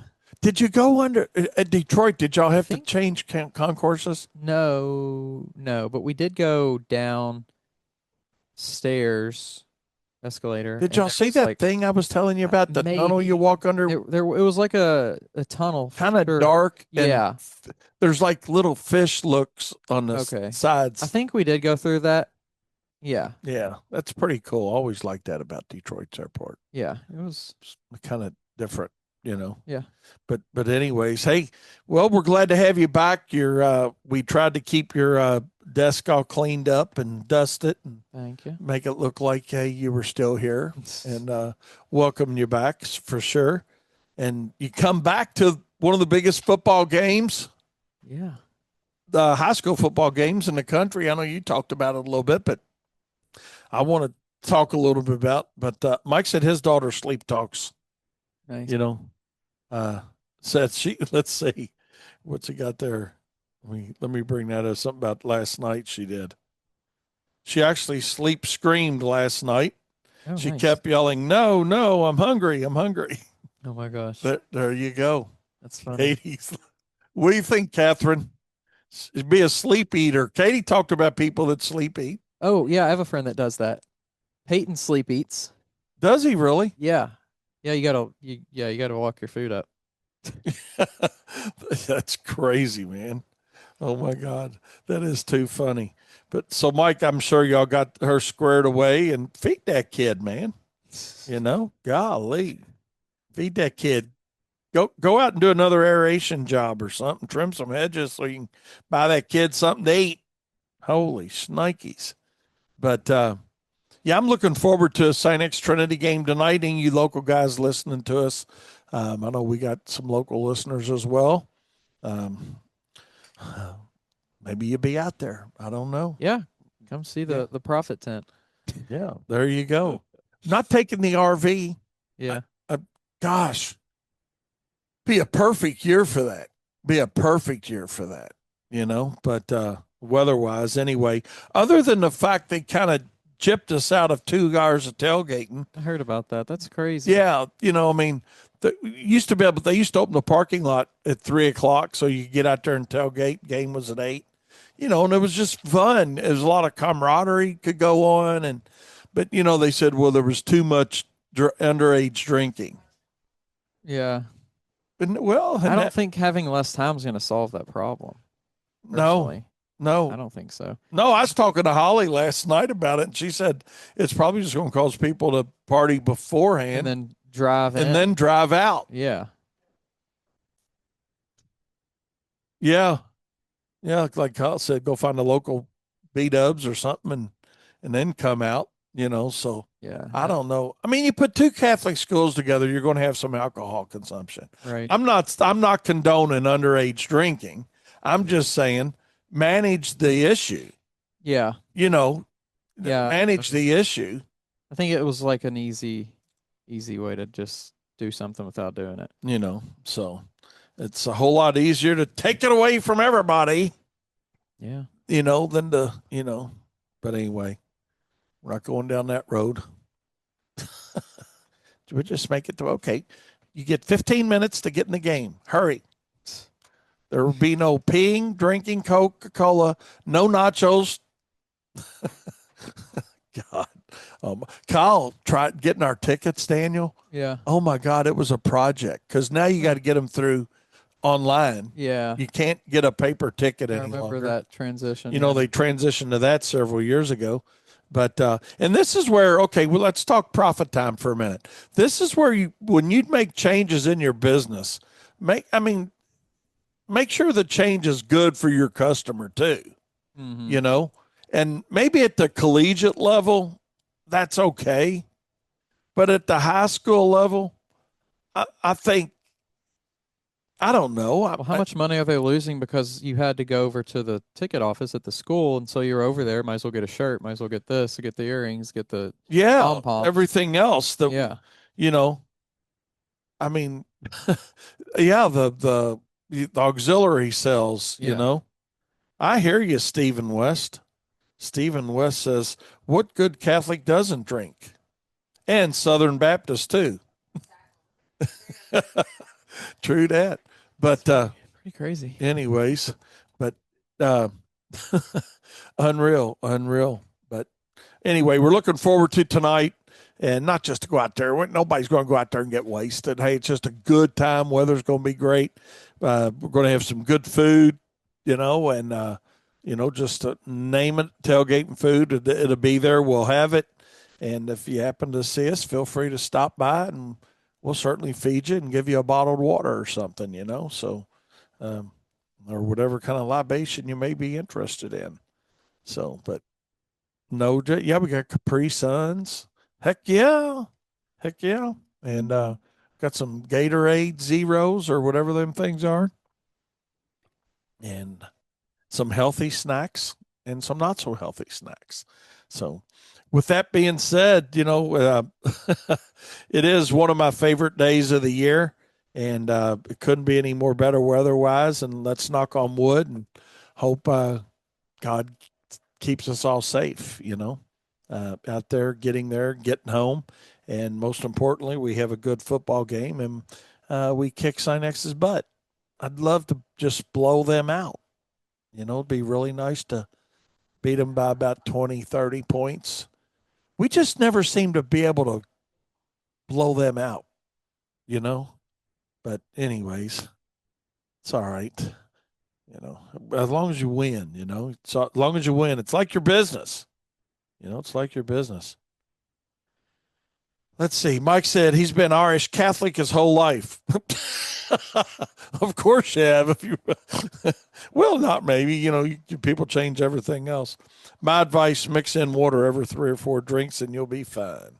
True that. Stay hydrated, and that's a bad thing about alcohol. Daniel had to step away for a minute, but that the alcohol doesn't hydrate you; it actually dehydrates you. So got to think about that too. So, Mike, that's good words of advice.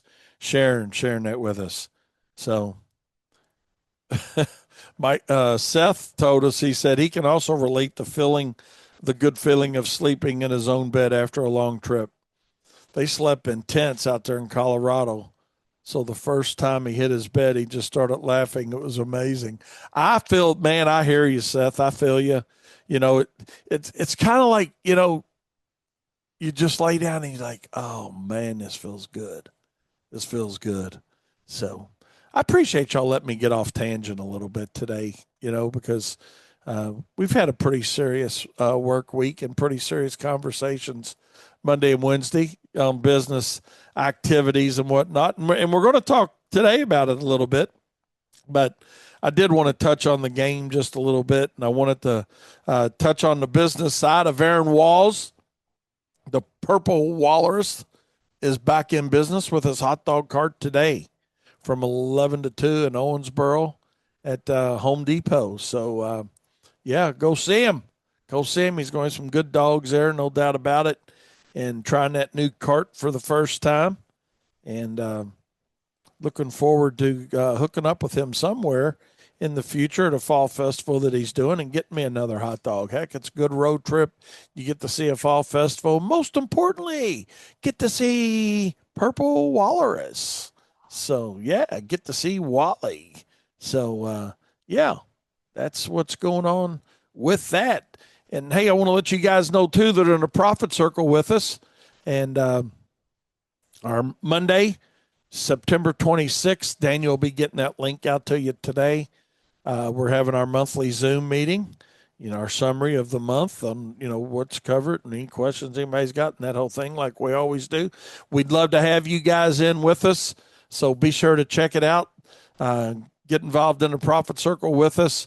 You can do that simply by going to patreon.com/the Profit Circle, or you go to our website at profitsorus.com. That's profits, AREUS.com. And right at the top of our homepage is the Profit Circle. And join in, try it. Get a 7-day wide open free trial. It's not limited access to any of it. You can see what it's really about. We don't dangle a carrot out there and say, well, if you had full access, this is what you'd see, or this is what you got access to.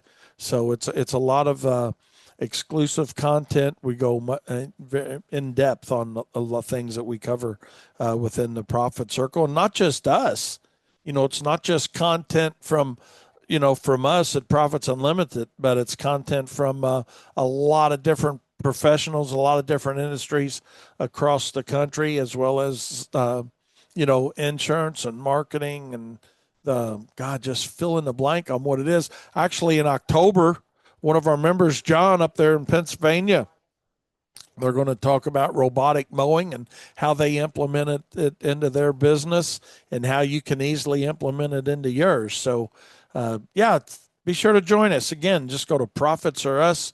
That's profitsareus.com and get in the Profit Circle with us. And we'd love to have you. So with that being said, we're going to take a short break, and we'll be right back with more Profit Time. We got our retainers and all sent out, and it's kind of funny, guys. I always say, man, it's September. Yeah, that's right. It is September. There's no sense I'm waiting to October or November, or December. I mean, regardless of your market, we're probably not going to get snow till December, mid-December at the earliest here, but we don't want to be chasing contracts. And actually, they weren't contract renewals. Our contract's ongoing from year to year, but unless somebody cancels, we'll talk about that on a different show. But the reality of it is we do go ahead and get those retainers out, offer a prepay opportunity on retainers if they want to do that. and we go from that standpoint. So, and we'll talk about that whole process on another show too, and how we do our retainer deposits and prioritize accounts and things like that. But I did see on social media, since we're talking about snow a little bit now, yesterday a guy put up, he said, "What's the average price per push for Dunkin' Donuts in your area?" And I mean, here we go. It's kind of like, when we start mowing in the year, right?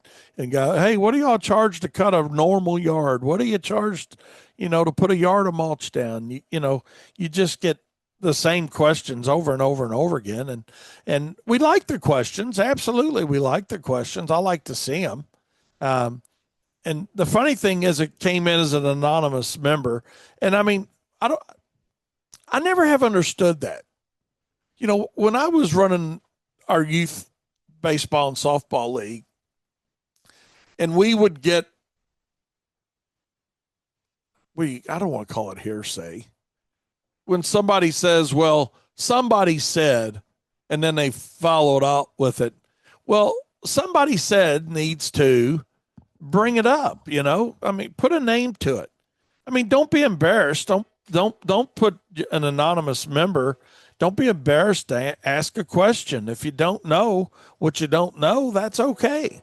But the reality of it is, I just, my answer to it, I mean, guys were telling him, hey, in our area it goes for 150, in our area it goes for 95, and ours it's 275, and they had all these numbers are attaching to it. Why don't we just all learn that you establish your minimum based on your cost per hour of operation and calculate cost per hour of operation?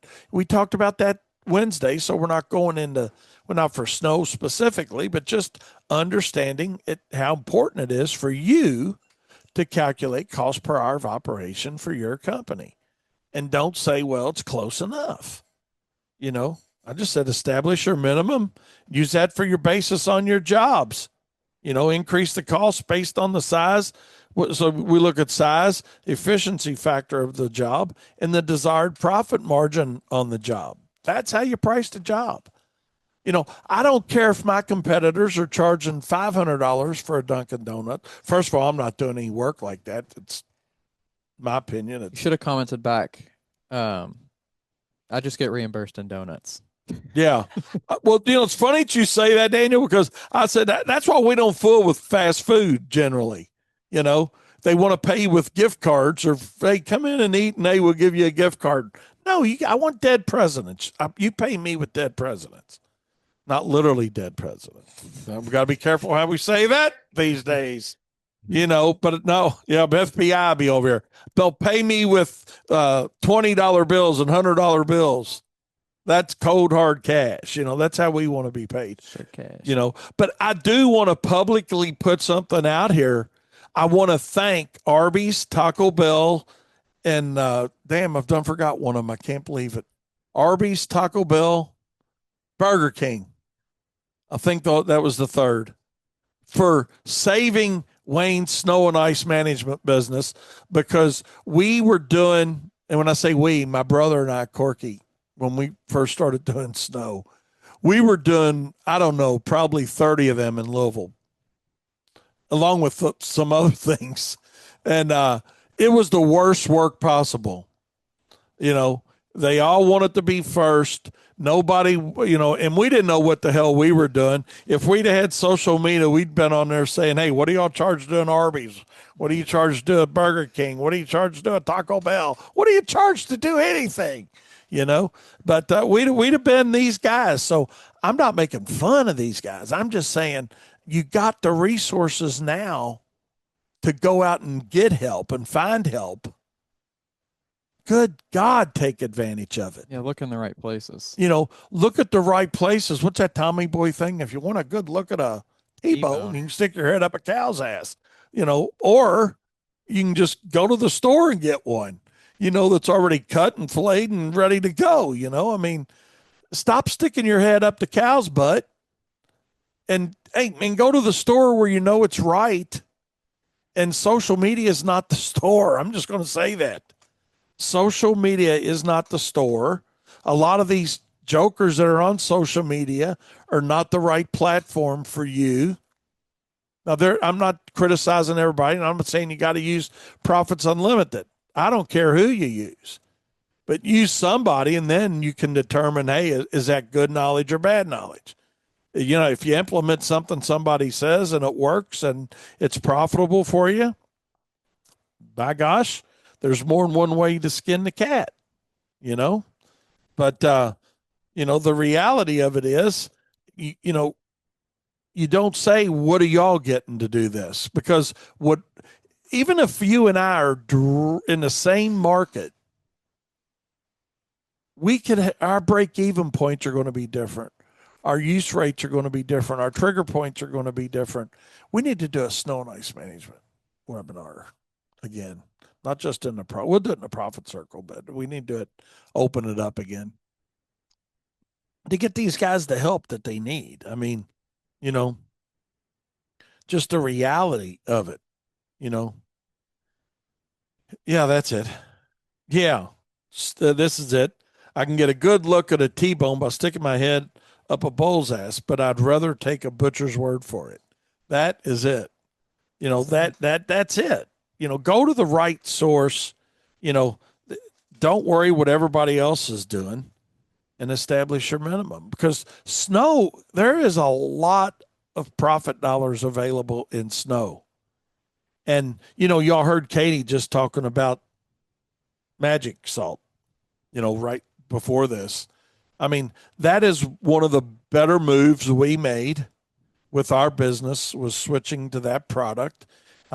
Actually, I was introduced to that product in Poughkeepsie, New York. Actually, I was doing a seminar in a location called Fishkill, New York, and I ran into John and his team there in Fishkill, New York, and then I met Tim Brennan, who's in Schenectady, New York, who's on our show sometimes. He's a distributor or dealer for that product as well, and it really is a great product, and absolutely worth taking a look at for your company. But kind of got off tangent just a little bit there again, Daniel. But the reality of it is, we're getting into that season. It's snow estimator time. And Daniel, I know you're promoting that on our social media, but promote it hard. Now, guys, it's that time of the year, so we'll promote it hard. And but if you guys are not confident in how you're bidding your snow and ice management jobs, we've got an outstanding snow estimator that I will say is second to none in the industry.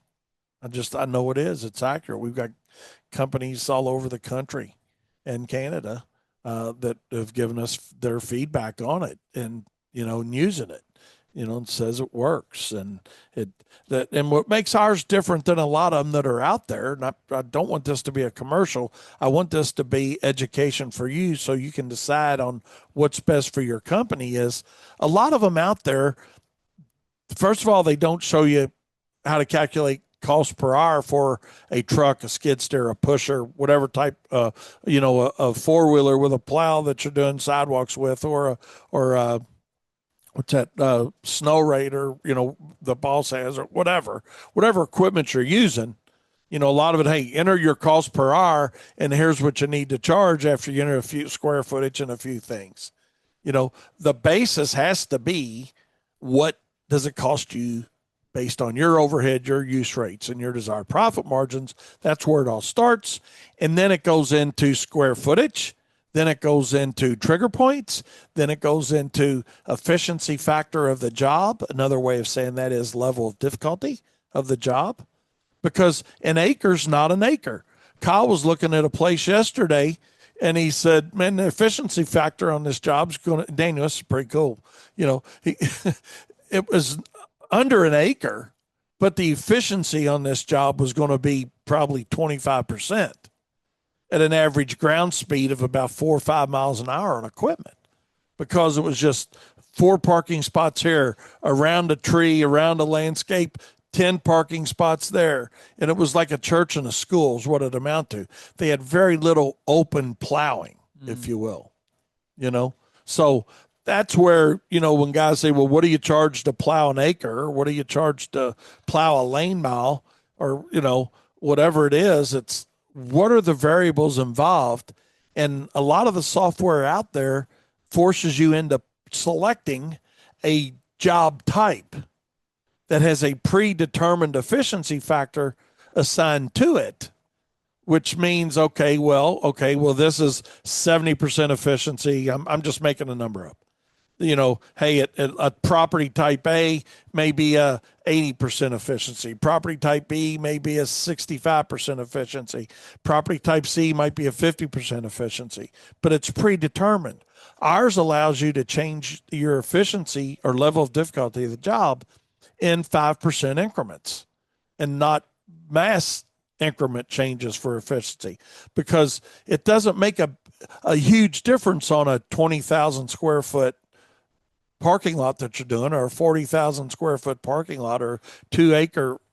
But when you start doing 5 and 10 and 15 acres or 5 lane miles, then yeah, that difference becomes a big difference in a hurry.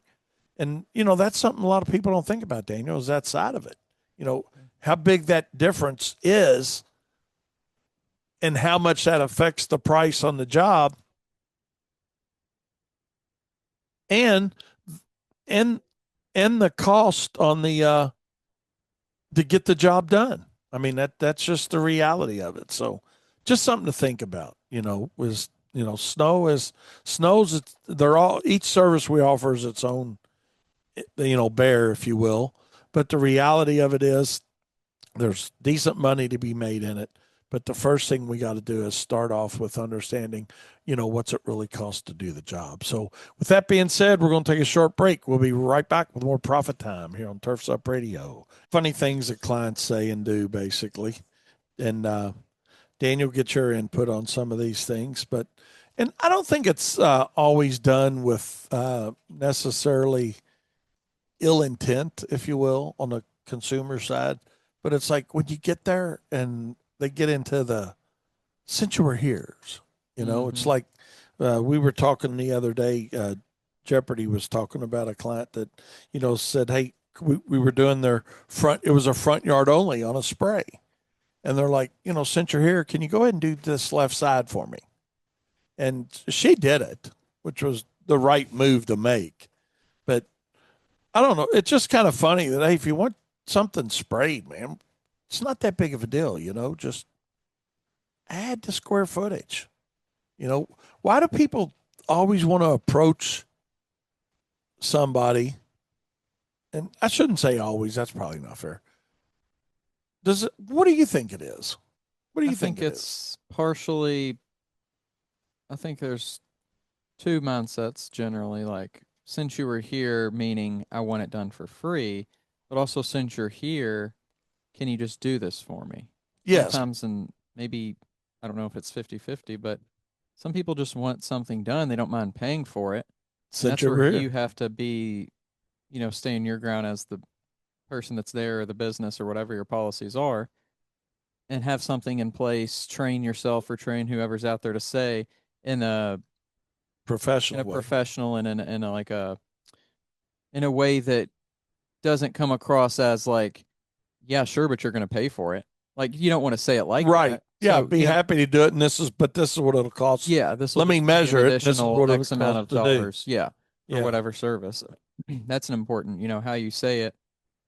I was actually, it's funny talking about that, because I mentioned that movie Hitch on the plane yesterday, and I don't know if this is real statistics or not, but he was saying like 20% of communication is tone of voice, and then like that's another 50% is something else. But like it was like 10% of what you say, and like, or 10% of communication was the true words you say. So like make that a part of your training, of like telling people it's going to cost more, but doing it in a way that makes people not put off, and hearing it like, we'd be happy to help you with that. And let me get it measured real quick. And would you like to add it just today, or, would you like us to add it ongoing? Yeah. It's about how you present it. And that it's the My mom used to always say that to me. She said, it's not what you say, it's how you say it. Mm-hmm. And that is a perfect illustration of what I think, what you're talking about. So they're not always wanting something free. Corey said he had one yesterday. He said, since you were here, do you mind cleaning out the garden bed?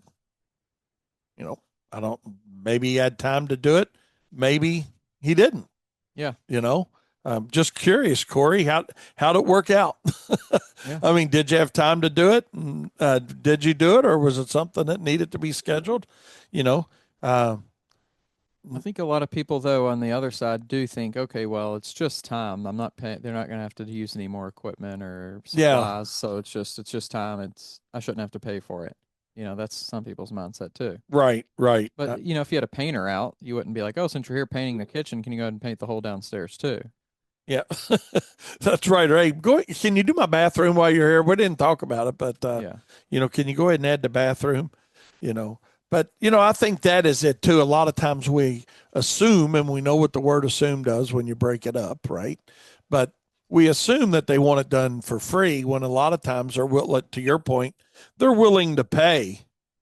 They just would, hey, can you do it while you're here just to get it done, kind of thing. And I've caught myself doing contractors that way, you Yeah. know, that, and I didn't want it for free. It's just like, man, can you do this while you're here, Yeah. kind of thing. It'd be a great business name, wouldn't it? Yeah. Since you're here, There you go. since you're Go here, get the since you're here.com. since you're here.com. But Corey said, no, it was a group home and nobody planned on paying. They Uh, just wanted to get it done. So it does happen. Now, John makes a good point. He said, if you're in a restaurant and you say, while I'm here, I'll go ahead and have a dessert, you're paying for that, yeah. you know, and that's valid. Yeah. That's I think it valid. does go back a lot of times to people don't value your time. They don't put a value on it the way that you do as a business, but they can understand that things have a cost. Right. That's right. That's good. And, Mike uh, brings up a point along with that. He says, they're just as nervous to ask as we are to tell them it costs more. And that goes back to something my dad taught me in selling. And he said, the prospect is just as nervous about telling you no as you are finding out the answer is yes. And I think that is a valid illustration of that same exact point my dad used to talk about, Mike. And very valid, um, time's money. And, even though hey, can you do that while you're here, even though it may not require any additional mulch or any different rock or any additional material of any type, your time is valuable, and that's where it goes back to knowing the value of your time, knowing your cost per labor hour. And just on a labor standpoint, what's that labor cost? And that's when it makes those easy decisions a whole lot easier. you know it's like Kyle went to see somebody. He was telling me a story, Daniel. I think it was one day last week. We got a referral from one of the nurseries around here. They refer us out a lot of times, and down here down the street from us, and guy needed to get a crepe myrtle uh, dealt with, this fall, and he was just asking. Kyle told him on the phone, "Yeah, we can come take a look at that and the other work that he wanted done." And Kyle told him our minimum, basically our show up minimum is what it amounts to. And when he got there, the guy's like, "Can you change can you do it for less?" And Kyle's like, "No, I told you our minimum, this is our minimum." He said, "Well, I thought since it was just going to be just a couple plants you had to do something with, you could do it for less." At what point does the consumer listen? That's the real question. I mean, and that's Yeah. going to be different Well, I for think there's people who everybody. always want to negotiate too, Yeah. Like that's just how they do things. Yeah. It's like, here, let's talk about popping you upside the head and find out why you don't listen or read. And I want to bring that up, and then we'll wrap our show up for today because we got Darren Gruner and Steve Cohen coming on right after us today. But power seeding and aeration, oh my God, we do the job. We leave if the customer's home, we talk to them. Just part of what we do. We knock on the door and talk to them, walk through the process of watering and maintenance, give them a physical hand copy of care and maintenance directions, email them with their proposal the same care and maintenance directions, and email them with their invoice when the work is completed the same care and maintenance directions about how to water, how often to water, what it's going to look like about coming in patchy and thicker around the edges than it does in the center because the center is done with a calibrated machine and the edges are done with a hand tiller, and all that. And then invariably, well, just the other day I got an email from a guy who said, hey, my backyard's coming in pretty good, but my front's not doing too much. And so I looked his date that we renovated the lawn, and it was like 8 days earlier. And I just asked him, I said, Mr. Smith, please refer to your care and maintenance directions, but here's what's going on. Hey, we like 21 to 28 days. If you see your care and maintenance directions, things are going to, and it's right on our sheet that we give them that says, I'm reading it to you guys. Grass will germinate heavy in some areas while other areas will show no sign of germination. This is normal. Rest assured that other areas will germinate and catch up as long as you continue with the watering described below. It's not hard. People make it hard. And, after that, what we've talked about, Daniel, while you were gone, is on the bottom of our care and maintenance direction sheet that we got, maybe adding, I'd like to get y'all's opinion on this. God, I've less than a minute. But we're thinking about adding something at the very bottom that says, thanks for reading our care and maintenance directions. Reach out to our office for a $50 gift card for future services at WLS. Just to see who's reading these. Yeah. And so what's it mean? When they call, it means they know they're supposed to water. They know when we want them to mow it. And also what we're telling them is we're giving them an opportunity to buy something else from us. Mm-hmm. So that's we get two advantages out of it. One, they read it. Now, does it mean they'll do it? Maybe not.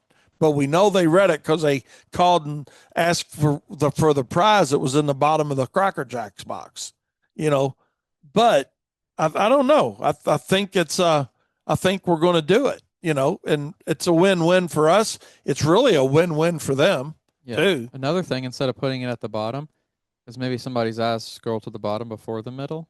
Is putting it in the middle. Put it in the middle. Yeah, yeah. We'll talk Katie about did with her essay or whatever it was. Yeah, Katie did that in high school with a teacher one time. She was like, I wonder if they're reading all these, So she put something in the middle. What was it, Katie? Like, if you're reading all these, circle it or something.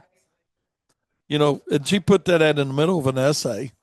And it was funny when Mom and I went in for parent-teacher conferences. He told us about it, and he said, Katie did the funniest thing. I've never had it done in all my years of teaching. And he told us about that. But that was a good thing. Katie's like, I wonder if he's really reading everybody's. I think we've all had that suspicion about English teachers reading hundreds of papers. Yeah, true that. So Katie's giving us a little discussion on it now. My God, it's 11:01. We need to roll. But anyway, hey, we'll talk more about these things, funny things customers say on Monday. Daniel, welcome back again. Thank you. Glad to have you back with us for sure. And appreciate you guys and all your all's input. And I'm just going to hand it over to Darren Greener and Stephen Cohen with their show. We're going to go out quickly. We're going to go out quickly with a different song, though, in honor of Trinity High School whipping some Sinex ass tonight, and that's the way it's going to go. We'll see you guys. Have a safe weekend. Good morning, Turfs Up Radio. Wayne Bowles, Profits Unlimited, coming to you live from Louisville, Kentucky. Yes, indeedy. Oh, my goodness. We're going to have a good time today. Got a great show planned. We're going to talk a little bit about what we did over the weekend and how that applied a little bit to business, and then talk a little bit about whatever you guys bring up, of course, as always. And then going to talk a little bit about fertilization for fall and a little bit of funny things customers say because we didn't get too far into that Friday. And then we're going to talk about leaf cleanup and the list goes on and on and on. So we'll see where it takes us today. But most importantly, I got you with me, and that's all that matters. Is we're going to help each other out today. We're going to see what we can do to help each other be a little more successful and profitable, and implement a few things into our business and take that one shot, one opportunity. And I'm feeling today that we're going to have an opportunity. I don't know what it is. My left palm's been itching a little bit. And I don't know if that's even true or not. I know the help. As soon as I say it, somebody will Google it. Probably somebody here in our office will Google it. But when your left palm itches, my mom used to say it's a good sign, means you're going to get some money. So we'll see what's happening with all that. Yeah, the left palm's itching a little bit. So we hopefully that old saying comes true, so we'll work on that. But anyway, the weather is outstanding here today again. And we had a really nice weather weekend. The weather out there right now is really great. Had a good, cool start to our morning, and not too crazy, not too crazy. So, man, it looks like we got an extended stretch of good weather going. Looks like the next 7 to 10 days is going to be pretty dry. So that'll give us a chance to get a lot of that seeding and aeration in. I know I've been talking a little bit about that last few shows for sure, but hey, it's not too late. It's not too late for you to bake. Hey, let's just say you said, hey, you know what, man, I have had a few calls, Wayne. I'm gonna see what I can do. Even if you just do 2 or 3 days of it, and you rent your machine for a few days or 2 days, whatever it is, and you go out and make $2,000-3,000. It's a good day. It's a good day, man. You can easily go out and bust that out in a day by yourself. I mean, it's just the way it is. But we'll talk a little bit more about that here in a minute. But really looking forward to telling you guys about Friday night. Woohoo! Friday we was talking about the game, as we all call it in this area, and that's the Trinity St. X football game. And we have a really good crowd. I don't know what they announced the crowd out there, but they played at U of L's home stadium, the L&N Stadium. So I don't know. I'd say there was probably at least 15,000 people out there. I don't remember hearing a count. Do you? So, but it's a pretty nice crowd, and I mean, sometimes there's more. And it was one of the games of the week or something from. I'm trying to think who that was. Do you remember? American Rivalry games or something like Great American Rivalry that ESPN does. They were there and did that game, so that was pretty cool.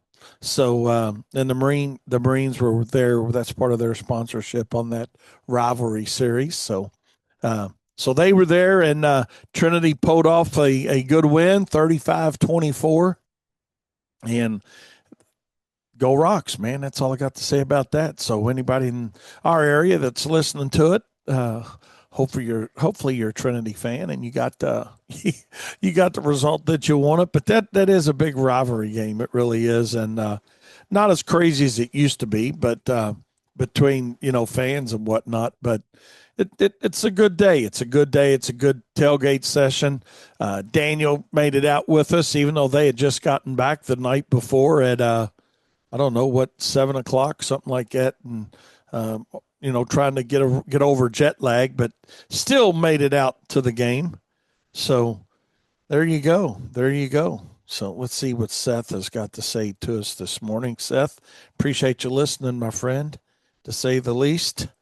Can you put in a work order for BAM to dispose of the 80s? I don't know. We're going to see if we get Matt or Brett on here Wednesday. I'll shoot them an email and see if they can hop on Wednesday, and we'll see what they got.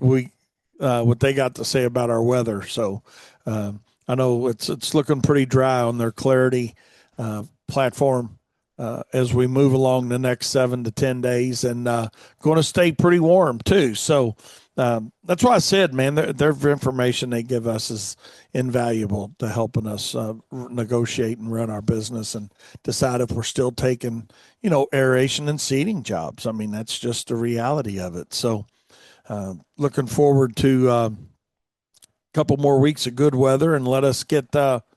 We're still getting calls. I mean, we still had a couple emails come through our um, Thrive app, just something we use to generate leads for us over the weekend. So people are still thinking about it. We're still doing it, and all is good. So, yay. Hey, Jeopardy, one of our applicators here, I want to give her a shout out. She had her baby. Y'all probably heard us talking about that in the past. She had a healthy baby girl Friday night about 11 o'clock, somewhere in that ballpark. And I know she's hopefully feeling better now that because she was last week she was joking about she was ready for that kid to get out of there. So she had a healthy baby girl, and she sent us pictures of it Friday night, and pretty little girl already had a bow on her head. So there you go, another one in the family. So congratulations, Jeopardy, and to your new daughter. That's two daughters for Jeopardy now. So she's rocking and rolling. Hopefully, you guys are into some good work today. We're out trying to get quite a bit of mowing work done today. If a little bit of spraying, as far as kill outs on some landscape work, we're going to get done a little bit later this week, and that's our Monday here at WLS. I mean, that's really what we're into, is going to get quite a few mowing things done. And then starting tomorrow through the rest of the week, we'll be doing some mowing and a little bit of landscape work, and certainly a whole lot of aeration and seeding work. So it's going to be a great week for that. Matter of fact, we might even start have to call people probably by Thursday or so, maybe, if we don't get any rain and get dried out again. But man, I tell you what, the last few days, and it's been going pretty good. The end of last week and Saturday, Matt went out and got a few yards done. So yeah, we're moving along. Hopefully things are moving along for you guys as well. But my big announcement today is Katie's birthday. Happy birthday, Katie. Yeah, 36 of them. She was actually born the morning of the game when she was born.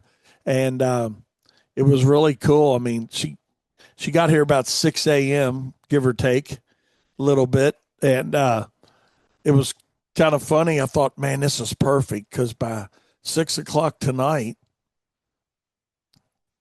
I'll be ready to go to the game. So Jane was kind enough to let me go to the game. Uh, yeah. And I said, Jane, don't you think you're going to need a little rest? And she's like, you're fine. You can go to the game. So, yeah, that's what we ended up doing. So, went to the game. Katie was born. Honest to God, I can't tell you if St. Exeter Trinity won that year. The big thing was Katie coming in the world with us. And it's hard to believe, Katie, that it's been 36 years ago today. My goodness. She said it feels like 136. I don't know if that's good or bad. I don't know. I'm not sure what that it really means. But happy birthday to Katie. And hope we went to play bingo yesterday, uh, which was fun. Um, yeah, so we had a big weekend, actually. Friday the game, then Saturday we went up to Frankfurt to watch see Tabitha's grandkids, and then her grandson had a soccer game that was actually playing against one of their cousins, which was pretty cool. And watched that, and then came home yesterday. Came home, and then yesterday did the bingo thing. And I don't, Katie. There must have been 8 or 9 of Katie's friends that went. It was a pretty good table full of women. I was the only guy there, and I'll tell you what, it was funny hearing all their stories, man. Hearing all their stories as they were talking and just sitting back and listening. But we had a great time. Katie even actually won yesterday, which was cool. And oh my God, we're not going to talk bingo long, but she actually won in four numbers. I mean, for you guys that play bingo or understand the game, that's not the easiest thing to do. Four numbers. She got BIN was the free space, and then the G and the O is how they came out. And she won a couple $100 on that, and then ended up with about $100 on pull tabs. So she had a pretty good day yesterday. So Katie said she's buying lunch for everybody today. So just give her a call, put your order in, and she'll buy lunch. So that's what was going on with all that. Great to have Daniel back regular on his show. I know he was back Friday, but hey, we're kicking off a new week. Last week of September. That's crazy. Daniel was joking Katie today and said, when are the ghosts going up in here? So, and she says, well, actually, Daniel said the ghosts going up Wednesday. And Katie said, well, yeah, but maybe today. So, I don't know. We got to let her birthday sign hang up for a little while, before we put the ghost up. Katie is like me when it comes to decorations, man. She's just all about the decorations. So, and she keeps it very festive around here, and keeps us all going. And that's we all got her a birthday card, and she really does keep us rolling around pretty well here at WLS, and we appreciate that. And it takes all of us for sure. I told Daniel today when we got back in here this morning. I told him, I said, "Man, it's nice to have you back." So it's always fun to see somebody get a little break, but it's always cool, man, when you get back and you're sitting there and you're at full force. So you guys know what I'm talking about. So anyways, that's that. So let's take a short break and we'll be right back with more Profit Time here on Turfs Up Radio, your industry station. Don't you go anywhere. Experience the best of Louisville fine dining at Jeff Ruby's Steakhouse, where glitz, glamour, and world-class cuisine take center stage every night. From nationally acclaimed USDA prime steaks to an exquisite raw bar and award-winning wine list, Jeff Ruby's delivers an unforgettable culinary experience. The rich Art Deco ambiance, live entertainment, and impeccable service make every visit a special occasion. Jeff Ruby's Steakhouse, a must-eat while visiting Louisville for the Equip Expo 2025. Book your reservation today at jeffruby.com/Louisville. Hey, this is Aaron Walls, your host of the Landscaper Roots, right here on Turfs Up Radio. If you're like me, you know how real it is being a solo operator in the landscape industry. It's now my mission to grow with you, sharing stories and experiences while learning from others who have been in the industry and willing to share their mistakes so we don't have to make them. Join me live Monday through Friday at 7 a.m. Eastern or 6 a.m. slow time for you Central folks, right here on Turfs Up Radio. All righty. Everybody raise your hand who missed Aaron Walsh today. I did. I'm raising my hand.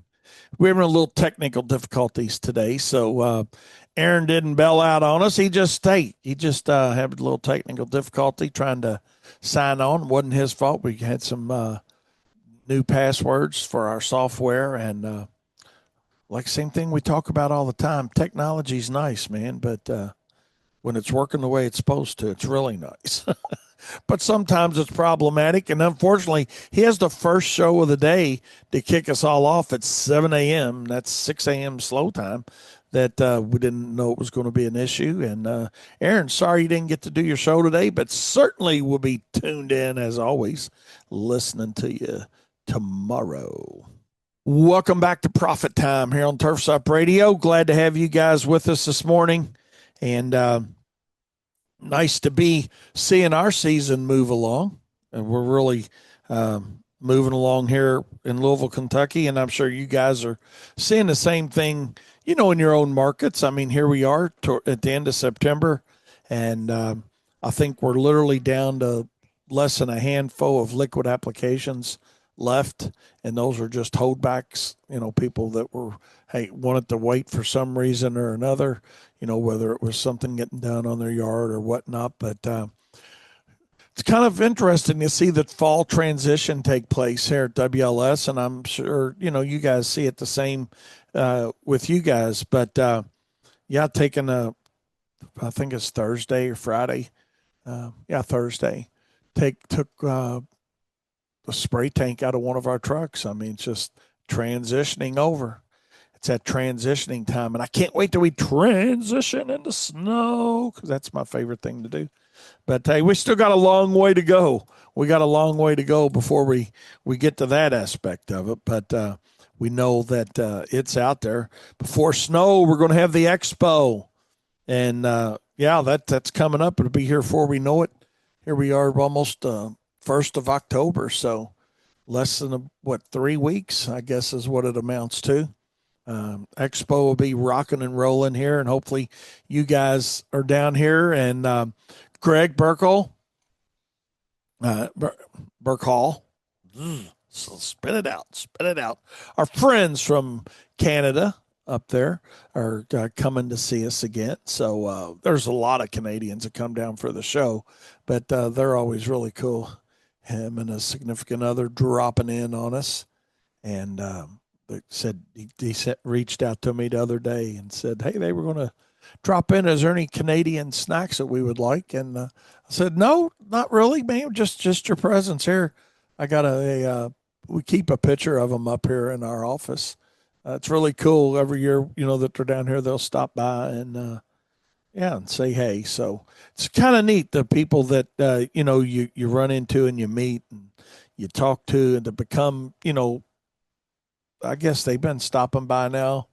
Well, no, 4 or 5 years maybe. I don't know. It seemed pretty good length of time. So Expo's a great place to mingle, meet people that you stay in touch with, and also, but if you can't make it, your team here at Turfs Up Radio is going to make you feel like you're there. Trust me.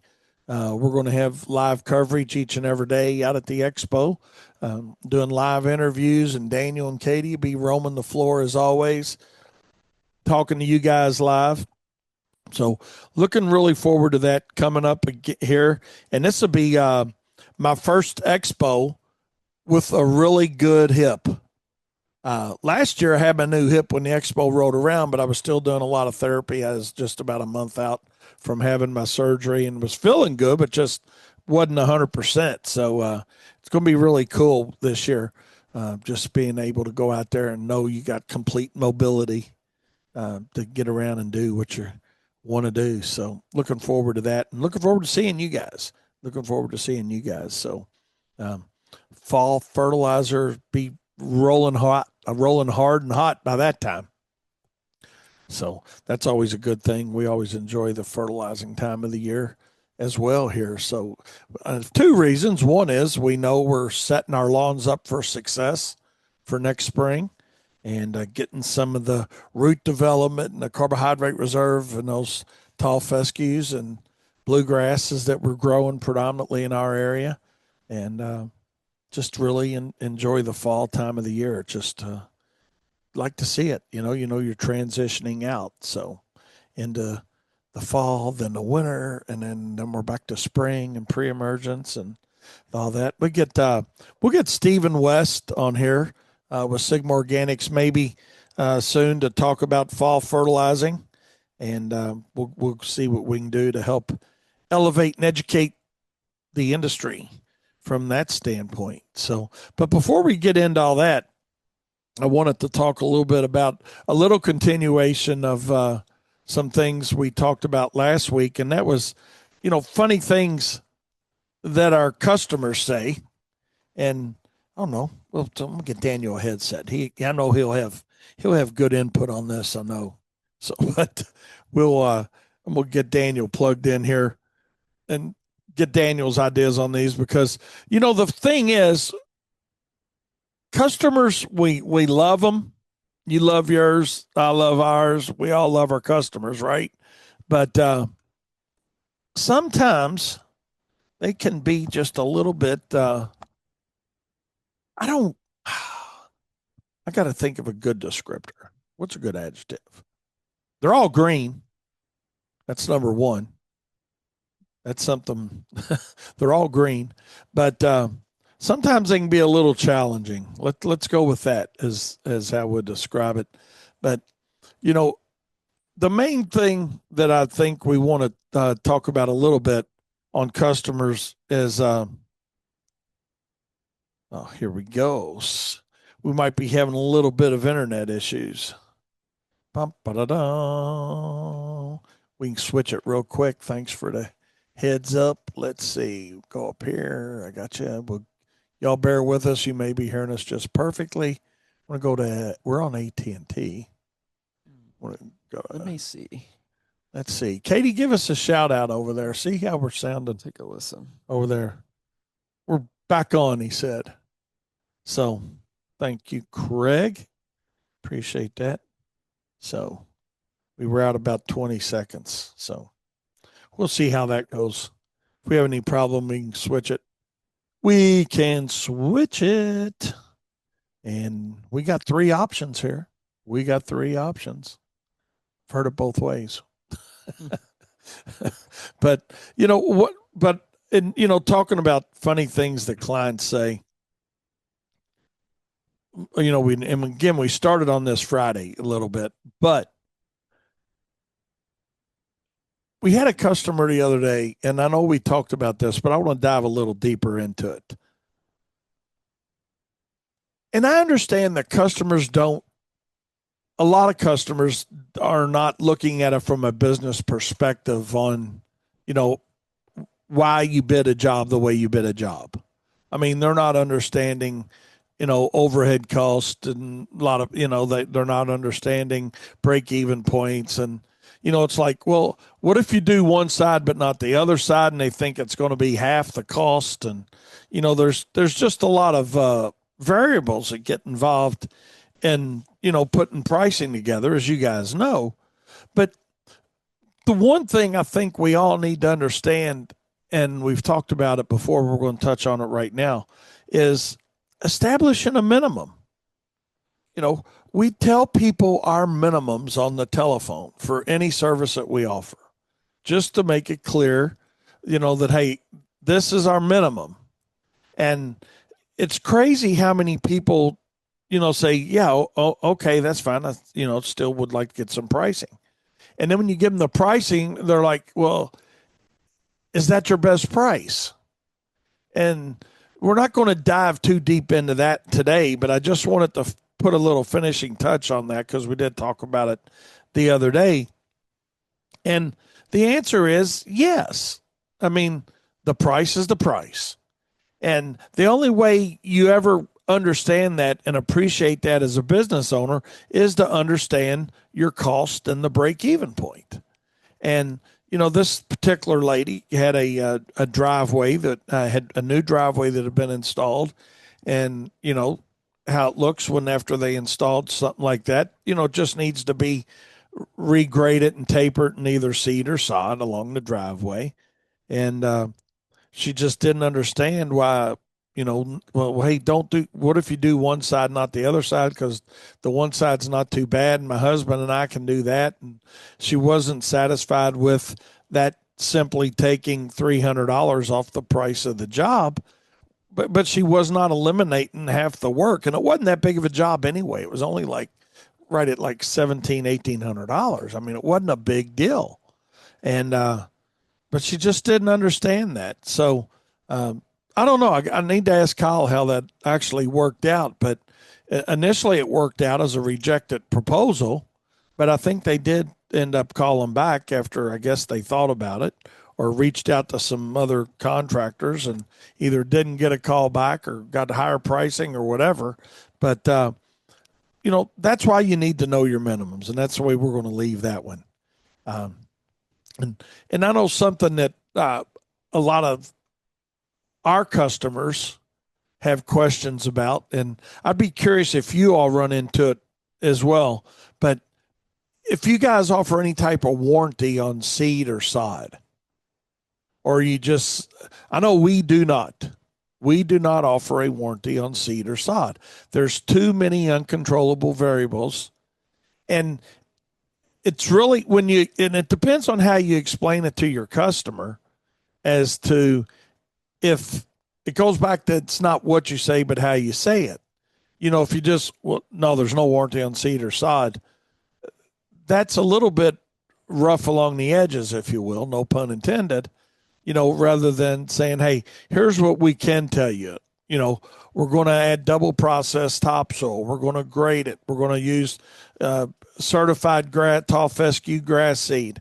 So we're using great material, great workmanship, and it's going to be right when we're finished. But what we can't control is watering, care, and maintenance. That's what we can't control. And when you can't control those, it's hard for any of us to say we're going to offer a warranty on something like that. So just curious what you guys do when it comes to seed or sod. And if you do, that's fine. Doesn't mean it's wrong or right. It's just as we used to, I'll say that, we used to guarantee germination, but not establishment. And even at that became problematic as we did more and more work and ran into more and more customer mindsets that, thought, hey, if they're going to guarantee that it's going to germinate, then I don't have to babysit it and take care of it. And I think we didn't see that vision side of it when we were doing, 40 or 50 or 60 or whatever yards, but when you start doing greater volume, then it's those same little issues start what do you call that, Daniel? What's not a problem for 20 or 30 or 40 or 50, as you do more and more of them, they do become a problem. But it's so many uncontrollable factors, like the amount of water, the timing on the water, Mother Nature, it's just too many uncontrollables. So that's why we got out of the warranty business on seed and sod. And they're like, well, what do you mean you can't guarantee my sod? I said, well, what I can guarantee is if you come by our shop, we got sod on the side of our building on asphalt that we water every day when we have it left over until we sell it to somebody. I mean, that's not how we explain it to them, but that's the reality of it. And I mean, all you got to do is a little bit of concern when it comes to taking care of it, care and maintenance. And we do pass out care and maintenance directions to all of our customers. And that's the best we can do. That is the best we can do. And I was just curious how you guys do it. Seth said there's too many uncontrollables for a warranty. John says, hey, Katie, they have a written script that goes with their proposal, so they know up front we can't control the weather. And, John, speaking of that written script, we do too. It's called a care and maintenance directions. And here's how we do it with it. It goes out with our proposal. Our team, our guys going out and doing the seeding work, they take hand copies with them of care and maintenance directions to give the customers if they're home, and if not, they're left there. And then we send a third copy out when we actually invoice the balance due on the work.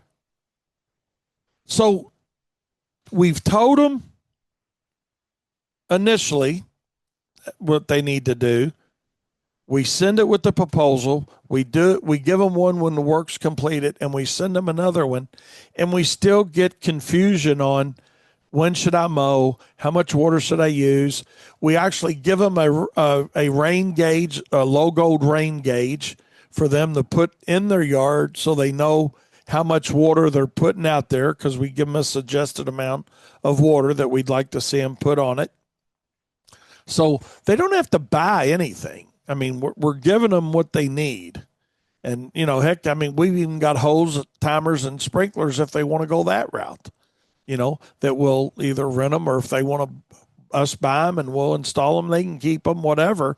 So we try to make it as easy as possible and to give them the most opportunities for success when it comes to watering and care. and then when to mow.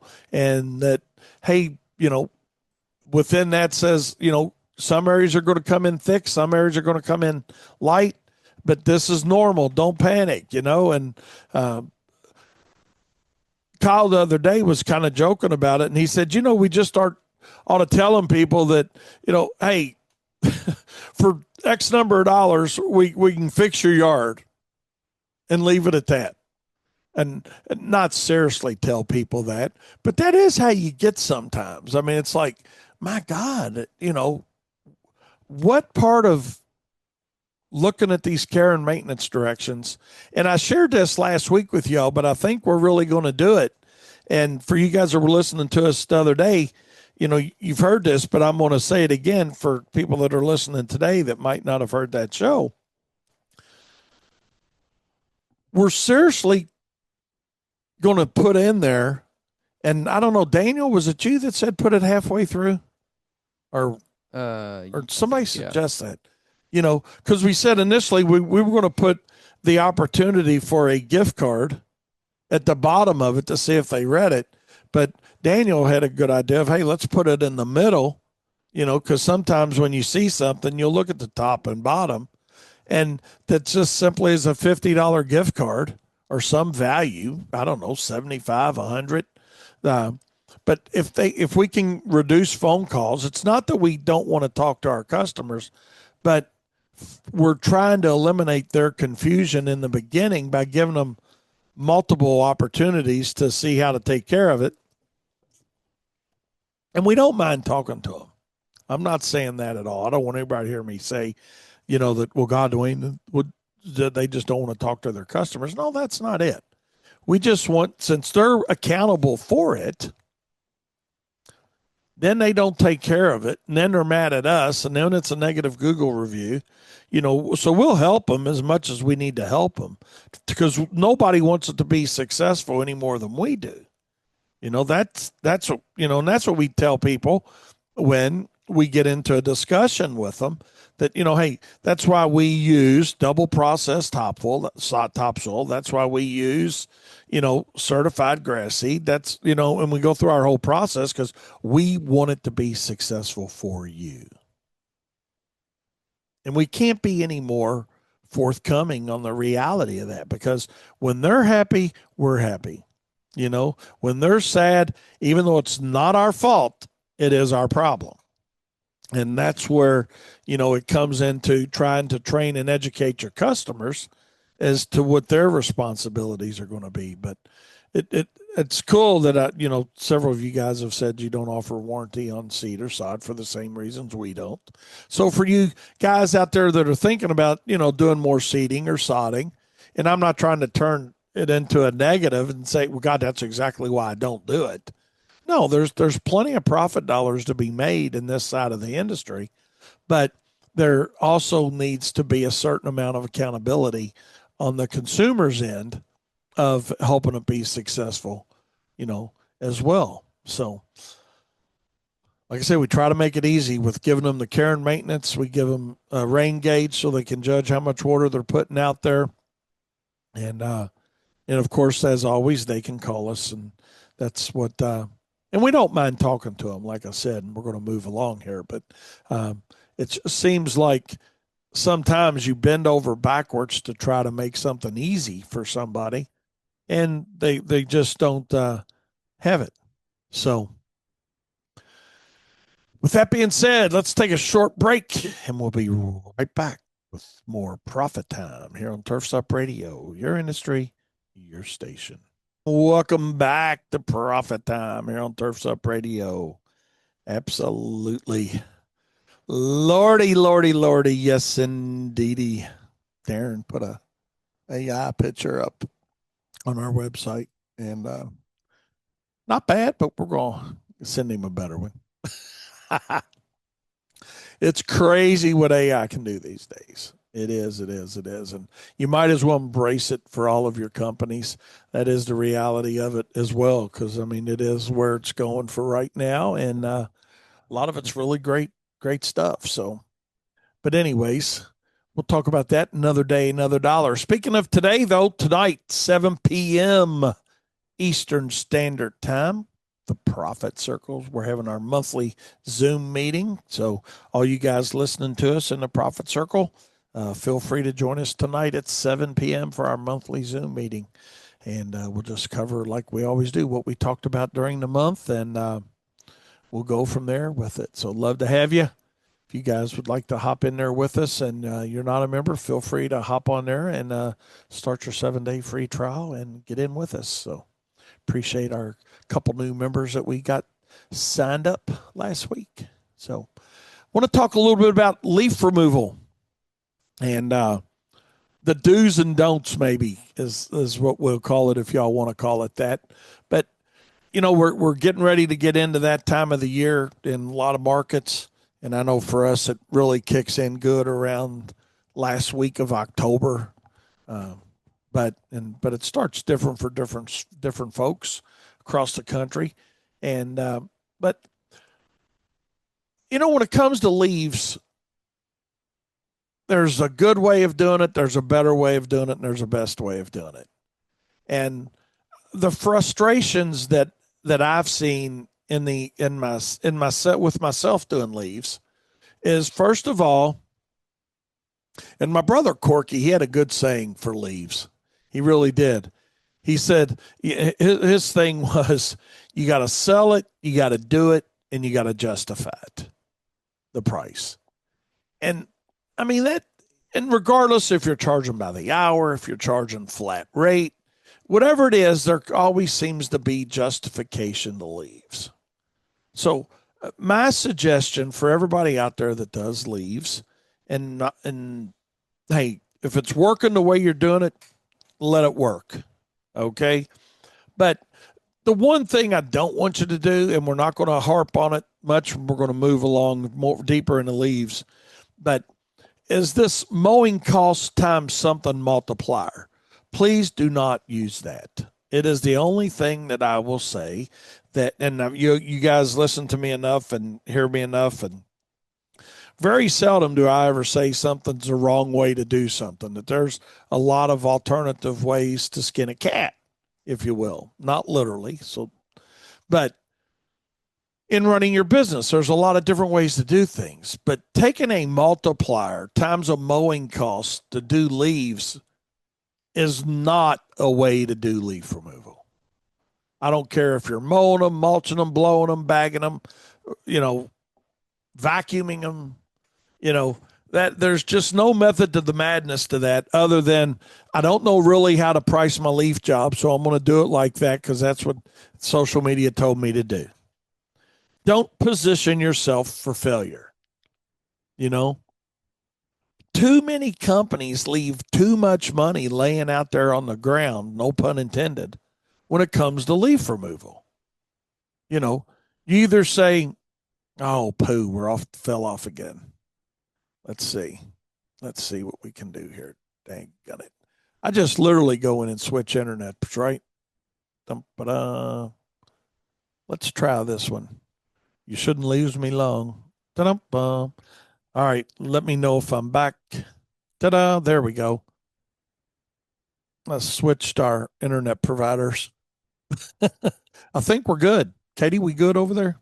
Can you? We're having a little bit of issue today, but not sure. All right, so we're trying to get back in there. Let's see what's going on. I don't know. We had some fall off. Let's see what we got going there. Let me flick to this one. All right, should be about 10 seconds, and let me know if we're back on. Hopefully that's got us. I really don't know if we're having internet issues or if it's site issues. We'll see. So we'll wait. Daniel will be here in a second. And we're back on. We're all right. We're good. All right. So we think we're good. There we go. So getting back to leaves, thanks. I appreciate your heads up on that, Darren. So we should be good now. We'll try to get through this for the next 14 minutes and 32 seconds. But, when it comes to leaves, first of all, a lot of people don't like doing because you say it's too hard. There's no money in it. When the reality of it is, it's a great opportunity to go out there and make some money. That's just it. Don't leave those profit dollars laying out there because it's a great source of reoccurring revenue for your company. And beyond your regular maintenance people. Now, as you scale your company and you grow a little bit, you'll have people that's all you do is their leaves for them. You just do their leaf removal for them. We've got a lot of people like that. Every year we just do their leaves. They either mow their own properties or they got somebody else mowing their own property, and whoever's doing it doesn't want to do leaves because they're not set up to do leaves right. And every year we do leaves for them. So that's how I want you guys to think about it is what's the real opportunity in leaf removal? And there is quite a bit, but you got to think a little bit about it before you just hop in and say, okay, well, we're just going to do it. Or, hey, I'm going to do the ones I got to do. And that's all I want to do, but most contractors aren't earning what they deserve when it comes to leaf removal simply because they don't know what they don't know about the pricing. And they're throwing darts when it comes to pricing, like a lot of other services. But, the reality of it is just sit down and calculate your cost per hour. When you're trying to do leaves with lawnmowers and mulching them and just mulching them. If you're doing a limited number, you can do it that way. But you got to think about what are you doing to the organic layer and all those, you get to a point where you're putting too much composted organic material into a lawn to where you're going to start having problems within the lawn because it doesn't have time to break down all that compost. Yeah, you mow them, you mulch them, they get into the organic layer, create the organic layer, however you want to say that's adding to the organic layer, but it can be too much. So that's where if it's slow and it may not be really good for the lawn to do that. All right. That's just the reality of it. If you don't know what to charge, there's a simple fix to that too. And that is simply calculating your cost for your truck, for your vacuum, for your disposal fees, establish minimums for that. That's what you got to do.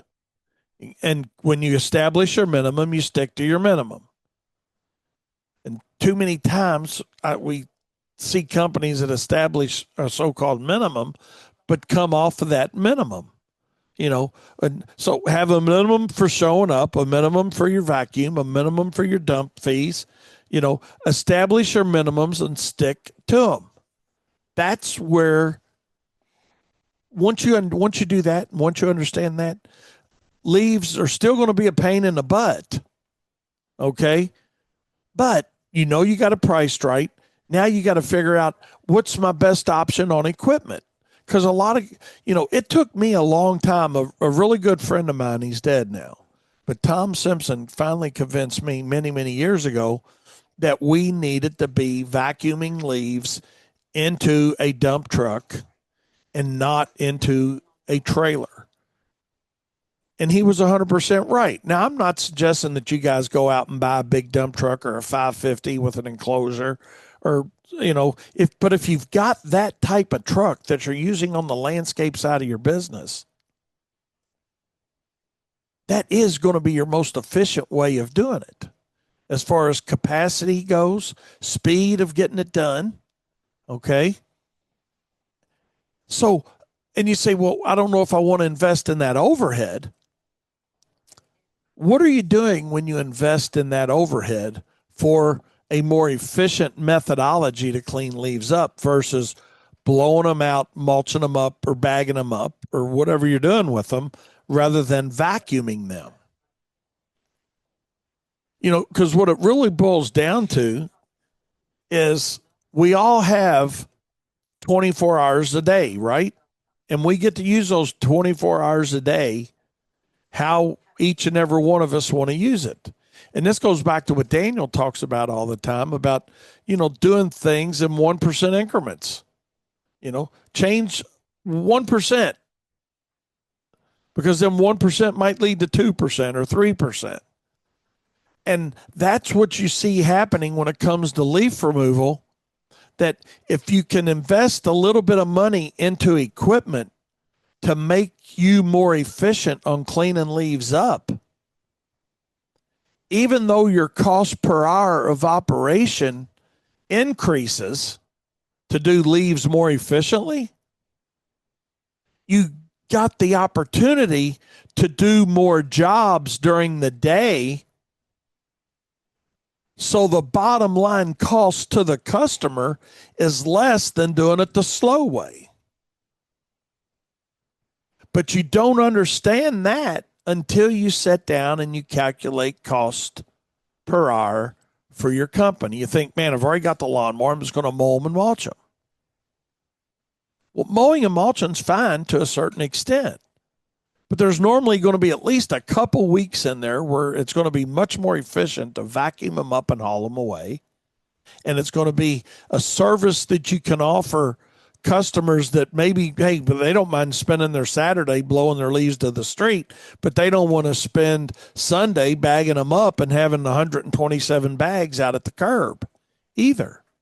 So then you can solicit the other service of vacuuming for people. And I think that's what you got to think about is, what are some different ways that we can utilize our hours more efficiently?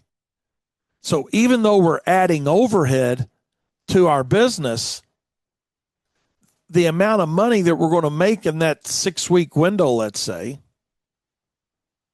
is going to overcome the additional cost of the overhead, even though we're buying seasonally used equipment. It's no different than buying seasonally used equipment for aeration, Powerseeding, snow and ice management. I mean, the list goes on and on and on how seasonal services can be an add-on and be very profitable for your company.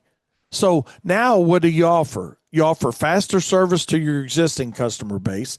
You open up another customer base opportunity of people that you just vacuum leaves for. And we've got a lot of those we do every year, that it's reoccurring revenue. They call us to come vacuum their leaves. You reach out to some of your competitors and say, hey, man, you tired of bagging leaves? You get them to the street, we'll come vacuum for you. So it opens up a lot of different opportunities, but we got to get past the fact of it's too hard and there's no money in it. It's like anything. That's the easy answer, right? What's too hard and there's no money in it is the easy answer. And it's not a hard answer to say, hey, let's go out and invest in equipment and do this more efficiently. That's just the sensible answer. I mean, why are you not wanting to do something the most efficient way possible? And like I said, you got to think about your customer's turf. And the more organic material you're putting into that, some of you guys probably don't think about it, don't care. It's just, well, mulch them. At some point, you're going to start having problems with the lawn because of the excessive organic material in that layer. So when it comes to leaves, you don't have to be a huge company to do it this way. I see a lot of guys with dump trailers that do leaves. Absolutely. Blow them into a dump trailer. If you don't have a truck that you can enclose, that's fine. But if not, get you a dump trailer, blow them into a dump trailer, and have a dump fee on each and every job you do. Don't be scared to charge for a very specialized service that this is. And the fee for this service is not mowing cost times 2 or mowing cost times 3. There is no methodology to that. everybody using that, throw it out the window because it is the dumbest thing or one of the dumbest things you'll ever do for your business. Calculate what you've got in it, even if you're going to mow and mulch them. And we've talked why that may or may not be a good idea. You still need to calculate your cost per hour to see what that translates into as far as what you need to charge for leaves. For us, 90% of our leaf work is labor hour related. Because from one year to the next, the variables change with leaves. Is it a wet season? Is it a dry season? Are they having us do it on a weekly basis? Are we doing it twice during the season, once during the season? Have we had frost? Have we had snow? All those things become variables. And that's why when you price a leaf job, you could look at a leaf job. Let's just say we're in the middle of leaf season, right? You could look at a leaf job today and go do it tomorrow, literally, and it's a completely different job because of wind, right? And you guys know exactly what I'm talking about that do leaves. And what I found is when we were flat rating jobs and saying, okay, it'd be $450 to do your leaves or whatever the amount was. If it was easier when we got there, they're like, well, yesterday, we didn't have all that wind. And now when you got here today, the wind's been blowing. We don't have nearly the leaves. What are you going to charge me? But if the wind's blowing the opposite direction and now they got 3 times as many leaves or 2 times as many leaves because the wind's blowing toward the end of the cul-de-sac where your customer's at that you're cleaning up, now they got a lot more leaves, then they're thinking, oh, yeah, great. That's why we found that the best way to do it for us in the majority of the time is on a per labor hour rate with minimums established for the truck and vacuum showing up and our crew showing up. And then so much per labor hour after that. And the labor hour rate depends on what your costs per hour of operation are. So what Wayne's charging is, or what Daniel's charging, or what Larry's charging, or Katie's charging, as contractors, it doesn't matter what everybody else is charging. What matters is, and what's going to happen with you eventually is you're going to figure out that, number one, there is money in leaf removal. But number two is I got to figure out the most efficient way to do it. And once I figure out the most efficient way to do it, then I'm going to be able to go out and do more jobs during the day because I've got the efficiency in the equipment. And I can literally show anybody that wants to look at it how somebody set up properly with a vacuum,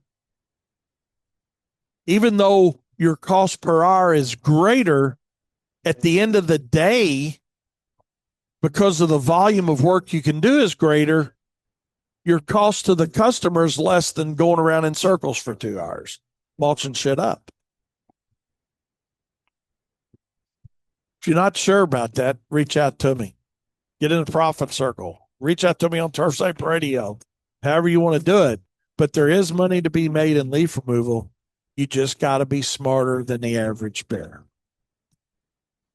You got to stop trying doing it like everybody else is doing it and know that it's a reoccurring revenue source that can really help your company put some money in the bank as you go into the winter. It's your choice, as always. It's your choice. It's your business. That's a great thing about being a business owner, isn't it? You get to make the choice. Make the choice to be more successful, more profitable. Appreciate you guys listening to Profit Time. We'll see you on Wednesday. And remember, profit is not a dirty word.